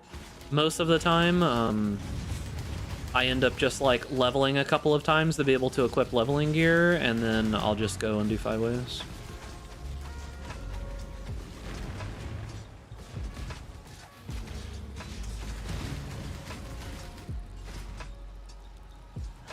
When we get this deep into the league, I don't really care about like league start anything or like early viability or any shit like that. Like, none of that matters to me. I'll worry about that when we start doing league start testing stuff, which will be probably the last month of the league while we're like getting ready for 3 point, what is it, 23 at this point? Where do you get inspiration for builds? The thing about it that most people don't want to admit in current day PoE is that there's not really any new builds a lot of the time. Most of the time, everything is kind of obvious, like what's going to work. Occasionally per league, you'll maybe get 2 or 3, but it's people like sitting there churning through ideas for hours and hours and hours that maybe get one idea, right? And then typically that person doesn't even like make the best version of that build, right? So for example, like a lot of the times Jung will just go and see what some random fucking Chinese PoE player will be playing, and he'll take that idea and expand on it, right? It's like, that's what 90% of builds are, right? So it's just like inspiration. I don't know. It's like you can find a set of items and just hope that you can do something with it, or like a certain kind of mechanic that you can build around. Like for example, the reason that the Firestorm build works is because of the blood magic, right? Like the blood magic scaling with Wrathpith Globe, and then being able to scale gem levels with the chest piece since you're blood magic anyways. That's the whole idea behind that, and then you kind of just like expand on that idea. Like a lot of the times when I make POBs, I'll kind of show you what I do. Where's my initial? Is this it? Is this my like initial one that I was working on? Yeah, okay, so here's the idea, right? Is that like when I'm working on like EK or something, yeah? So like I'll start with something that's similar to what other people are doing, right? Like this particular tree, when I was messing around with Volconus EK, right? This is super similar to like what Mathel was doing. Yeah, like this is relatively similar. And I put the stuff in that I think that I wanted, right? And then as I started to figure out, like, I'm like, okay, so what problems does this build currently have and what could I do better? And then we moved to like a second tree where I'm like, well, that top pathing up there doesn't really give me that much, right? Like this doesn't really do very much for me. So why don't I try to move to some lower pathing and, you know, still get pain attunement and try coming down here and maybe getting like stun immunity and like some brink of death and stuff like that. And then I'm like, this is a lot of points to travel in this direction, right? And realistically, we don't get that much out of this. All we're really getting is brink of death and a little bit of max res, which is good, but at the end of the day, it's not really that great, right? And then I decided before that, I was like, well, this minion scaling stuff isn't really working for me, yeah? Like I was trying to do like these minion nodes and take spiritual aid, and I'm like, the minion stuff really isn't working too well for me. And then the next jump that I did was like, well, I need to solve mana, so I need to go Eldritch Battery, right? Like, okay, so I have these nodes in here, and then I'm like, well, I kind of need to solve mana. Eldritch Battery is how I solve the mana. It gets me an extra aura and stuff. And then after that, I'm just like, well, actually, I kind of just don't need any of this stuff down here, so I can take a bunch of the stuff that I took out before, move the build further in towards crit and maybe some like hybrid scaling and aura stuff like that, and then you eventually land at like something that looks very similar to the final product, right?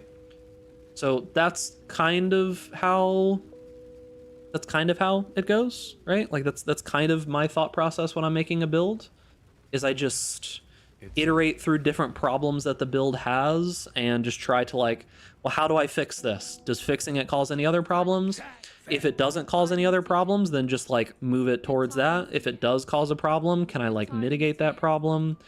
And you just kind of go through it like step by step by step, right? That's the way that I do stuff. Most of these ideas aren't new. It's just using various different ideas in new ways, right? Because we got a decent amount of new tools this league. A lot of them are not too great, but some of them are okay, right? A lot of the new tools are kind of whatever. Returning projectile support is the whole idea behind this build that I'm running right now, right?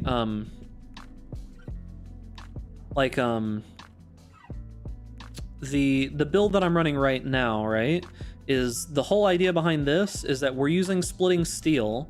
Previously, last league was splitting steel. We were using what I don't even remember the name of the anoint that does essentially what returning projectiles do right now, right? You know that you can just talk to Lonnie in Act 10 and port to hideout. Yeah, but like you can't go to this zone later on if you don't talk to her and go here, and this zone is a little bit easier to do a few things in. Yeah, Vengeant Cascade. Vengeance Cascade, for example, made it so that you could just have your projectiles return with splitting steel and overlap a bunch of damage. However, the problem with returning projectiles in general is that the returning projectile support has that line that says projectiles from supported skills deal 65% less damage while returning. That affects the hit, but it does not affect poisons. So the whole idea behind this is that I'm going to scale a bunch of mark effect with tattoos and such to get like 15 overlaps of splitting steel so that every time I'm attacking, I'm hitting like 15 times, right? And that's going to allow me to just apply a bunch of poisons, and I can use returning projectile support with no downside, essentially, right? That's the whole idea behind this build concept. I don't necessarily know that this is going to feel that good. That was like the main thing that I was worried about. Like, POB-wise, I can kind of rationalize it, right? Whoops. POB-wise, I can kind of rationalize it. The big issue comes down to, like, gameplay feel is going to potentially feel bad. Alternative version that has a 20% chance for projectiles to return a second time. I don't know that that's good for splitting steel. If anything, I would use Divergent returning projectile support to get an additional pierce. Is it Divergent that does that? I think it's Divergent. Yeah, I would use the Divergent one that gives you an additional pierce. That would probably be better for my purposes. Okay, we gotta do points. Because the thing about a lot of returning projectiles is that if you don't give it at least one pierce, it doesn't, like, you know, like double dip on single target. Like, it will go out, but then, you know, it won't actually be able to hit the mob twice as it's coming back in, because it'll hit them and just return.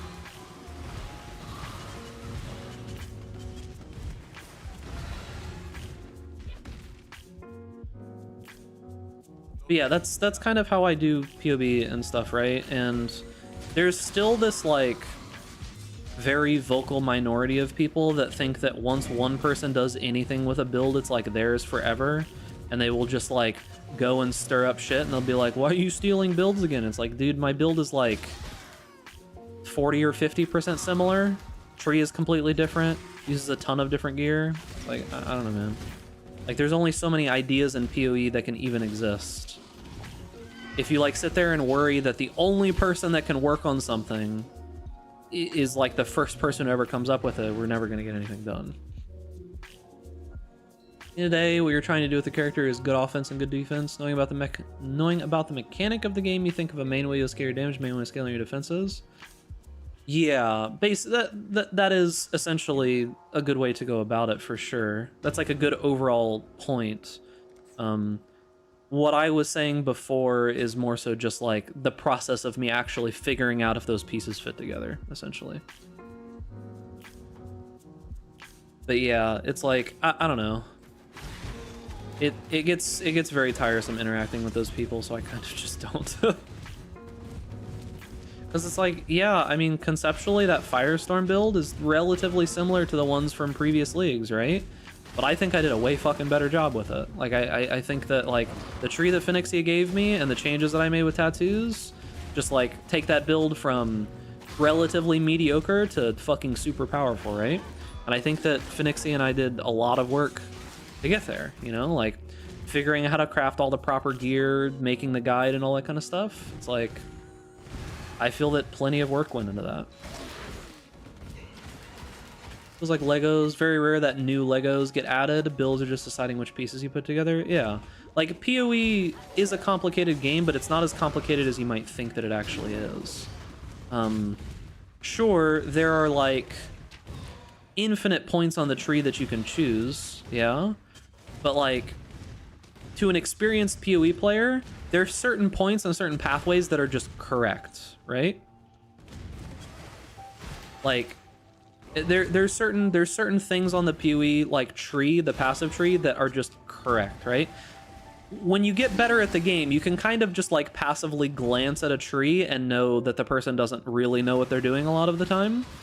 The time I noticed that is when I looked at what's his name, Darth Microtransactions. When I looked at his tree that he was doing, I was like, yeah, that doesn't look so great, right? But I mean, it makes sense. He literally just started the game.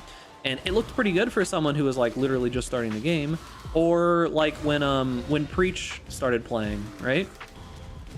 It's like, yeah, the tree has a bajillion points on it, but not all of these are choosable, you know?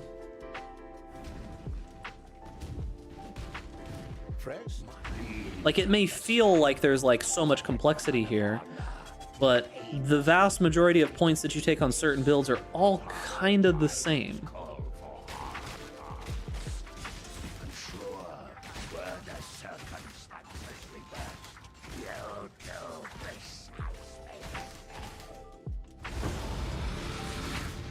What the hell? You were a good man in a bad situation, Fairgrave. Was Fairgraves a good man? I don't know. They always call him a good man, but I don't know. Was he good? He sure causes a lot of problems for me. Heidi's pets?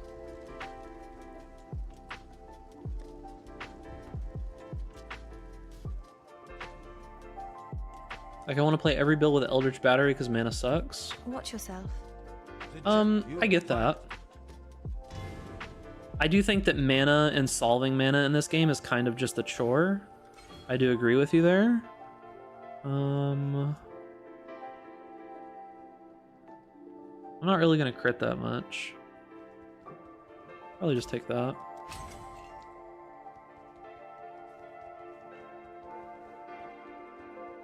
Okay.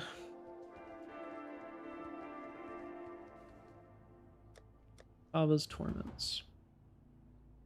Yeah, maybe he helped the NPCs, but like Fairgrave's kind of an annoying fucker.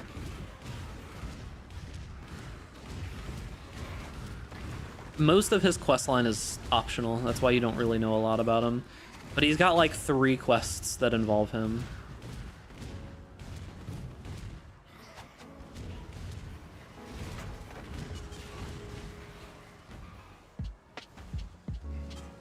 Yeah, like you can basically the solutions to solving mana are either use your life and energy shield for it, or like just reduce your mana cost to nothing and then like leech it or regen it. That's pretty much it. It's not really a fun or interesting thing. It just feels like one of those chores that you have to do on any build. Like, all right, how do I deal with mana cost? Oh, reduce the cost of it through jewelry and everything else, and then just get leech or regen. Okay. The vast majority of the time, that's what it feels like you end up doing, right? Because like your goal is to not have to use a mana flask. At all costs, flasks are a very super important thing for pretty much any build, and mana flask just feels like a wasted slot most of the time.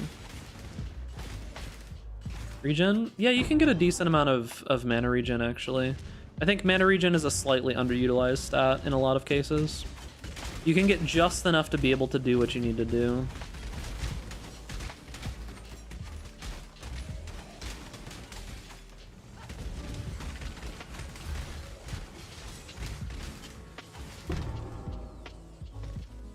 Wait.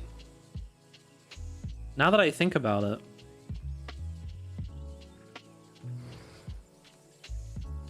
Now that I think about it. Hinakora's hair, huh? Yo, I got a miniature item here, bro. I have no problem regening my mana with the Firestorm build. Funny how that works, huh?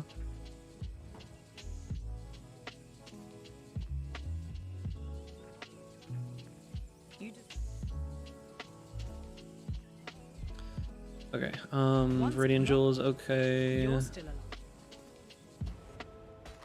Nice. You know any build that uses the Impaler keystone? Didn't the Bonk build from way long ago use the Impaler? I don't think there was any other build that really utilized that though, right? I think that was it. It's just not a super great node. So the problem is that impales are good because you can repeatedly apply them and consume them, right? That's the reason why impales are typically good. So what happens here is that you inflict 4 additional impales on enemies you impale, right? That hits them to maximum impale stacks if you're not scaling impale. And for 4 seconds after you impale that enemy, they cannot be impaled again, meaning that you just lose all impales from them, right? And impales cannot be called out of them, right? It's just not really great. The reason that this build in particular was used is because there was a way to manipulate it so that you could hit one time after casting like 4 or 5 different Warkais and other crazy shit to just hit them one time, impale them a bunch, and kill them, right? But I don't even know if that build used Impaler. I don't remember. All right, what are we doing? Passives. Master of a Million Faces. Did I pick up all the ones here? EV's okay as long as you put it with MOM. Farewell. Because it basically just makes your energy shield be defensive and your mana pool, you know?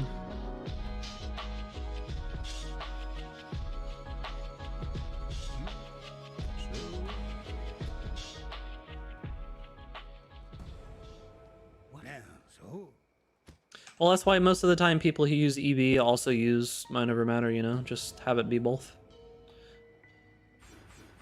Seems like a relatively good use to me. Well, you could say that about basically every single thing that exists in PoE, right? So it's not really much of an argument. Like, I could call anything in this game a crutch, you know?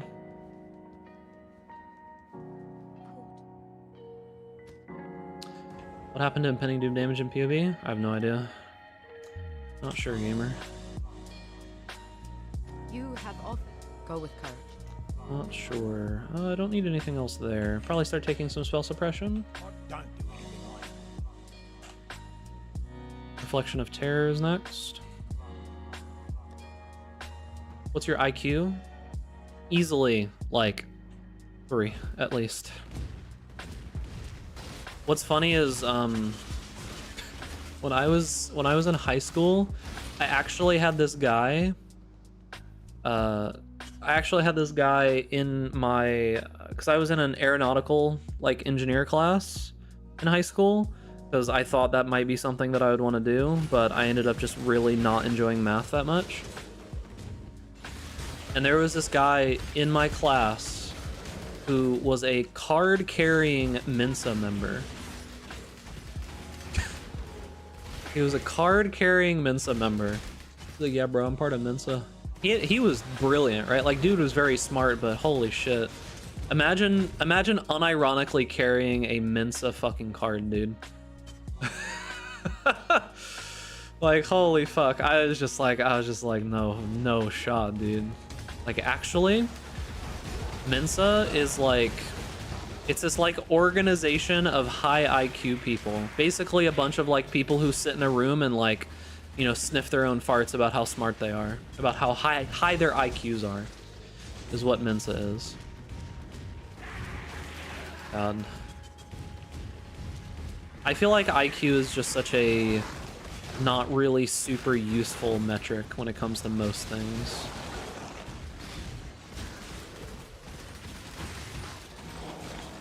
Like, it's okay. It's okay for determining very specifically like how good you are at taking and interpreting new information, I guess, which is relatively useful in general, but like, it doesn't mean that you're just good at everything, right? That subreddit, I am very smart, but IRL, essentially, yeah.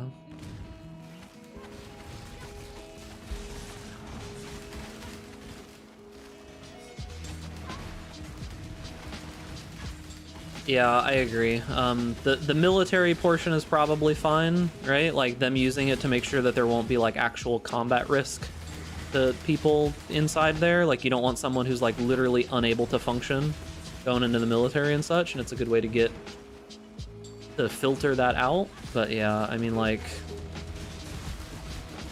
someone can have a low IQ and be a fucking like genius musician, right? Like absolutely possible. Genius painter. They could be a really good craftsman. Like I don't know. Like, there's plenty of things that you could be the best at and not have an amazing IQ, right? It just doesn't matter. The mirrors are thus shattered. You get work experience opportunities with your Mensa membership? Surely. Why am I lagging so much, dude? I feel the lag in my soul. Alright, I think I need to go kill the scorpion. Yeah. Do I have the... I think I did the little interim thing, right? I just need to talk to people. Yeah? In the net, farewell. Well, it Yeah, okay.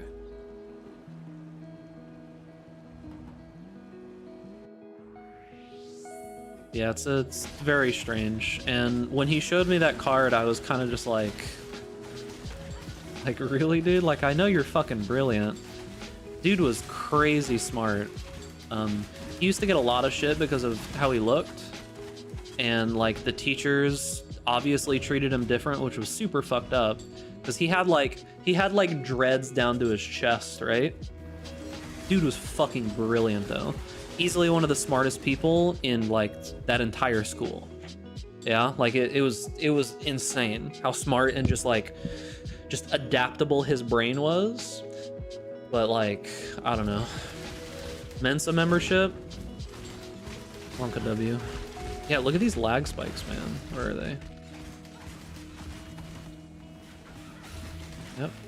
I keep feeling them. Like, I keep getting these, like, random jumps in lag.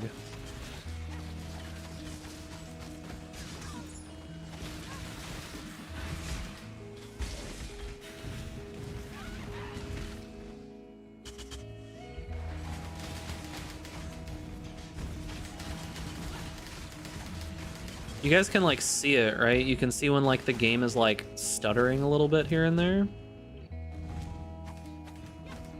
God, it's like the worst feeling. The game stuttering in PoE can just... Because of how dangerous some things in PoE are, you can just die instantly by just, like, having just a little bit of stuttering in your gameplay. You can just randomly just fall over and die because of just how intense some things can be in PoE. Like, I remember when we were doing Uber testing for Firestorm, and I was fighting Searing Exarch of all people. You remember when my latency got up to, like, over 10,000? That was a nightmare, dude. Like, I was barely able to fight that guy, and I was so just tilted from the latency problems that I just played horribly that entire time. It was so bad, dude.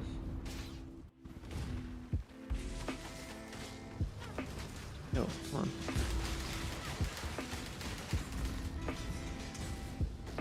Yeah, they've been pretty bad recently. Like, the latency issues have been a lot worse than they normally are. Like, even on League Start, they weren't that bad, but right now they've just been really, really terrible.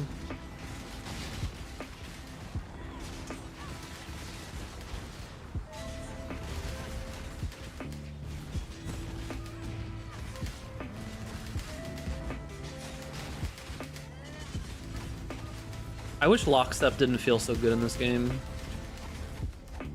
Because, like, predictive... Or I wish that Lockstep wasn't so important in this game, because predictive obviously just feels better, almost always. But then you get out of sync and it's terrible.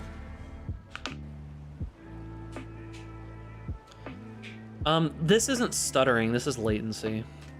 Like, my FPS isn't dipping, it's just latency. Like, I can typically tell the difference, at least most of the time. Alright, let's see. Do I have the shield that I'm gonna use in late game? I think I'm gonna use that leper shield. Leper's Alms or whatever it is. It requires level 66. Honestly, Leper's Alms is a pretty crazy shield. 40% increased duration of ailments is insane, dude. Like, that's so much damage. That is a nutty amount of damage. Remember having the out of sync macro? Yeah, I remember having a macro was like on F2 when you go like OOS and you just type that. I remember, dude, before Lockstep was a thing. I remember. Those are the days, dude.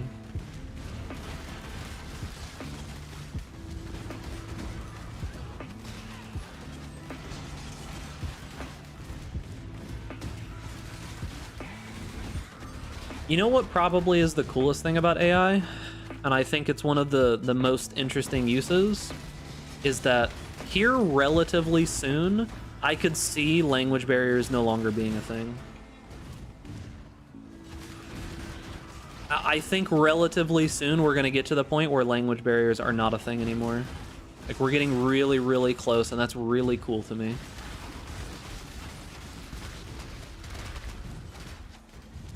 Because, like, they already have it now where you can take a video and use AI of just someone sitting in the video talking. The AI can translate their actual speaking voice into another language and change the mouth on the person to look like they're speaking the other language. They could do both, right? Like, that's crazy to me. Like, that's insane that we're going to be able to have that. It's so nice. Because, like, that means that if I make, like, a YouTube video or something, there's probably going to be AI that will be able to just translate that YouTube video into every other language. It won't translate perfectly because, you know, you'll have to say, like, specific things in the game or whatever it is. But, like, you could understand most of what I'm saying, right?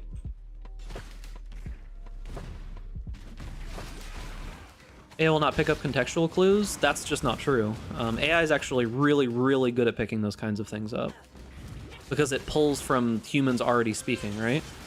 Like, AI can use all kinds of crazy contextual stuff, like, right now.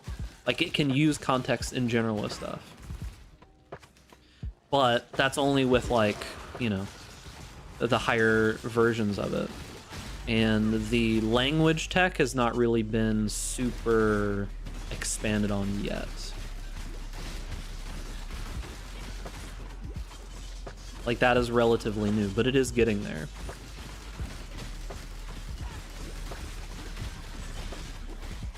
I watched a video of someone, I think it was, I don't know, what was it? I don't remember what language it was, but it was like, it was French or something. But I watched a video of a French speaking person like doing the video converted into French, and they said it was like 95% accurate already.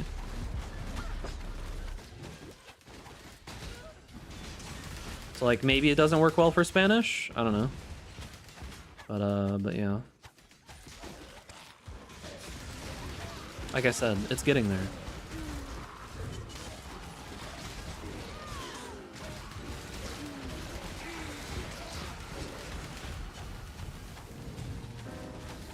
We're going to.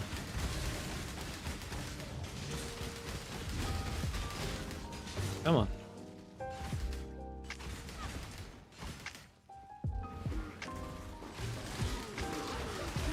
As a data scientist, Big Duck's opinions on AI are as good as my PoE builds. You must have amazing PoE builds, though.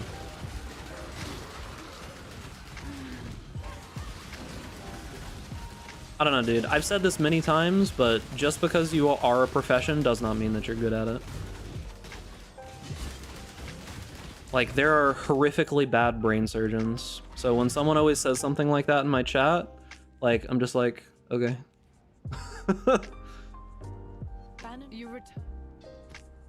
You can pass school with C's and D's.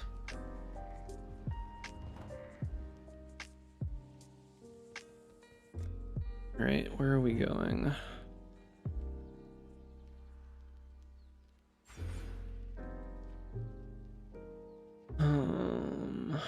Is that it? Looks like it is. Okay.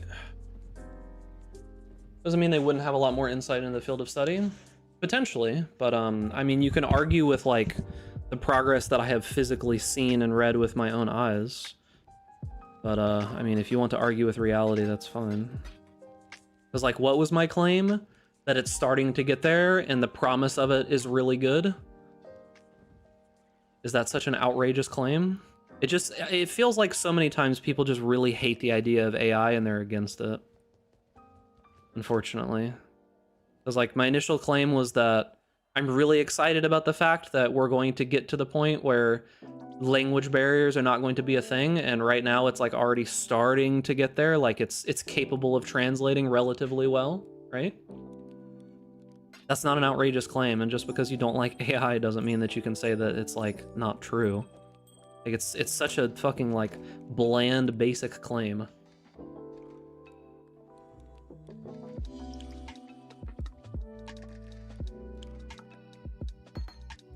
Alright, Cobra Lash, don't need that.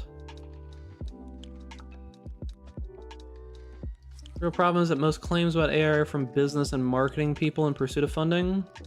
Sure, but you just ignore those people most of the time.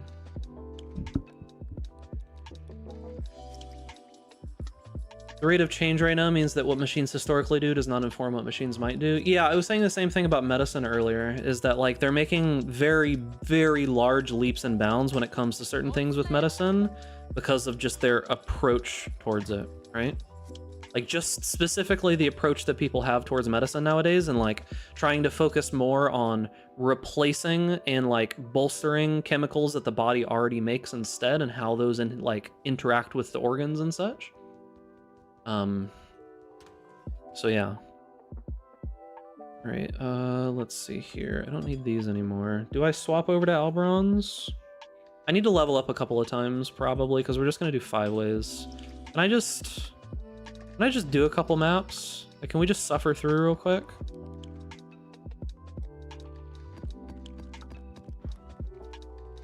We just suffer through real quick. I just need to get to like 68 or 70. That's all I really need. I just need to be able to equip my gear. That's all I need, dude. I don't roll maps at all when I'm leveling early. Like, I just don't roll them. I just completely avoid putting any mods on them whatsoever. Because, like, my resistances are super low. I don't have good anything, right?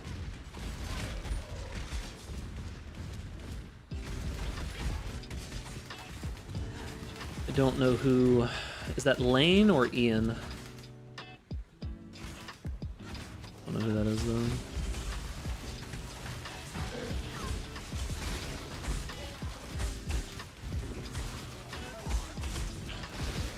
Oh, it was not a good idea to open up a breach. Let's be real.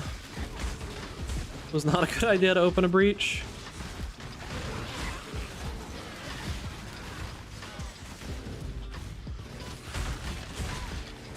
Whoa. Steel Skills 2.0? I mean, that's essentially what we're doing right now, right?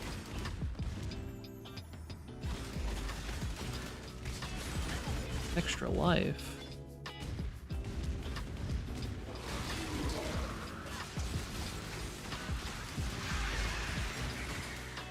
Yeah, like, for example, talking about, like, the growth of AI and stuff, like, I was heavily messing around with, like, what is it? Mid-Journey or whatever it was when it first came out, and, like, all of that was first happening, because a YouTuber that I enjoy watching, I'm just being freeze-locked? Nice. That was good. A YouTuber that I enjoy watching, Vinny from Vinesauce, used to use, like, the... What was even the name of the original one before Mid-Journey came out? I don't remember what it was, but it was a different program. Yeah, DALL-E, that one. I was watching that, and like that was really cool when it first came out, right? Like, it was super cool. The difference between that and what we have like not even a year later is fucking insane, right? Like, it's actually scary, like how much progress has been made. And the fact that most big companies are just all moving, I'm just getting freeze locked again, are all moving most of their, you know, like progress and stuff towards AI. It makes me kind of sad about virtual reality, because a lot of the companies that were interested in virtual reality are moving away from that now, which is very sad. But yeah, it's like, it's growing quite fast. Oh, do I not have Plague Bearer on still?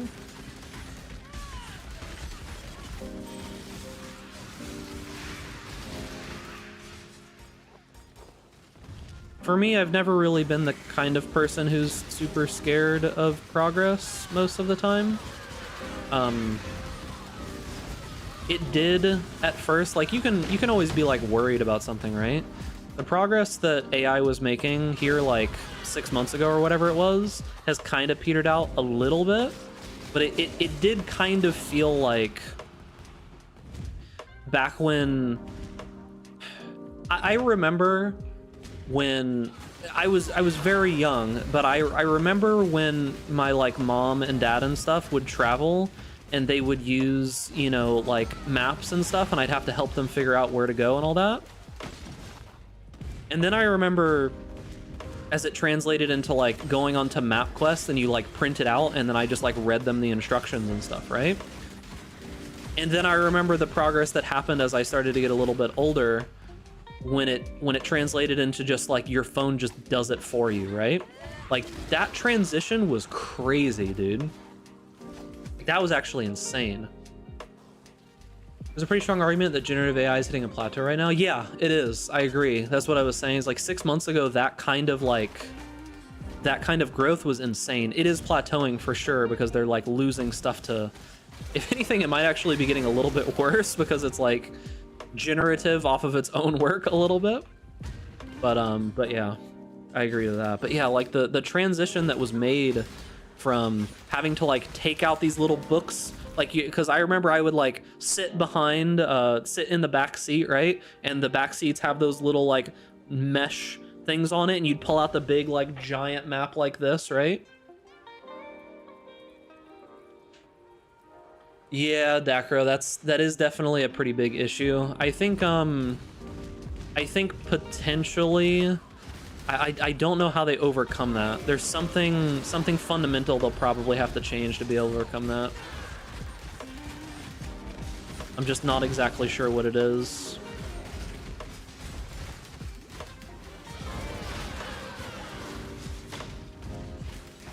You just get streamed out when you do. Yeah. And the problem was almost always the driver. Like, you'd be sitting there trying to be like, okay, the exit's coming up, just a couple more exits. And then they'd miss it because they weren't paying attention. And they're like, why didn't you tell me? It's like, I did, motherfucker. Like, come on. I said it like a million times. Good old days, dude. I was a child, but, you know. Easiest guess is to make AI purpose-built to detecting AI generation. That could be a way to go about it, like put a certain... Yeah, so maybe what you would do is you would make it so that when AI stuff is created, it causes it to have like a certain kind of meta tag in some way. I don't exactly know how you would do that. The problem is most likely along the lines that it's already so super saturated that it would be hard to take out the data from this time period. Maybe if they had a way to like exclude data and only use like recent data from a certain point on or something. I don't know. Like that would be the design process that I would think of, is there would be some kind of like metadata tag or something that the AI would use whenever it was generating stuff, and then that would make it so that it wouldn't go for that in the future. Whatever that might be, it could be completely unnoticeable, but maybe the AI could tell. I don't know. Like I said, that's something that I could reason around, but I don't have like proficiency in that area or anything. Because currently I think AI is only really using stuff from, what is it? I think like, what is it, OpenAI or whatever it is? I think they're only using data packages from like, what is it, 2017 or 2019 or something or before? It's like relatively old, right? Someone might know better than I do what that actual data is, but I think like the data that they're using is relatively old. Can I make an AI OnlyFans content of you? I'd appreciate it if you didn't make OnlyFans content. I honestly don't care if you like make random AI shit of me, but like, let's keep it reasonable, you know? Keep it somewhat reasonable. I don't want to turn into Mathel where all of my thumbnails for my videos just turn into like weird like self-porn shit that he's making of himself with like ripped fucking abs looking like a king. That's a little bit strange, I'm gonna be honest with you, but yeah. Looking like some kind of fucking super villain king monster kind of shit, but yeah.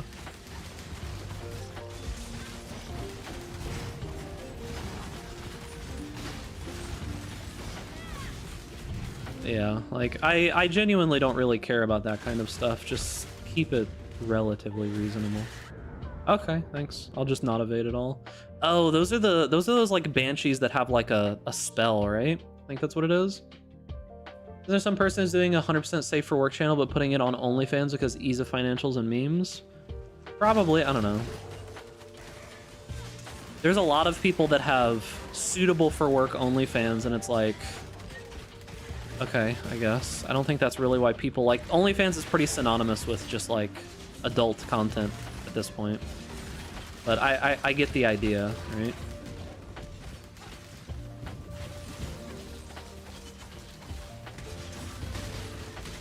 Now here's the play, okay? Very original idea here. Just make an OnlyFans, and it's only because I'm a fan enthusiast, right? Very original idea.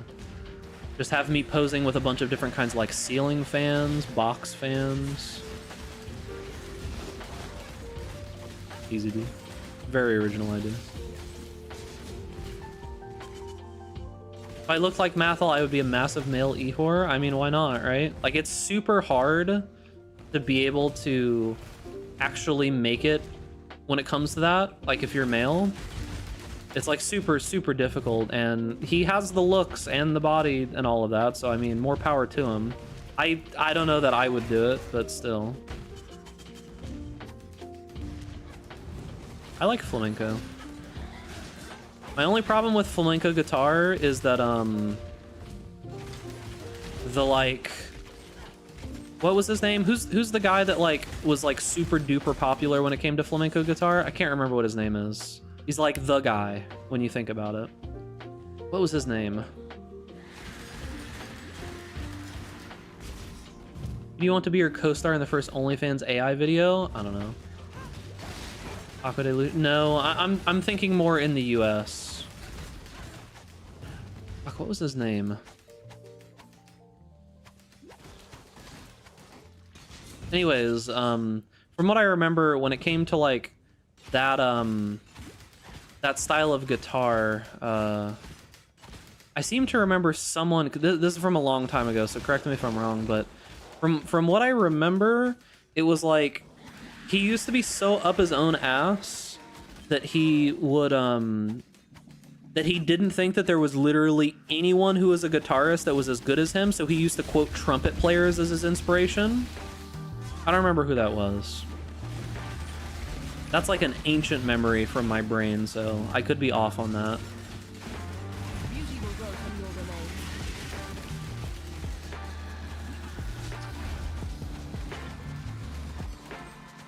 Yo, this box is actually pretty annoying now that like spirits are kind of hard to kill.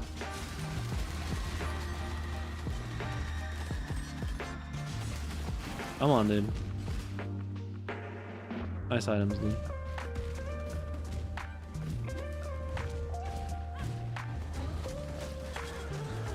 $64? Man, we were so far behind. I can't attack. Oh, because I didn't get that off. I don't remember the name. I don't know if you even said it, if I would remember it at this point is the problem. But yeah, there was some like Spanish-influenced guitarist that was really super popular who would only quote trumpet players as his inspiration because he thought all other guitarists were fucking shit.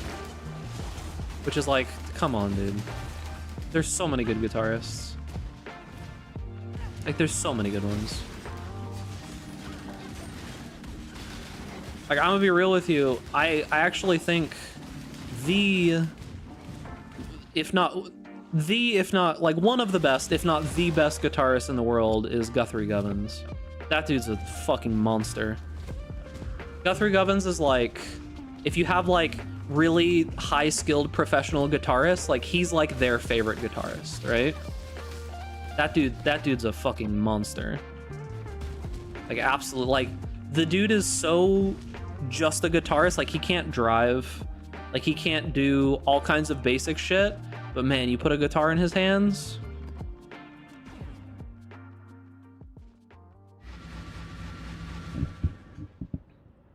Because he's a jazz fusion guitarist. Dude is nuts. So the problem is you kind of have to like that style of guitar. But when it comes to like just straight up guitar technical ability, dude's insane. Average trumpet player is a much better soloist than the average guitar player.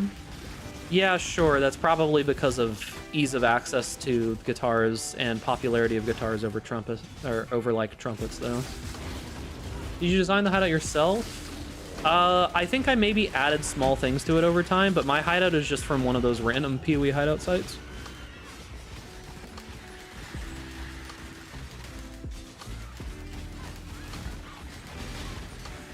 Yeah, I don't want to play. I don't want to play any of Guthrie's music because I think he's on a label and they'll probably like copyright claim. But there's a song by him. I think it's called "Waves" by Guthrie Govins. Here.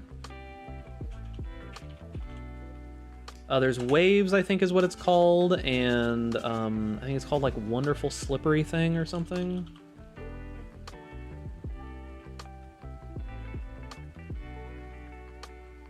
Don't play. Listen to these videos. No, don't fucking play. Listen to these. Don't fucking play. Don't need the DMCA, okay? He unfortunately hasn't made music in quite some time. He basically just like goes around and has fun with it.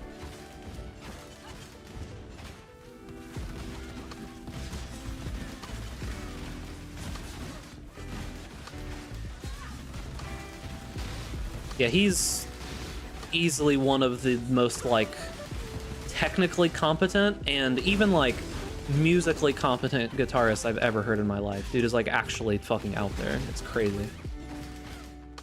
And, like, when you hear him speak on music theory and such, you can tell, like, how far ahead he is of most people. When he's just, like, speaking on, like, the technicalities of music is kind of insane. Like, one of the, yeah, like Polyphia, those people would probably like respect this guy's ability, right? Like that's the kind of like he would be like one of their favorite guitarists kind of thing, right? One musical concept that Guthrie Govins introduced me to was the idea of piquing people's ears and preparing them to listen to certain kinds of things.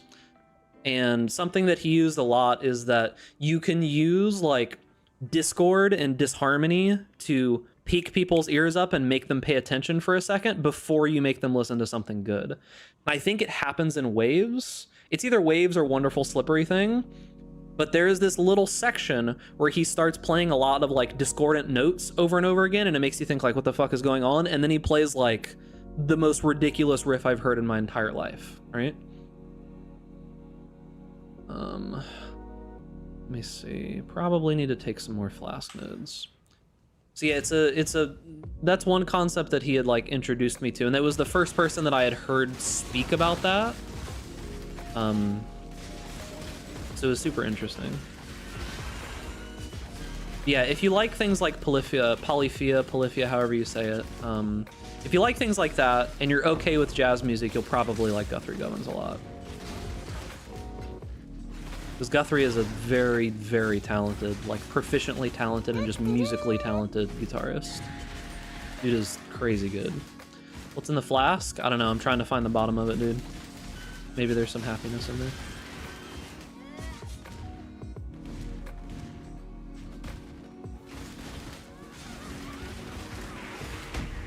But yeah, I think there's probably some issue with like trumpet players and such, and that it's like, to be a professional trumpet player, you probably need like an upbringing that allowed you to spend a lot of time playing the trumpet and could like afford a trumpet, because there's no really like,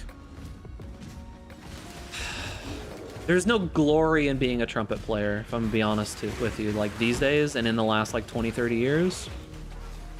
There's not really much glory or anything there, right?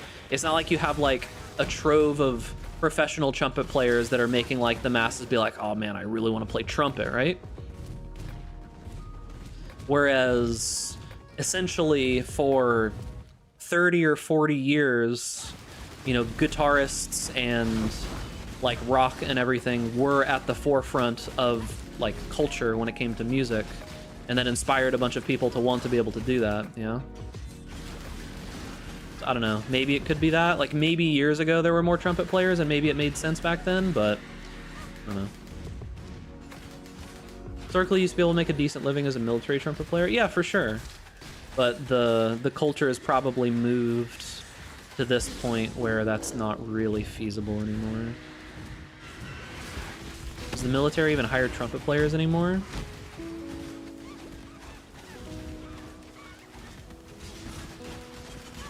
They need somebody to play, what is it, taps?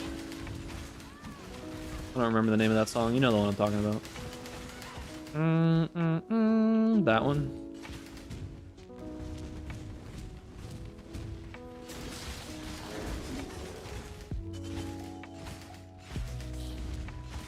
There's probably more people who can make trumpet noises with their mouth that are more popular today than actual trumpet players. Right? Yeah. All I needed to hear was the first note. Technically, that's a... Technically, yeah, probably. I don't know. I think people still play it on the trumpet, though, right? You like old electronic music? I'm not really super picky when it comes to most music, as long as it's, like, enjoyable to listen to. The problem with a lot of older electronic music, it depends on what style of electronic. Are you talking about, like techno music? Are you talking, like, club music? Are you talking, like... A lot of really old electronic music was pretty one-note, boring kind of stuff. So I wasn't like a huge fan of all of that, because it was just like if it was stuff that people would just do drugs and dance in a club to 20, 30 years ago, most of that sounded like trance and things like that. Most of that sounded pretty samey to me. But there were portions of electronic music that I was a fan of. I had a whole phase where I listened to like a lot of the weird like video game inspired electronic stuff. I had a phase where I listened to a lot of that. I was never a fan of dubstep. I could appreciate dubstep for the technical difficulty of creating dubstep, but I was never a fan of that genre. I feel like when Skrillex and them were doing it, it was probably a lot better than what it eventually became. Because, like, eventually dubstep just became, like, let's just massage the inside of your brain with low quality wub wub wub constantly, right? That's kind of what it ended up evolving into. But the era where Skrillex was, like, popular was okay. Also, I see your joke. You listen to drum and bass or acid house while you're... Yeah. It was basically like just get real fucked up on something and listen to that, right?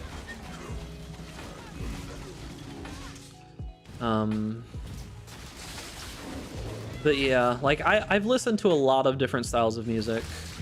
There's very few overarching genres of music that I dislike. One of them is like contemporary country rock. I think is just really derivative and not enjoyable to listen to. That is one like genre of music that I really dislike. Didn't you say you're anti? I'm not really advocating for drugs here. I'm just saying that like that's what people do with that, right? How can I get the build that you're playing now? You can kind of go off of my profile, but I don't necessarily think that this is a good build for people to play yet. I don't like releasing POBs and stuff for things that I'm not confident in, because I'm not confident in this build at all yet. Like, give it a couple more days of me trying it, and maybe I can give you like a basic POB, or you can follow like my profile. But like, I would not suggest playing this yet. It's very jank.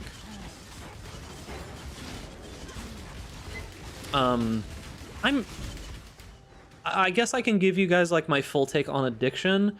The reason that addiction exists is because it was, you know, like an evolutionary trait that was positive, right? Like there's a reason why it's so prevalent in humans, is because addiction was a trait that had many positive aspects. The issue is that in current day society where we have access to so much, addiction has started to become an issue. Because originally, people who were addicts were addicted to things like, I don't know, like sugar or hunting or running or things like that, right? Like hundreds and thousands of years ago, those were the things that, you know, people who were addicted to those kinds of foods tended to like live a little bit longer or procreate a little bit better, you know? So it's pretty prevalent in our current society. But now those people that have addiction end up running into things like hard drugs or alcohol or sugar, right? Like just too much sugar and too much availability of it, right? So it's a little bit rough. So addiction does have its purpose, right? Like you can get addicted to positive things. Like it's very, I would say that I have very bad addiction ghosts in my blood. Like very, very strong addiction ghosts in my blood, right? I can mentally, like I can reason myself out of getting addicted to those kinds of things because I understand that. However, the thing about it is that like basically every single person on my dad's side of the family all have addiction problems, right? Every single one of them almost has addiction problems.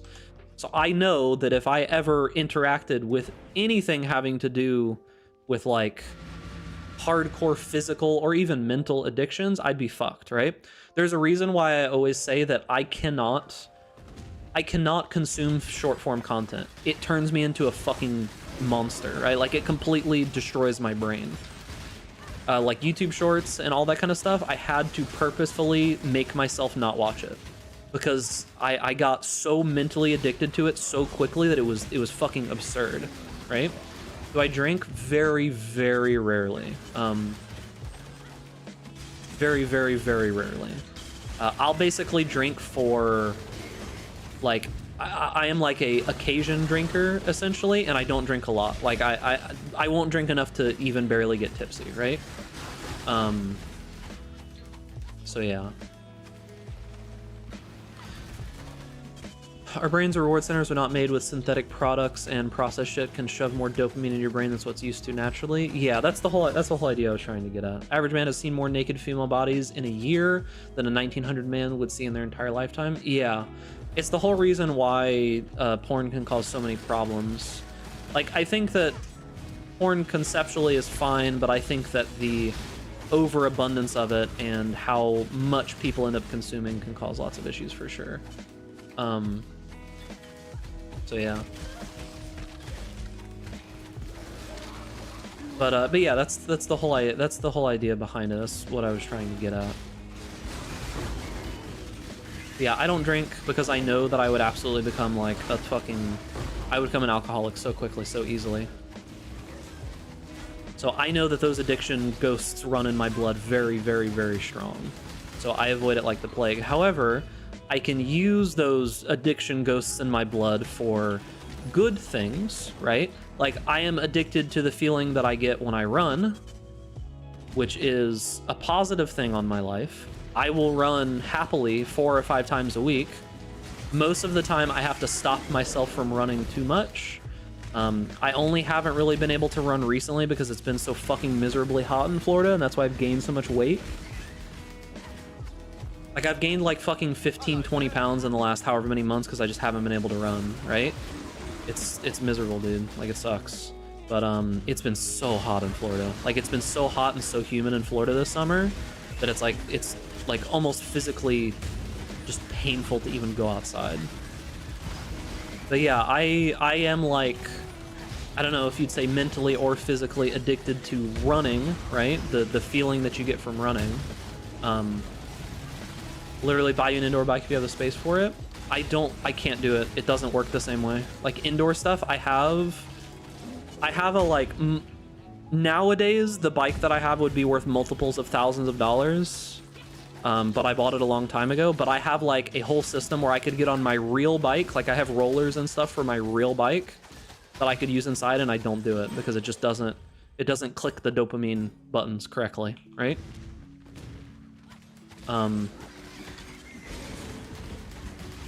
Like, it doesn't click the dopamine buttons correctly, right? But like, I actively want to run, right? Like, I actively enjoy the process of running, and sometimes I have to stop myself from running too much, right? Yeah. I can utilize those tendencies for myself to get addicted to things very easily. To do positive things, but at the same time, like, I know that I can absolutely not partake in any kind of like hard recreational drugs. Like, I know a bunch of people who can do like things that you could easily get addicted to just occasionally, and they're fine. I know that I could not do that. I know for a fact that I would not be able to do that whatsoever. I would never make it out alive, right? So yeah, I have to be oh, fuck, I didn't click it right. I thought I clicked the portal, but I guess I didn't. Rather lift weights than run. Yeah, see, I don't get the same feeling lifting weights. I lifted weights for many years because I just thought that it was the right thing to do, but then a piece of advice that I heard from Scooby, the weightlifting guy, completely changed my mind. Because like for years and years and years, right? I lifted weights because I thought that was the right thing to do to like be healthy, right? And because that's where all the advice that came through. I was younger, I didn't really know. And everyone said, yeah, you need to go to the gym, you need to lift weights, you got to run on the treadmill, you got to do this. And one piece of advice I got from Scooby, here, let me, Scooby Fitness. This guy, I could probably even find the video. This is like, he's like one of the OG YouTube fitness creators, right? Like this dude's been around for 17 years making fitness videos on YouTube, right? He's one of like the very first people that that started making fitness content on YouTube, right? And he made content for years and years and years and got like hundreds of thousands of millions of views before you could make money on YouTube. Poor guy. But he made a video when he went when he retired, because he like retired from YouTube essentially, right? But he kept doing it because, you know, like the pandemic stopped his ideas of what he wanted to do. But he made a video somewhere, and in the video he basically said like something along the lines of, there's no reason to try to force yourself to do physical activities that you don't actually enjoy, and it's not a good idea. He said, I can give you endless motivation for the rest of your life to try and lift weights and to try to do this and try to do that, right? But at the end of the day, if you don't actually enjoy the thing that you're doing, you'll never be able to continue with it and be happy at the same time. And what I realized is like, yeah, I genuinely just don't really enjoy lifting weights. It's just not something that I enjoy. I was pretty fucking good at it, dude. I got to a point where I could like deadlift / squat like 3 to 4 plates, right? My bench was like 2 to 3 plates. What else? Like, I was pretty good, but I wasn't healthy, right? I was not healthy. I was still overweight. I had too much fat. I was strong, but I wasn't healthy by any means, right? And I just realized that there wasn't really like a super big purpose in me doing it, and it didn't make sense to keep lifting weights that way. So eventually I just decided, well, I'm just gonna run instead. And my big problem with running, and in general, I have a problem with I have my big issue with being overweight. How come weightlifting? I can talk about that in a moment, Phoenixia. So my big issue with overcoming weight is that I have this like insatiable hunger, right? I don't know how to properly describe this to people, but my feeling of hunger does not ever turn off. I am always hungry no matter how much I eat, right? Like, you know how you feel when you haven't eaten in like 12 to 16 hours and you're kind of just like, man, I really feel like I need to eat something? I feel like that 10 minutes after eating 2,000 calories. Legit. I feel like that like 10 minutes later. And it fucking sucks because I'm just hungry constantly. So I'm almost never satisfied from food ever, right? I almost never feel that way. And that's why I'm super excited about these like GLP-1 antagonists that are getting like pretty solid here going forward, because that could potentially, you know, like fix that issue for me. I'm not 100% convinced that the current ones that we have are like good enough that I would want to put them in my body long term. But yeah, that's why I'm really excited about that particular like area of medicine, right? Like the GLP-1, like the peptides and shit that they're using to essentially turn your hunger off, right? Super excited about that. But I just am constantly hungry. And the thing that I realized is that when I would lift weights, it would just make me more and more and more and more hungry, right? Like the more activity that I did, the more hungry I got. So the more weights that I lifted, the more I wanted to eat. And I just wanted to eat more and more and more and more at all times. So I realized that it wasn't really doing much for me in that regard. What stops hunger?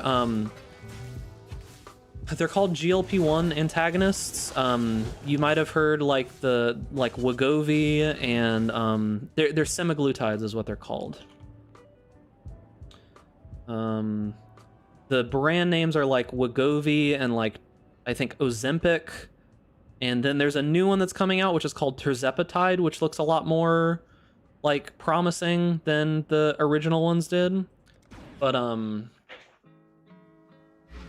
yeah, the GLP-1 antagonists are really quite good, but they do have some potential side effects still.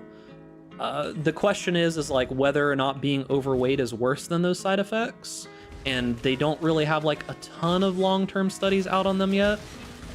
The chemical being fucked with is glucagon. Yeah, they don't have like a lot of long-term studies on the side effects of it. Google Ozempic face. Yeah, let me just look real quick. Facial changes that patients who've lost a significant amount of weight sometimes experience.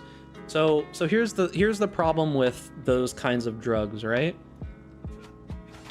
The issue is that from what I have heard, they're very expensive. That's one big issue that starts with first, right?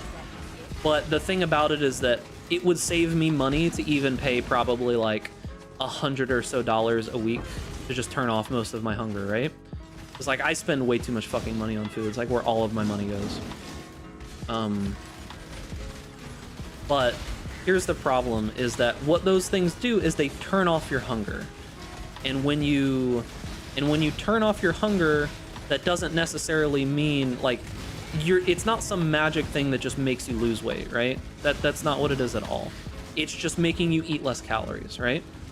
And the problem is that when you eat less calories, you're probably not going to be inclined to eat the necessary nutrient-based calories that you need. Like, you're probably not going to go out of your way to make sure that you're still getting enough protein and make sure that you're getting enough micronutrients when you're, like, no longer hungry almost at all. So a lot of people end up losing equal amounts of muscle and fat because they're no longer getting the amount of protein that they need, and most people are relatively sedentary, especially people who are overweight. So for someone who is actively in the gym or actively doing some kind of resistance training or actively exercising and physical, you know, like physical day-to-day, it's probably not as big of a concern. Like, I run 3 or 4 times a week and I still do some basic level of like weightlifting to keep like my joints and my muscles still okay. So I would probably be fine. I would more so have to worry about the gastrointestinal problems that you can get because I already have a lot of those. But yeah, the reason, going a little bit back to what I was saying before, typically the standard advice is that you lift weights to lose weight, and that's fine, but it doesn't paint the entire picture. Here's what it comes down to is that the reason why that is true is because muscle is much more costly to your body than fat is. So maintaining a pound of muscle versus maintaining a pound of fat requires significantly more calories. right? So your basal metabolic rate goes up when you have lots of muscle on your body. And one of the best ways to increase your muscle mass is to do resistance training, right? The problem is that resistance training doesn't necessarily burn any active calories, which is fine, right? But I do long bouts of cardio, right? And I still get some relative decent amount of muscle by just running, because I do trail running, right? Like I do trail running on like hills and stuff. And I do some basic basic upper body work, right? So I get the vast majority of that like muscular benefit without like being in the gym constantly every single day, right? However, when I go and run, I typically run from anywhere from 30 minutes to an hour, and I run at relatively high intensity so I'm getting like 5, maybe 6 hours of cardio a week, right? Sometimes more if I'm like not in the hell that is current Florida summer. So I burn a fuck ton of calories. And one big thing is that when I have a goal in mind, like I go for like races and stuff like that, right? If I have a goal in mind that's helping me focus on something that I really want to accomplish, it makes it easier to convince myself not to eat, right? Because if I want to run, the desire to be able to run comfortably overwhelms the desire to want to force food into my face. Because if I eat earlier than like 2 to 3 hours before I go run, I feel like absolute garbage and I can't do it. So my desire to run outweighs my desire to stuff my face with food, right? So that is typically why I'm able to eat less while I'm running, because I enjoy running so much and want to be good and want to have an enjoyable time doing it, that I will make other sacrifices necessary to do that, right? However, when I don't have some kind of like actual purposeful motivation there, it's hard to keep like the like discipline to not just stuff my fucking face with food, because why not, you know? That's the main issue that I run into. Okay. Do you think weightlifting versus running as you get older is more doable? I feel like weightlifting can get away with more as you get older. It depends. I think that as you get older, resistance training becomes more and more and more useful. Like, I think that anybody that is above the age of 30 should be doing some basic form of resistance training. You don't need to go into the gym and like deadlift 3 plates or squat 3 plates or, you know, like bench like 185 plus or whatever. Just doing some basic form of resistance training will massively improve the quality of your life as you age, for sure. When it comes to cardio, it depends on the kind of cardio that you're doing. You could bike for the rest of your life with little to no issues. Absolutely. Doesn't really matter how old you get. That's why you see so many like really old cyclists, right? You could bike forever because there's no like repeated damage happening to your joints, right? You just go, right? So you could bike probably forever. Running can cause some decent damage to your knees and such over time. You basically would just want to like be active with your doctor and just try to make sure that they're like keeping an eye on what's going on with you at any given time. Because and one thing, if you're going to run, go run on like some soft trails somewhere, right? Like go run on some soft trails. Absolutely never fucking run on pavement ever in your life. You're just asking to destroy every single bone in your body. Worst case, if you have to run on something, run on asphalt, because it's way, way, way softer than concrete, right? Like asphalt is significantly softer than concrete, like a difference of like 10 to 1 it's softer, right? Get some like good shoes from like an actual proper running store. I'm not talking about like some big box dollar store. Go to like a real like mom and pop running store with people who actually run behind the counter. Like if you ask the person behind the counter when their last race was and they can emphatically tell you about when their last race was, you could probably trust a lot more of what they say than going to like Foot Locker or some shit and talking to somebody, right? Like, I don't know. I only go to like little mom and pop running stores anymore, so I don't even know what like a big dollar, like a big box running store would be. But yeah. We have runner lanes with sand parallel to the pedestrian lanes here. Is that a good enough surface? Yeah, basically anything that's not concrete is acceptable, right? I think the best thing that you could do is go run on like hard packed dirt trails if you have them. That's going to be probably the best thing for just the longevity of your joints, right? Because I can tell a massive difference between running on like asphalt and running on like hard packed dirt, right? Could I hypothetically create a machine that will do the cardio for me, not a treadmill, but one that does all the effort? Probably not. The thing that people have tried to create in that regard are those like bionic gym things where they like electrically stimulate your muscles and say that it like causes you to have a cardio response, but I don't think those actually work. There's no science that proves that any of that actually happens. The thing about cardio, I can fully understand why people dislike cardio, and I think that most people dislike cardio because they haven't found a form of cardio that they actually enjoy. There's so many different ways that you can do cardio, like swimming, kayaking, biking, running, rowing, which would be part of kayaking, jump rope, dancing games, dancing, like there's so many different ways that you can do cardio, right? You just have to find one that you actually enjoy, and that was the thing for me that I enjoyed, right? That's a reasonably big problem, right? Is enjoying swimming and not having access to it. I was really good at swimming. I grew up swimming. I just don't really like swimming. I just don't really enjoy it at all, right? But yeah, I think that if you are a runner, having some level of like...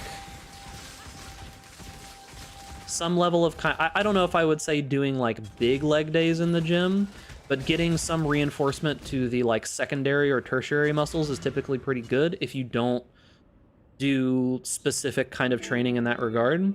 Like I do trail running, right? And a lot of the trail running that I do is like hills that go like this, right? So that's the kind of running that I do, so I get a lot of that muscular growth, I guess you could call it.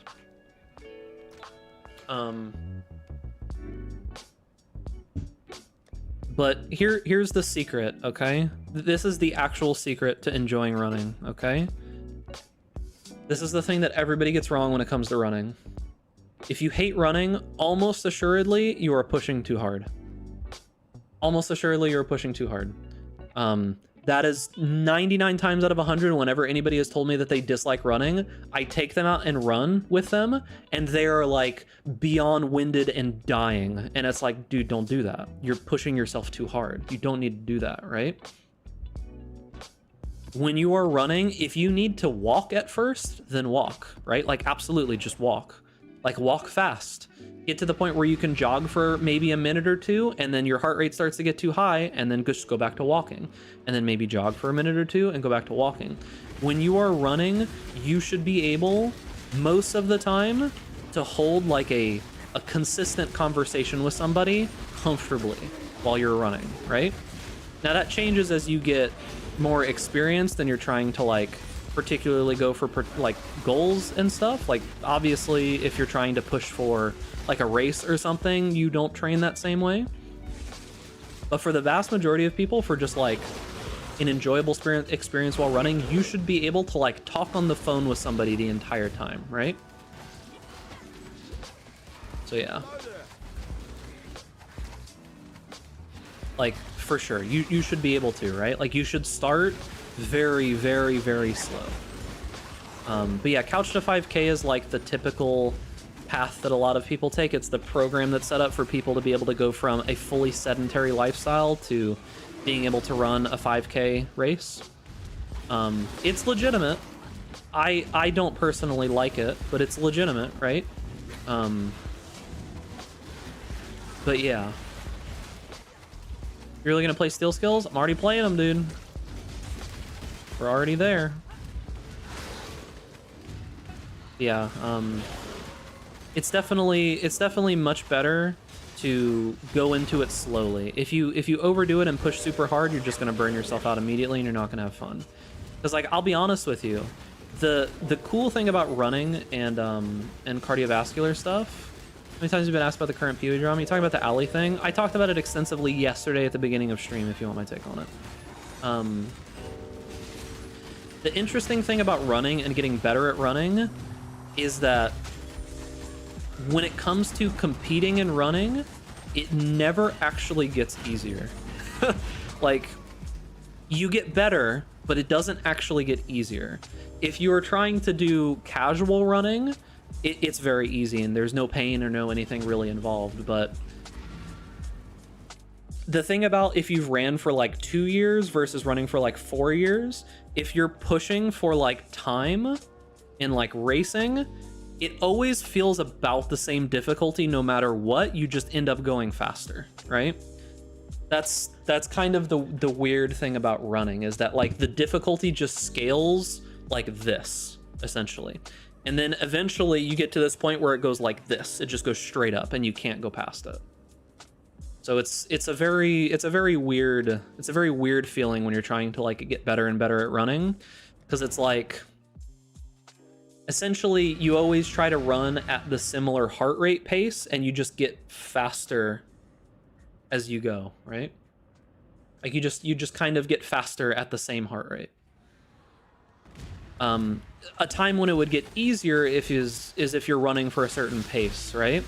So like if you're trying to run like a 10-minute mile, you know, a 10-minute mile will get easier and easier and easier over time because you'll be able to run it at a lower and lower and lower heart rate. But running at say like 135 beats per minute on your heart rate, whatever you can run at that heart rate, whatever speed that is, never really gets easier. It always feels about the same, right? So like for me, if I'm practicing for a race or something and I'm trying to improve a certain amount, every run always feels similarly difficult. Most runs should feel easy though. Like you don't want to just push yourself endlessly every single day because you'll just burn out. It's like anything else. When I'm like in my active training seasons for running, whenever I'm not a fat ass like I am right now, I essentially do 5 to 6 runs a week, and at least 4 of them are what I would consider easy runs. And those easy runs are like, I could talk to you like I'm talking right now while I was doing them. Like 4 to 5 out of those 5 or 6 runs would be easy runs. Typically, I would do like maybe 4 easy runs a week. I would do 1 speed type run a week, and then I would do 1 long distance run a week, right? And that's all that I would do. The vast majority, like 80-90% of the running that I do would be, I'd be able to talk to you like this while I'm doing it, right? So yeah, if you dislike running, it's probably because you're just pushing it too hard, is what I would imagine, most of the time. There's obviously going to be a lot of people who just don't really like running, but it is like the most human thing that you could do pretty much. We are literally like designed to run. It's kind of insane.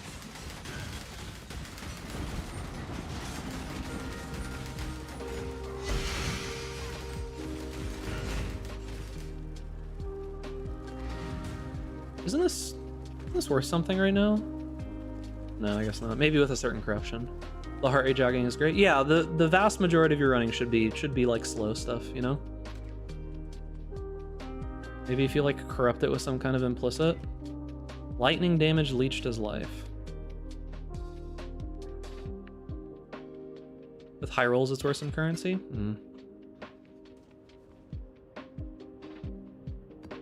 Designed is a highly loaded word. I hate the use of it. Yeah, maybe designed is not the right way, but I mean, you could change it with like, we evolved to be extremely good at long distance running.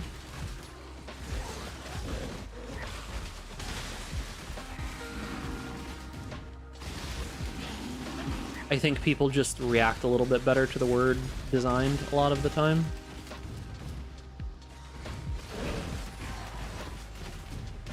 The thing about it is when you're trying to communicate information, using the most technically correct word is not always the best way to communicate information, unfortunately. Because it's like, regardless if something is technically the most correct, it may not convey the proper information to a layperson, if that makes sense.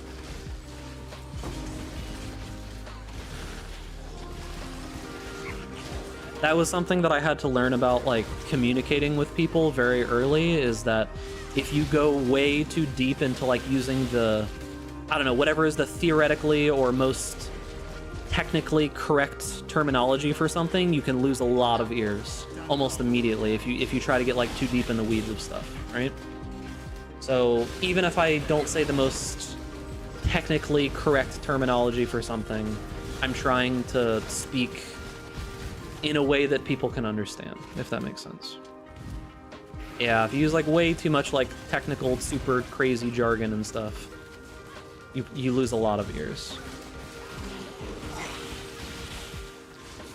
Like, someone like myself, if I watched a video about PoE with someone using a bunch of really complex terminology and jargon and all kinds of stuff, like, I understand and I like that. But if I'm trying to explain to someone who's played the game for 1 week and they're trying to understand everything, doesn't exactly do the best job of that. So it's kind of like a weird balancing act a lot of the time.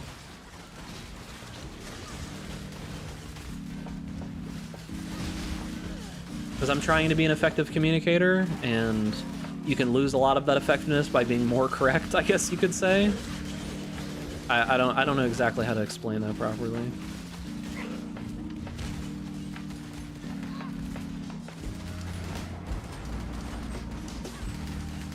I actually feel like it's one of the most unfortunate things about academics and like academia and all that kind of stuff is that there's not very many extremely technically proficient academics that are also good communicators. I think that is why like Andrew Huberman got so popular so fast, and why people like Jordan Peterson got so popular so fast, is because those kinds of people are so rare that they're like and so in demand, right? That if you have those two skill sets together, you can just like skyrocket immediately in popularity, right? There are very few people who are so academically proficient that are also good communicators or good like speakers at the same time, right? They just don't exist for the most part. Because the people that lend themselves towards being good academics tend to not have good speaking skills, right? Jordan Peterson has fallen off in recent years, but if you go back to like initially when he was more so focusing on his like psychiatric type stuff, he was an extremely proficient communicator, knew what he was talking about extremely well, like academically very, very strong and very good speaker and all of that. But he's kind of gone off the deep end in the last however many years, right? Like he's definitely not what he used to be. Right? Like he's definitely very, very out there now. Huberman is a good current example of that. Andrew Huberman's a very good current example of a academic who is also extremely proficient at communicating.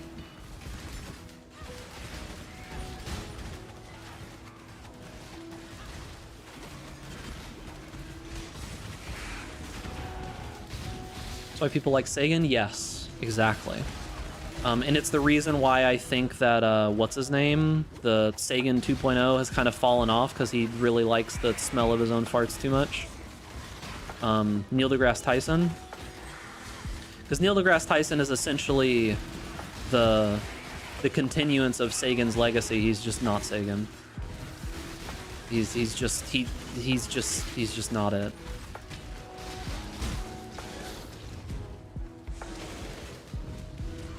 Yeah, it's unfortunate because like I think he had the potential to, but he got way too wrapped up in it.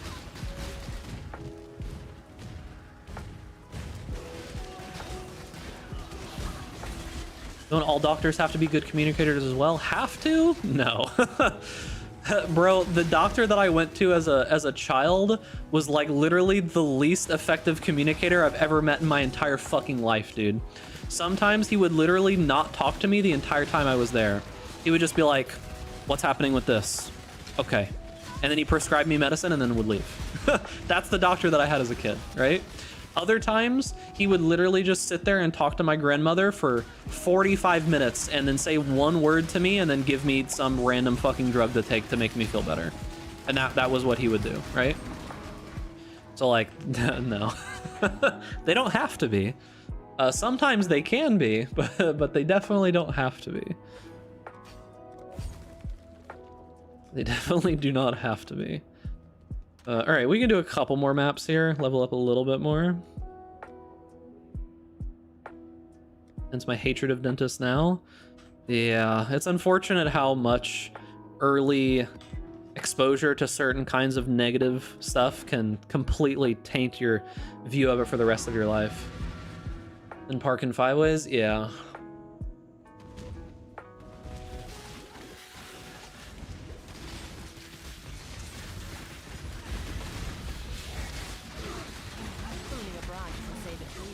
I'm definitely up a little bit too high in maps without having scaled my gear at all, but we only need to level like maybe once or twice more before I think I can handle 5 ways.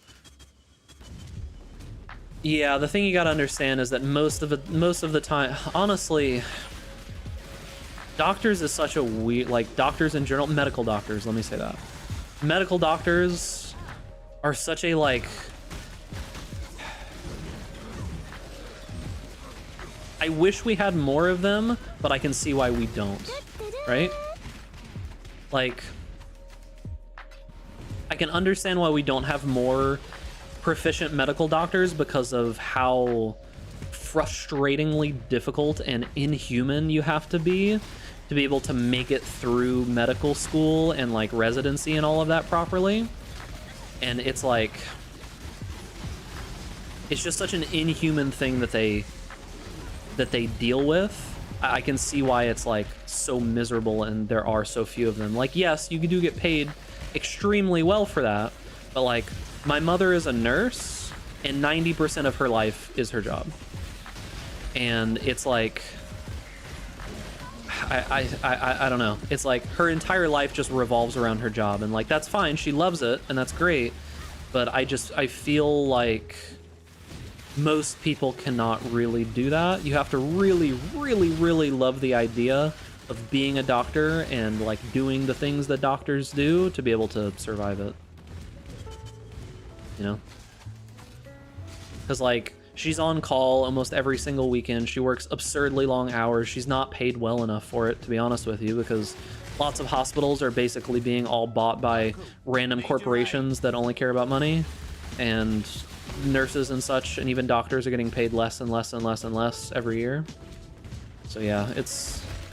the medical field is set up to be so fucking miserable. It's crazy to me how some of the most important, like, job paths in society are, like, so miserable. Like, I can't imagine being a teacher, dude. I cannot imagine being a teacher. Is your mom in a union? I have no idea. I don't talk work with her very much because I would prefer to just our relationship be more so about anything but her work, if that makes sense. So I don't personally know like the ins and outs of her job and such. But yeah, it's just kind of insane how like so many of the most important professions to like society are just so horrific to deal with. Well, my parents are doctors and they came home at time. Only when my dad had a shift in emergency would need to have the hospital check in. It depends for sure. Certain countries will be better about that. Like certain countries are better to teachers as well, which is very good. But keep in mind, I'm speaking from an American perspective. So yeah, most of the stuff that I say will always be from an American perspective because that's all that I know, right? Definitely different in different countries for sure. But yeah, it's so absolutely insane. Yeah, Carbon, that's absolutely true.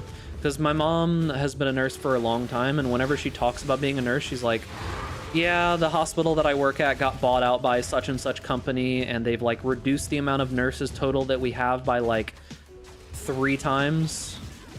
And just the turnover rate is horrible. No one knows what they're doing. They're not paying people properly. They're trying to get people to work longer hours for less money, and it's like, it's insane, right? The reason why you get all these stories recently of nurses just being absolute fucking garbage at their job is because the turnover rate is so insane. Like, long-term career nurses are all bought up by like the absolute best, either like they're either going to be traveling nurses because, you know, like that's just where they make the money, or the very best hospitals in the world are going to yoink all of them up, right? Do people in America know what worker strikes are? Yeah, it's just America's designed so that strikes aren't very effective. The new stuff that's happening with the UAW, it would be cool if that resulted in a standard 35-hour work week, because I think that's what they're pushing for now, right? How? Basically, the entire industry is set up to, like, if you go to somewhere like Walmart, right? If you go to somewhere like Walmart, I remember that I worked at Walmart for a short period when I was a kid, and I remember that they literally had a whole talk with me about how unions are bad and it would lose me money, right? How if I got into a union, if I joined in a union for the people that were there, that the union would make me pay dues to them and I would lose way more money than I was making right now. And the staff rooms and everything are just plastered with all kinds of things that are basically just like union busting, right? Everywhere. And that's just kind of how society is set up here, that they think that unions are just horrible, terrible things, right? I'm not saying that every union is great. There are good ones and bad ones, obviously, but just the concept of them is demonized here, right? Like the concept of even having a union is just completely demonized here. And you just can't do it, right? That's the whole problem at the moment that we run into, right? And people think that unions are bad, right? But then like most of the actual good jobs all have unions, right? It's like captive audience meetings and union busting are most, yeah, it's crazy. But yeah, that's the problem that you run into, right? Starbucks is just shutting down stores that unionize. Yeah, it's just crazy because it's like they realize that they make less money if they leave the store open that's unionized rather than just close it. Like, yeah, like they just work their way around it, you know? Crazy, but what can you really do at the end of the day? I fully understand how people get to the point where they just feel defeated, because it's very hard to run on the treadmill when you already have all of these other problems and issues that are like in your face at all given times. So it's really tough. It's really super tough to just get ahead at all, right? And then protests in general, the problem with like protesting is that there's always another person who will come in and just like work for you. I think they're called scabs, right? There's always someone else who will just come in and work the job regardless of if like, even if your whole business, right? Like if everybody goes and protests, someone will just come in and start working the job even if it's bad and just do it just because, right? Like they might pay them a little bit more or something temporarily just to get them in there, and they'll just do it until it like stops the protest because it's not working, you know? Because people can only realistically protest for so long before they just don't have money and they can't survive anymore, right? Like you can only do it for so long, so if the business or corporation or whatever, where is this mob? Is it him? If the business or corporation can just outlive the protest to where people need money again, they can just get them to go back in and, you know. I mean, this is crazy to me. Yeah, that's just America, dude. That's just how it goes. That's how it goes, dude. That's why shit's so fucked up. It's starting to swing the other way. Slowly. It's starting to get there. Just because it's gotten so bad that it's starting to... The pendulum's starting to swing in the other direction. But yeah, it's real bad, dude.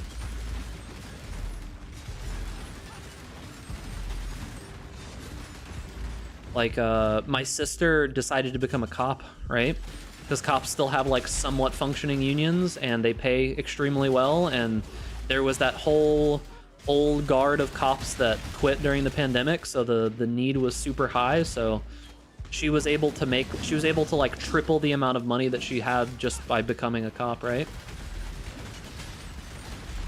And it was, like, very little training. You know, and it is what it is. I can't exactly fault her. I'm not super happy that she's a cop, but I mean, like, you know, it brought her quality of life up significantly.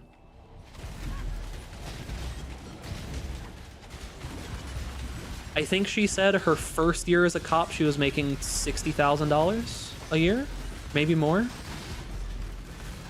That was her first year as a cop. And she had to train for like 6 months, I think.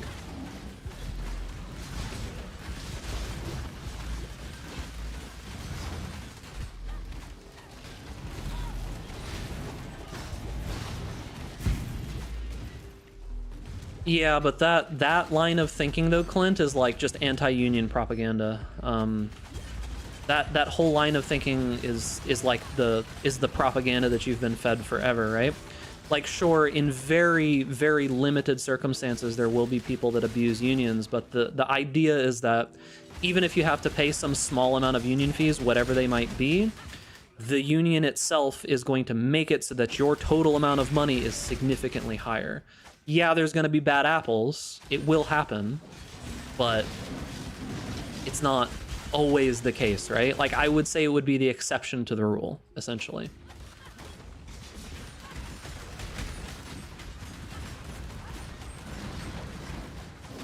Because, yeah, that... Oh, God, dude. They all fucking pounded me, dude. But yeah, at least with a union, you have some kind of choice. You have some remote little tiny bit of power, right? Well, nothing is a pure positive, right? I pay 35 euro a year in union fees and they're 100% tax deductible. Yeah, I mean, right? It's like, and then you make potentially 30% more money overall. I don't even think candy is a pure positive, dude. Candy's good. Pure positive, though?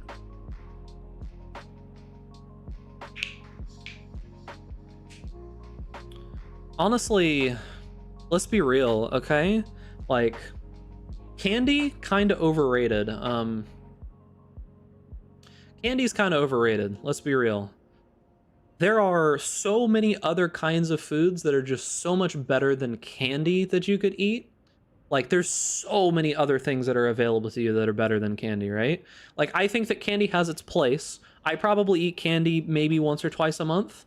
I'll eat, like, a chocolate bar or something.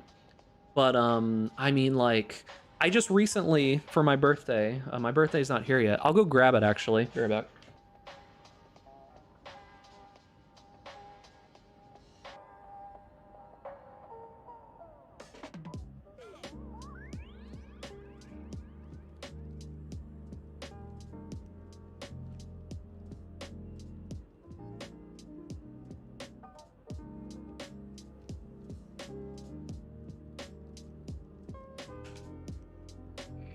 Goob got me this.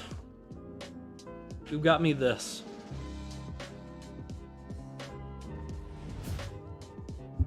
Goob got me this, which is an ice cream maker, right? And this is one of the like new age ice cream makers that uses the same technology that like what's it called? The like ones that you would see in restaurants that they've used forever, right? But this thing is one of the new age industrial style ice cream makers because the patent finally ran out, right? And you can make a whole pint of ice cream that is maybe 160 calories that is almost indistinguishable from like real full fat everything ice cream with one of these things. Like, you can make like a whole entire pint of ice cream with like cereal and chocolate and all kinds of crazy stuff in it, and it'll maybe be like 160, 200 calories for an entire pint with this thing. And the coolest thing about it is that you make the ice cream, you mix it up and put it in like the little container, like down at the bottom, right? Like you can get these pints, right? You put it in the container, throw it in the freezer, and it takes like maybe 5 minutes to mix the stuff together, right? You buy it, you throw it in the freezer, and then when you're ready to eat it, you take it out, pop it in here, and in like 2 or 3 minutes, you have like any kind of ice cream that you want, right? What kind of cream? So the way that these machines work is it's kind of similar to how a how do I explain it? I don't know how to explain it because it's a lot of technical jargon, but essentially the style of ice cream makers that they had in like big industrial kitchens and stuff would cost like $6,000, right? Some guy made a patent for it 40, 50 years ago, however long ago it was, and then realized he wasn't smart enough to be able to build it and sold it to some company, right? So yeah, it's like this style of making ice cream, you can make it so that you can either do it once, you can like redo it over and over again. What's a pint? How many liters are in a pint?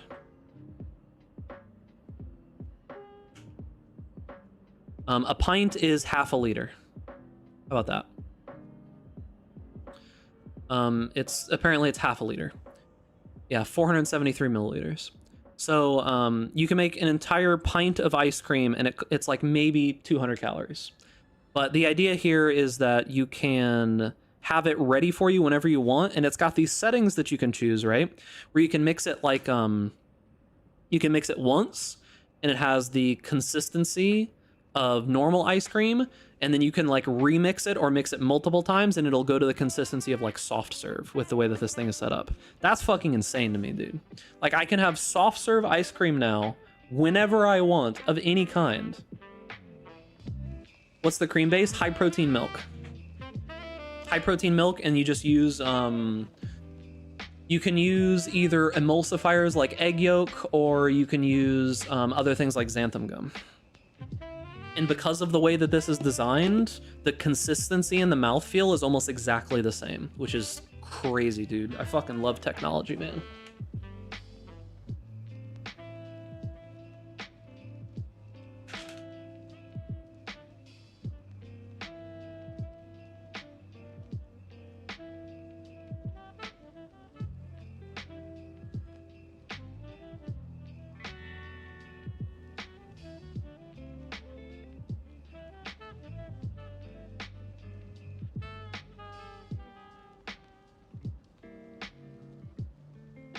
Yeah, it's not my fault that literally everyone in my entire country uses these terrible forms of measurement.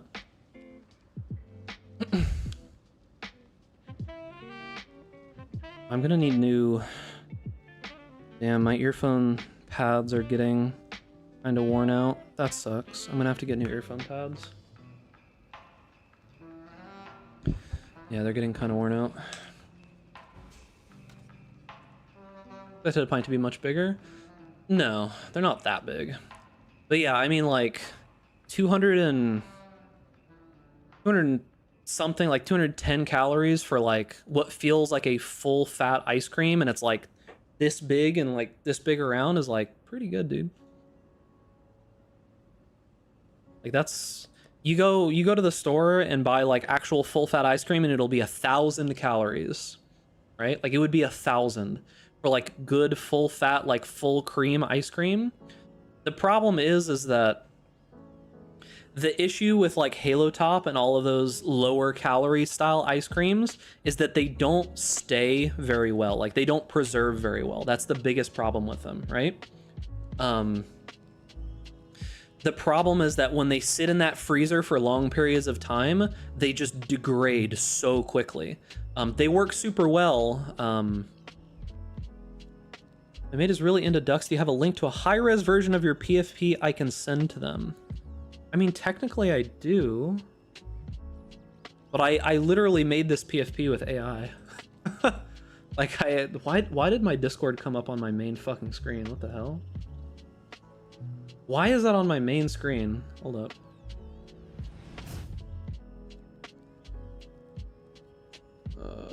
Okay. I had no idea what I had on Discord. I just didn't want to leak random DMs. I think this is somebody that linked me a Hierophant build. I mean, I could send it to you, I guess, if you want. I do have a high quality version of it somewhere. I just don't know where. DM me on Discord and I'll see if I can find like a halfway decent one.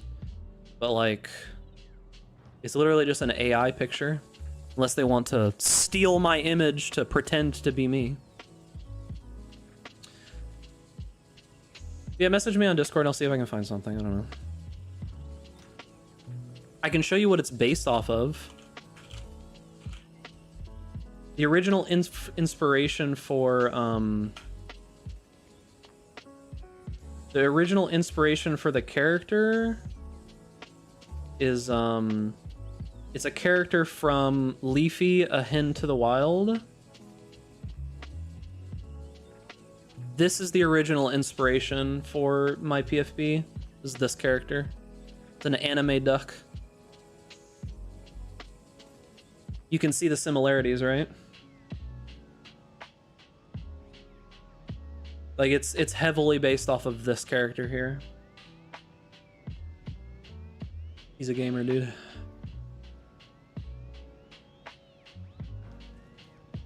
At worst, she'll steal your image to play a Cyberduck in a Mothership one-shot. Okay, that's fine. Just message me on Discord. What does he do? That image is when he is very sad. Is that your first? No. Absolutely fucking not. I just think he looks cool. Alright, where are we going? Was I doing tier 7 maps or something?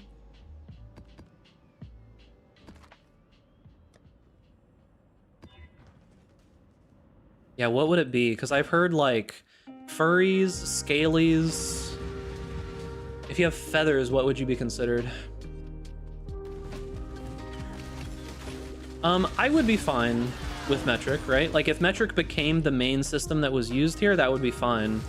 But it's like anytime that I cook or do anything, all of the instructions and everything on boxes and everything is all in Imperial, right? So I just don't have much of a choice. Like most of the time, if I'm baking or something like that, I'll still use weight, right? Like I'll still go by weight instead of volume because it's obviously just gonna be better. Like if I'm baking, I'll still go by like grams or whatever, you know, grams or ounces and such. But a lot of the time, you know, a recipe will say, well, just use like 3 tablespoons of water, and it's like I could spend the time trying to convert all of that and figure it out, or I could just do 3 tablespoons of water, you know? Like, I don't know. It just doesn't seem super worth the time to figure it out, I guess. If it was like officially converted and everywhere used it, by all means, dude.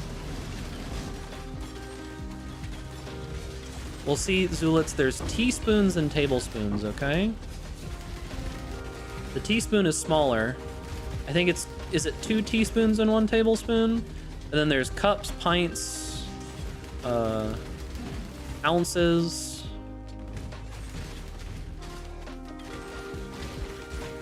You know? 3 teaspoons and 1 tablespoon? Yeah, something like that, dude. Yeah, it's some fucking stupid measurement. Like, I don't know, man. Like, there's no reason to it. There's no rational, like, reason behind it. Yes, for drinking tables, sure. For drinking yourself under the table, that's what it's for. There's no rational reason why any of these things are the sizes that they are, besides just that that's what someone decided, right? So get out of here, dude. It's killing me. I'm bleeding to death.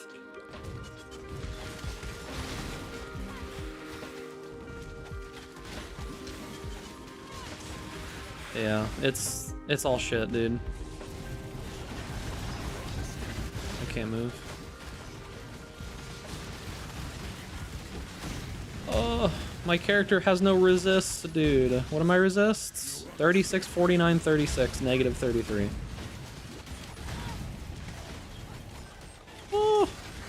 Please.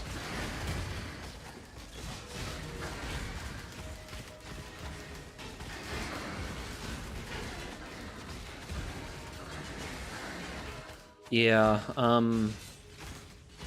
I will say that when it comes to temperatures that humans feel, I will say that I think Fahrenheit is a more easily usable scale for like normal human temperatures that you feel. That being said, I don't think it's better enough that I would care to have it independent from like using Celsius, right? I don't think it's better enough that I would care, right? I do think that Fahrenheit is better for being able to easily tell what temperatures feel okay or not for a human. But yeah. Like when it comes to like the temperature of the air outside, I'm fine with Fahrenheit, right? But yeah.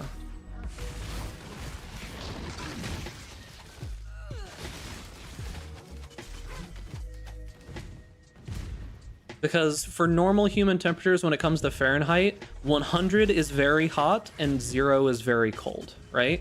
And it's easy to tell on average how it's going to feel outside, right?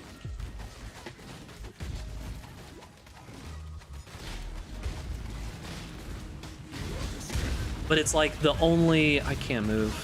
I'm like stuck inside the pillar. It's the only... It's only really for air temperature, I would say. For everything else, doesn't really super matter. But C isn't as logical, right? Like, how hot is it outside when it's 0?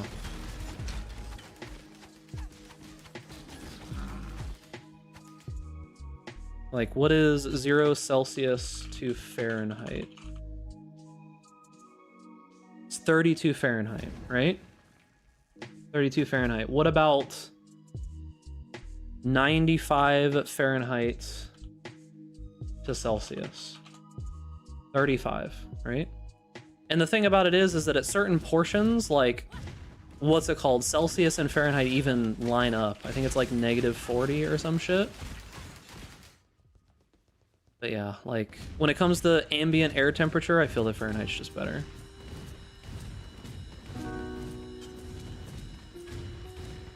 But only for ambient air temperature. But it's not as strong of an opinion that I would care to like take it over whatever else, right? I just think that if I had to choose between the two systems, I'd still use Fahrenheit for like temperatures that humans feel, for like the temperature of the ambient air outside.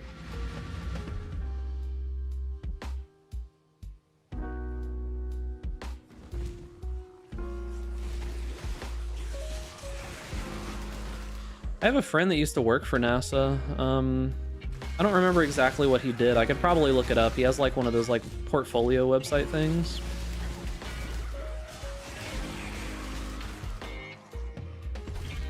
I had a friend that worked for NASA for a while. Because NASA's in like the middle of Florida. I'm relatively close to it. Said it was really fun, but it's like not super appreciated work. He said, like, monetary wise, he wasn't making very good money. He went and made like the amount of money that he was making at NASA versus making some random easy shit for some soulless corporation was like 3 to 1. What the fuck is this, dude? Downvote.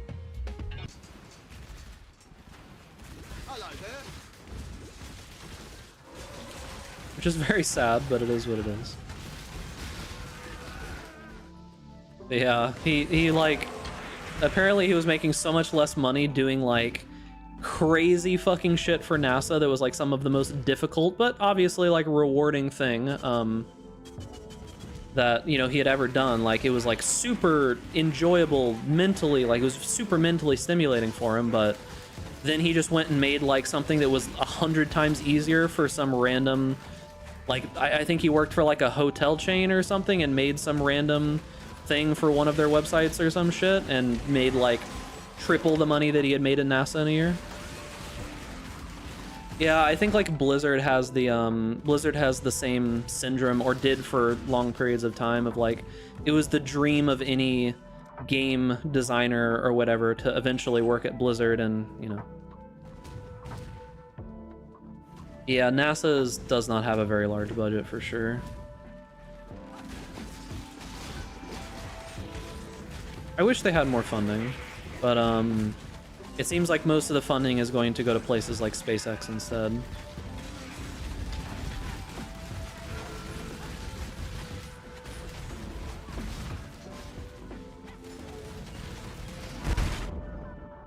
Don't you love that, Mom?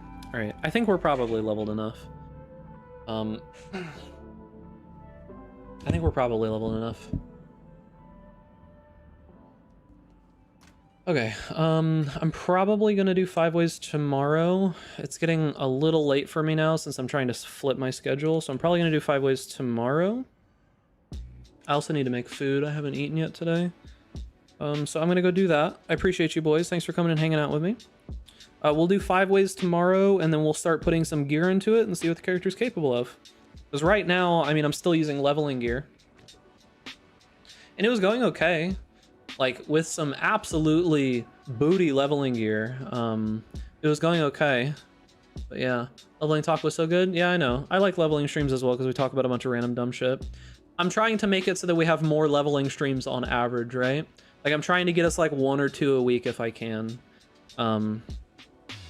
But yeah, tomorrow we'll do 5 ways, and then we'll start slowly figuring out the gear that we want to craft. Like, we'll probably have a good Craft of Exile session tomorrow, maybe while we're doing the 5 ways. I'm so proud of the first hour of this VOD. Yeah. But yeah, we'll probably do some like theory crafting on what gear we're going to make. We'll probably do some 5 ways up to, maybe we'll go to like 95, 96. I don't think going to like 97, 98 or any of that is worthwhile anymore in 5 ways. I think like 96 is probably the most that I would realistically push for, because it's going to cost me 10 divine or so to get to 96, maybe a little bit more.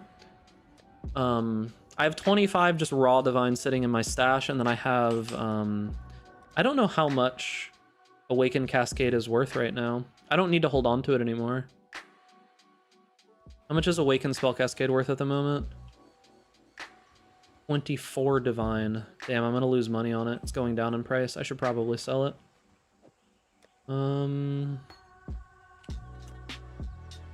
Wait, was that leveled? 25, 20 quality, yeah, 23. So exact price 23. I'm gonna lose money if I don't sell that, so I'll probably just sell that sometime. 5 ways like carried or the Soul Eater tech? Like carry 5 ways, like just sit in there and just wait for them to kill stuff for me. Appreciate you, boys. Make sure that you follow the stream if you haven't already. Sub to the YouTube. I appreciate you, gamers. Thank you for all the bits, all follows, all dones, all of the support. Thank you, thank you, thank you. Appreciate you. I am going to run a couple minutes of ads towards the end, as always. Do not feel pressured to stay. You can leave whenever you like. Just going to make some money off of the random people who are AFK or sleeping. Appreciate you, boys. Take care, and I will see you all later. Feel free to riot, gamer. Gamers. And make sure that you pet Duckless in the chat on the way out.